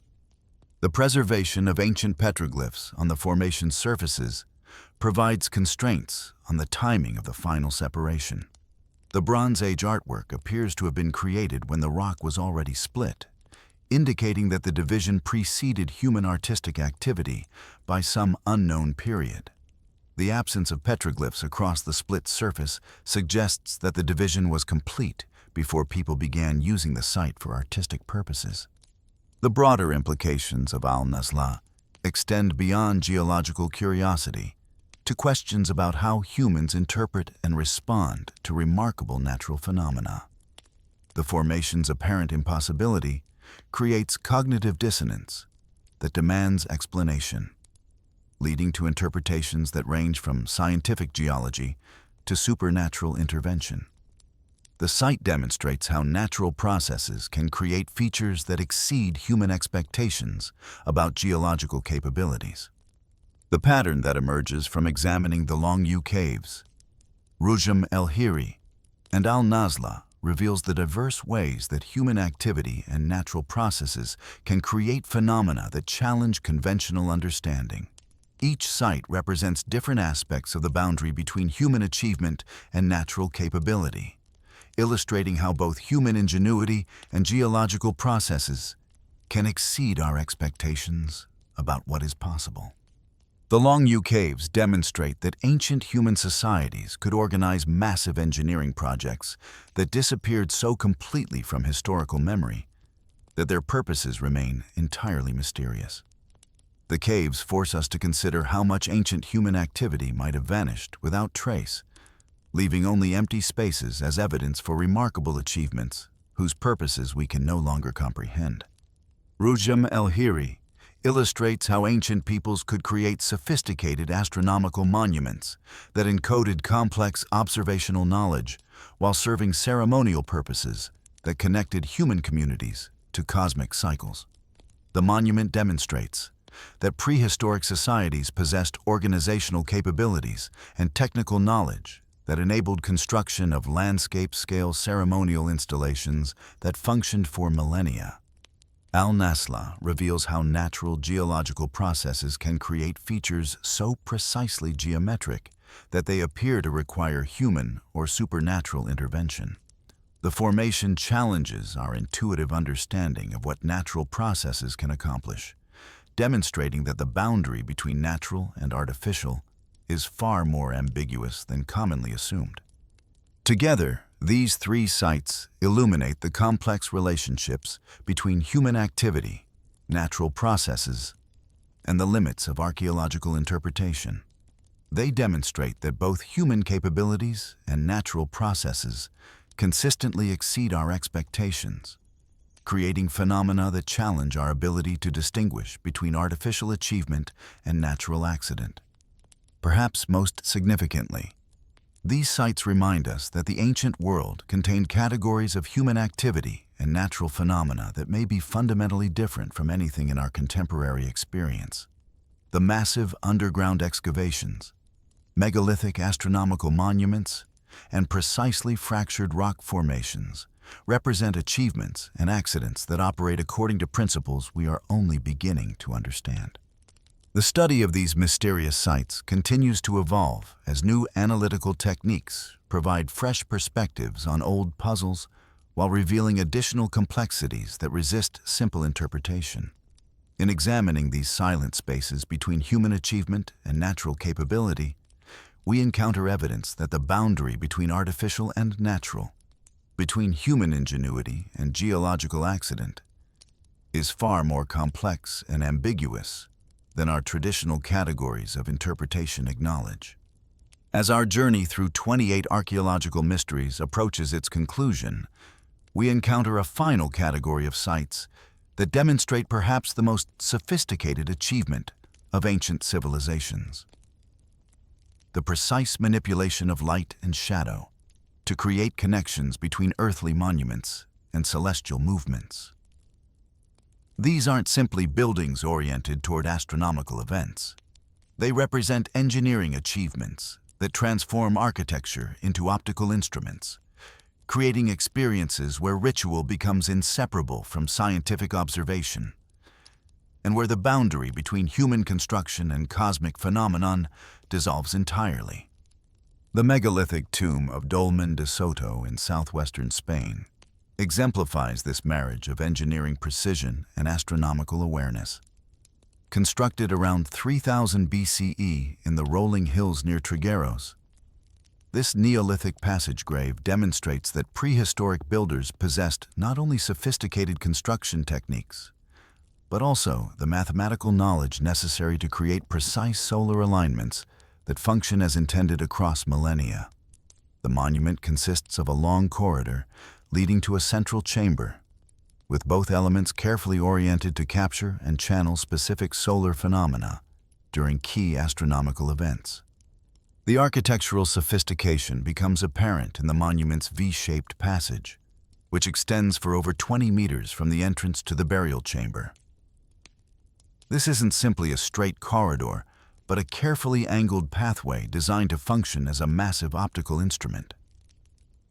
The walls gradually converge toward the chamber, creating a focused beam path that concentrates and directs sunlight with remarkable precision. The construction required detailed understanding of both solar mechanics and geometric optics to achieve the desired lighting effects. During the spring and autumn equinoxes, the rising sun creates a spectacular phenomenon within Dolmen de Soto that transforms the dark burial chamber into a theater of light. As dawn breaks, the first rays of sunlight enter the passage and travel along its length, gradually illuminating the corridor walls before reaching the central chamber. The precise alignment ensures that the light beam follows the exact center line of the passage, creating a brilliant pathway that connects the external world with the inner sanctum. The moment of illumination in the central chamber represents the culmination of the monument's optical design. As the light beam reaches the back wall of the chamber, it illuminates carved symbols and engravings that remain hidden in darkness throughout the rest of the year. The megalithic art revealed by this biannual lighting includes geometric patterns, human figures, and abstract symbols that appear to encode information about the monument's builders and their cosmological beliefs. Recent photographic documentation of the equinoctial illumination has revealed the extraordinary precision required to achieve such effects using Neolithic construction techniques. The light beam maintains its focus and intensity for only a brief period, requiring viewers to be present at exactly the right time to witness the complete phenomenon. This temporal precision suggests that the monument served not only as a burial site, but as a ceremonial calendar that marked crucial moments in the agricultural and ritual cycles of its builders. The engineering challenges involved in creating such precise optical effects using stone construction are immense. The builders had to calculate the exact angle of the rising sun during the equinoxes, account for the monument's latitude and elevation, and construct the passage with tolerances measured in centimeters to ensure proper light transmission. Modern reconstruction of the calculations reveals mathematical sophistication that challenges assumptions about Neolithic intellectual capabilities. Archaeological investigation has revealed that the optical precision at Dolmen de Soto wasn't accidental, but represented systematic application of astronomical knowledge accumulated over generations. The monument's builders understood not only the annual cycle of solar movement, but also the subtle variations in sunrise positions that occur over longer periods due to precessional changes in Earth's orientation. The alignment remains functional after 5,000 years, demonstrating remarkable understanding of long-term astronomical stability. The connection between burial practices and solar symbolism at Dolmen de Soto reflects broader patterns found throughout Neolithic Europe, where passage graves frequently incorporate astronomical alignments that relate death and regeneration to cosmic cycles. The movement of light from the external world into the darkened chamber symbolically recreates the journey of souls from life through death to rebirth. With the biannual illumination representing moments of transition between different states of existence. While Dolmen de Soto demonstrates the precision possible with megalithic optical engineering, the passage tomb of Newgrange in Ireland's Boyne Valley represents perhaps the most famous and sophisticated example of ancient astronomical architecture. Built around 3200 BCE, this monument predates Stonehenge by over 1,000 years and incorporates engineering innovations that create one of the most spectacular light phenomena in prehistoric Europe. The design achievement at Newgrange centers on a specialized architectural feature known as the roof box, a precisely constructed opening above the main entrance that allows sunlight to enter the passage tomb under specific astronomical conditions. This isn't simply a window or decorative element, but a carefully engineered optical device that controls both the timing and characteristics of internal illumination. The roof box represents sophisticated understanding of solar geometry applied to create predetermined lighting effects. During the winter solstice, the shortest day of the year, the rising sun creates an extraordinary phenomenon within Newgrange that transforms the entire monument into a cosmic theater. As the sun rises above the horizon, its light passes through the roof box and travels down the 19-meter passage, gradually illuminating the corbelled chamber at the monument's heart. The illumination reaches its peak when the light strikes the triple spiral motif carved on the back stone of the chamber, creating a moment of profound symbolic significance that lasts approximately 17 minutes. The precision required to achieve this effect using Neolithic construction techniques demonstrates remarkable mathematical and engineering capabilities. The builders had to calculate the exact position of the winter solstice sunrise as it appeared over 5,000 years ago, account for the monument's specific geographical location, and construct both the passage and roof box with tolerances that ensure proper light transmission across millennia. Modern astronomical calculations reveal that the original alignment was even more precise than what visitors observe today. Archaeological investigation by Michael O'Kelly in the 1960s revealed that the solstice illumination at Newgrange had continued to function perfectly throughout the monument's 5,000-year history.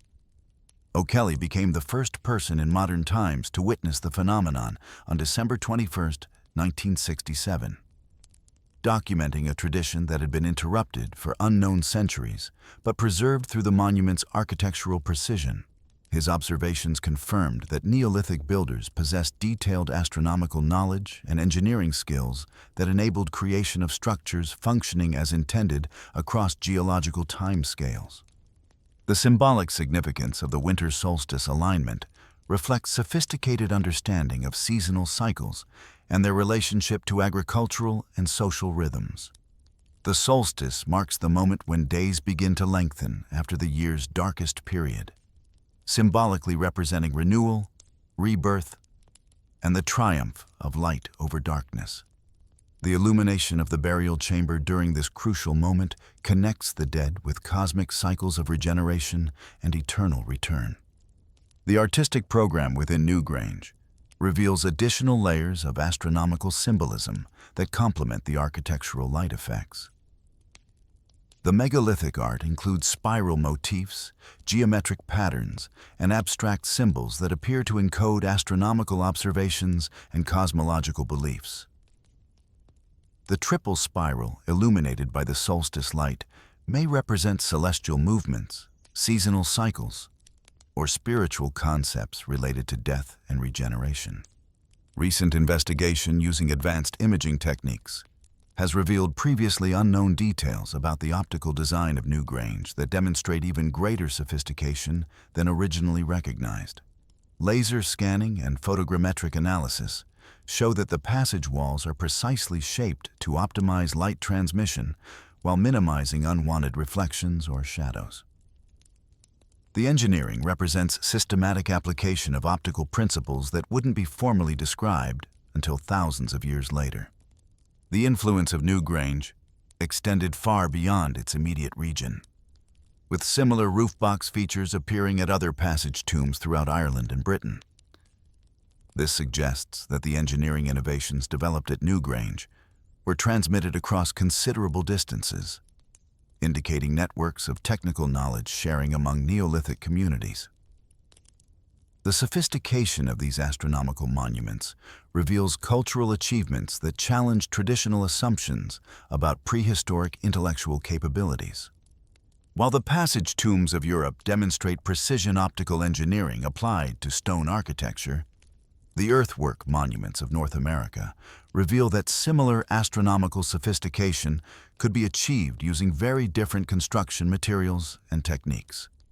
The Great Serpent Mound in Ohio represents one of the most sophisticated examples of landscape-scale astronomical engineering, where entire topographical features were modified to create alignments with celestial phenomena. Constructed by the Fort Ancient culture around 1070 CE, though possibly incorporating earlier Adena period foundations, the Great Serpent Mound stretches for over 400 meters across a plateau overlooking Brush Creek in Adams County, Ohio. The earthwork depicts a massive serpent in the act of swallowing an egg or striking at a circular object, creating one of the largest representational earthworks in North America. But the monument's significance extends far beyond its impressive scale, to encompass sophisticated astronomical alignments that demonstrate detailed understanding of complex celestial cycles. The serpent's sinuous form incorporates multiple astronomical alignments that track both solar and lunar phenomena across timescales ranging from annual cycles to the complex 18.6-year lunar standstill period. The head of the serpent points toward the summer solstice sunset, while various curves and coils align with lunar extremes, creating a landscape-scale astronomical instrument that could track multiple celestial phenomena simultaneously.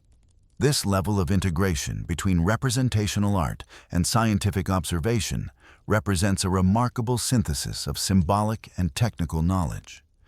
The most sophisticated astronomical features of the Serpent Mound involve its relationship to the lunar standstill cycle, an 18.6-year period during which the moon's rising and setting positions reach maximum extremes north and south along the horizon.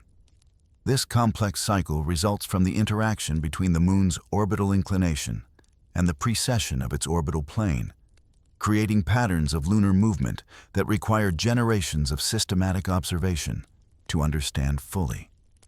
The incorporation of lunar standstill alignments into the Serpent Mound demonstrates astronomical knowledge of extraordinary sophistication. Archaeological investigation has revealed that the Serpent Mound was constructed using advanced engineering techniques that modified the natural landscape to achieve precise astronomical alignments. The earthwork isn't simply built on top of existing terrain, but incorporates carefully calculated modifications to the underlying topography that optimize sight lines and measurement capabilities. The builders possessed detailed understanding of surveying principles and landscape engineering that enabled creation of accurate alignments across the monument's considerable length. The connection between the serpent symbolism and astronomical observation reflects broader patterns in Native American cosmology, where celestial phenomena were understood through mythological narratives involving supernatural beings. The serpent form may represent stellar constellations, seasonal cycles, or cosmological concepts related to the relationship between earthly and celestial realms. The monument demonstrates how sophisticated scientific observation could be integrated with symbolic representation and religious belief. Recent archaeoastronomical analysis has revealed that the Serpent Mound's alignments remain functional after nearly 1,000 years, demonstrating remarkable precision in the original construction. The monument's builders understood not only current astronomical relationships, but also the long-term stability of their alignments across centuries of use. This suggests systematic astronomical traditions that maintain precision knowledge across multiple generations. The broader context of earthwork astronomy in the Ohio River Valley reveals that the Serpent Mound was part of a much larger tradition of landscape-scale astronomical engineering.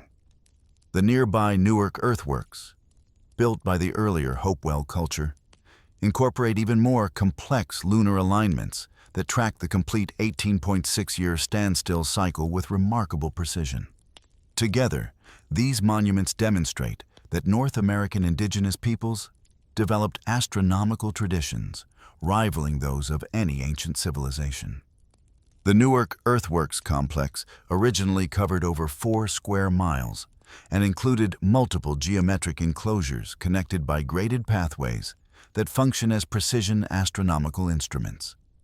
The Octagon Earthworks, the best-preserved element of the complex, incorporates alignments to all 8 major lunar standstill positions, creating what archaeoastronomers Ray Hively and Robert Horn have described as the most sophisticated lunar observatory in the ancient Americas. The engineering precision required to achieve such alignments using earthwork construction demonstrates mathematical and astronomical capabilities that challenge conventional understanding of prehistoric American achievements. The relationship between the circular and octagonal elements at Newark reveals additional sophistication in the astronomical design. Recent analysis has shown that the proportional differences between these geometric forms encode information about lunar orbital mechanics, with the diameter relationships reflecting the apparent size variations of the Moon during its complex orbital cycle. This suggests that Hopewell astronomers understood not only the directional aspects of lunar movement, but also the quantitative relationships governing orbital mechanics. The landscape-scale engineering required for these earthwork observatories represents organizational achievements that rival the most sophisticated projects of contemporary civilizations worldwide. Moving the millions of cubic meters of earth required for construction would have required coordinated efforts by thousands of workers over extended periods. The precision of the final alignments demonstrates quality control systems that maintained accuracy standards throughout the construction process. But perhaps the most remarkable aspect of these earthwork observatories lies in their conceptual approach to encoding astronomical knowledge. Unlike stone monuments that create permanent markers for specific alignments, the earthwork observatories embed their astronomical functions within the landscape itself, creating what archaeologist Timothy Pocatat has described as memory in the landscape, rather than memory in stone. This approach represents a fundamentally different relationship between human communities and astronomical phenomena. The integration of astronomical observation with landscape modification demonstrates sophisticated understanding of how human communities could work with natural environmental features to enhance their observational capabilities. The earthwork builders selected locations that optimize sight lines to astronomical phenomena while also creating spaces suitable for the large gatherings that astronomical ceremonies apparently required.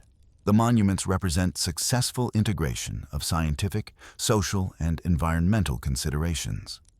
As we reach the conclusion of our exploration through 28 archaeological mysteries, a remarkable pattern emerges that challenges our fundamental understanding of ancient human capabilities and cultural development. These sites, scattered across 6 continents and spanning over 10 millennia, reveal achievements that consistently exceed what traditional models of technological and intellectual progress would predict for their respective time periods. The recurring motifs that appear across these diverse sites suggest either remarkable coincidence, systematic cultural exchange networks, or shared human responses to common challenges and opportunities. Astronomical observation appears at sites ranging from Nabta Playa's Neolithic stone circles to the sophisticated earthwork observatories of North America. Hydraulic engineering emerges in contexts as diverse as the water management systems of ancient Dwaraka and the flooding controls of Derinkuyu. Seismic engineering appears in the earthquake-resistant walls of Sacsayhuaman and the flexible foundations of countless megalithic sites. The precision manufacturing evident at sites like Pumapunku finds echoes in the gear-cutting sophistication of the Antikythera mechanism and the optical engineering of Neolithic passage tombs. The massive transportation projects required for Easter Island's Moai parallel the logistics of moving Baalbek's 1,000-ton stones and Stonehenge's Welsh bluestones. The underground excavation achievements at Longyu Caves mirror the subterranean engineering of Derinkuyu and the carved chambers of megalithic tombs. These recurring patterns force us to consider three possible explanations for the remarkable similarities and sophistication found across ancient sites worldwide.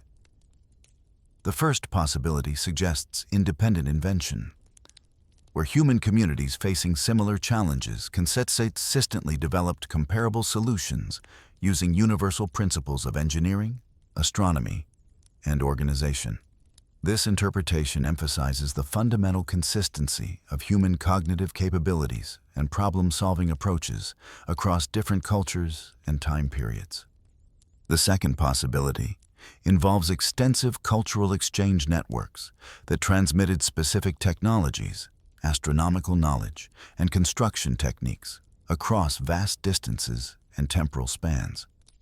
This interpretation suggests that ancient civilizations were far more interconnected than traditionally assumed, with maritime trade routes, overland exchanges, and cultural diffusion creating shared technical traditions that appeared independently in archaeological records from different regions. The third and most speculative possibility proposes the existence of a lost technological tradition that achieved remarkable sophistication before fragmenting and disappearing from historical memory. This interpretation suggests that the scattered achievements we observe represent remnants of more comprehensive knowledge systems that once possessed capabilities exceeding anything found in later historical periods. Current evidence provides support for elements of all three explanations, while ruling out none definitively. The independent invention model explains why similar solutions appear for universal challenges like astronomical observation, earthquake resistance, and precision manufacturing. The cultural exchange model accounts for specific technical similarities and the apparent transmission of specialized knowledge across geographical and temporal boundaries. The lost tradition model addresses the apparent anachronism of certain achievements and the absence of clear developmental sequences for some sophisticated technologies. Recent advances in archaeological dating, underwater exploration, and computer-assisted decipherment continue to reveal new aspects of these ancient mysteries while raising fresh questions about their significance. Improved radiocarbon dating techniques are pushing back the antiquity of sophisticated achievements at sites like Göbekli Tepe and Nabta Playa. Underwater archaeology is revealing the full extent of submerged cities like Dwaraka, while discovering previously unknown sites that expand our understanding of ancient maritime capabilities. Computer-assisted analysis of undeciphered scripts like the Voynich manuscript and the Indus Valley symbols may eventually unlock information systems that could transform our understanding of ancient intellectual achievements. Advanced imaging techniques continue to reveal hidden chambers, construction details, and artistic programs that add new dimensions to long-studied sites. Machine learning algorithms applied to satellite imagery are discovering previously unknown archaeological sites that could fill gaps in our understanding of ancient technological development. The implications of these ongoing discoveries extend far beyond archaeology to fundamental questions about human potential, technological development, and cultural evolution. If ancient civilizations consistently achieved capabilities that exceed traditional expectations, then our models of progress, development, and human potential may need substantial revision. The achievements documented at these 28 sites suggest that human intellectual and organizational capabilities have remained essentially constant throughout history, with variations reflecting available tools and techniques rather than fundamental cognitive differences. Perhaps most significantly, these ancient mysteries remind us that the past contains achievements and knowledge systems that challenge our assumptions about technological progress and cultural development. Rather than representing a linear progression from primitive to advanced, the archaeological record reveals that human achievement has always operated at the limits of what available technologies and social organizations could support.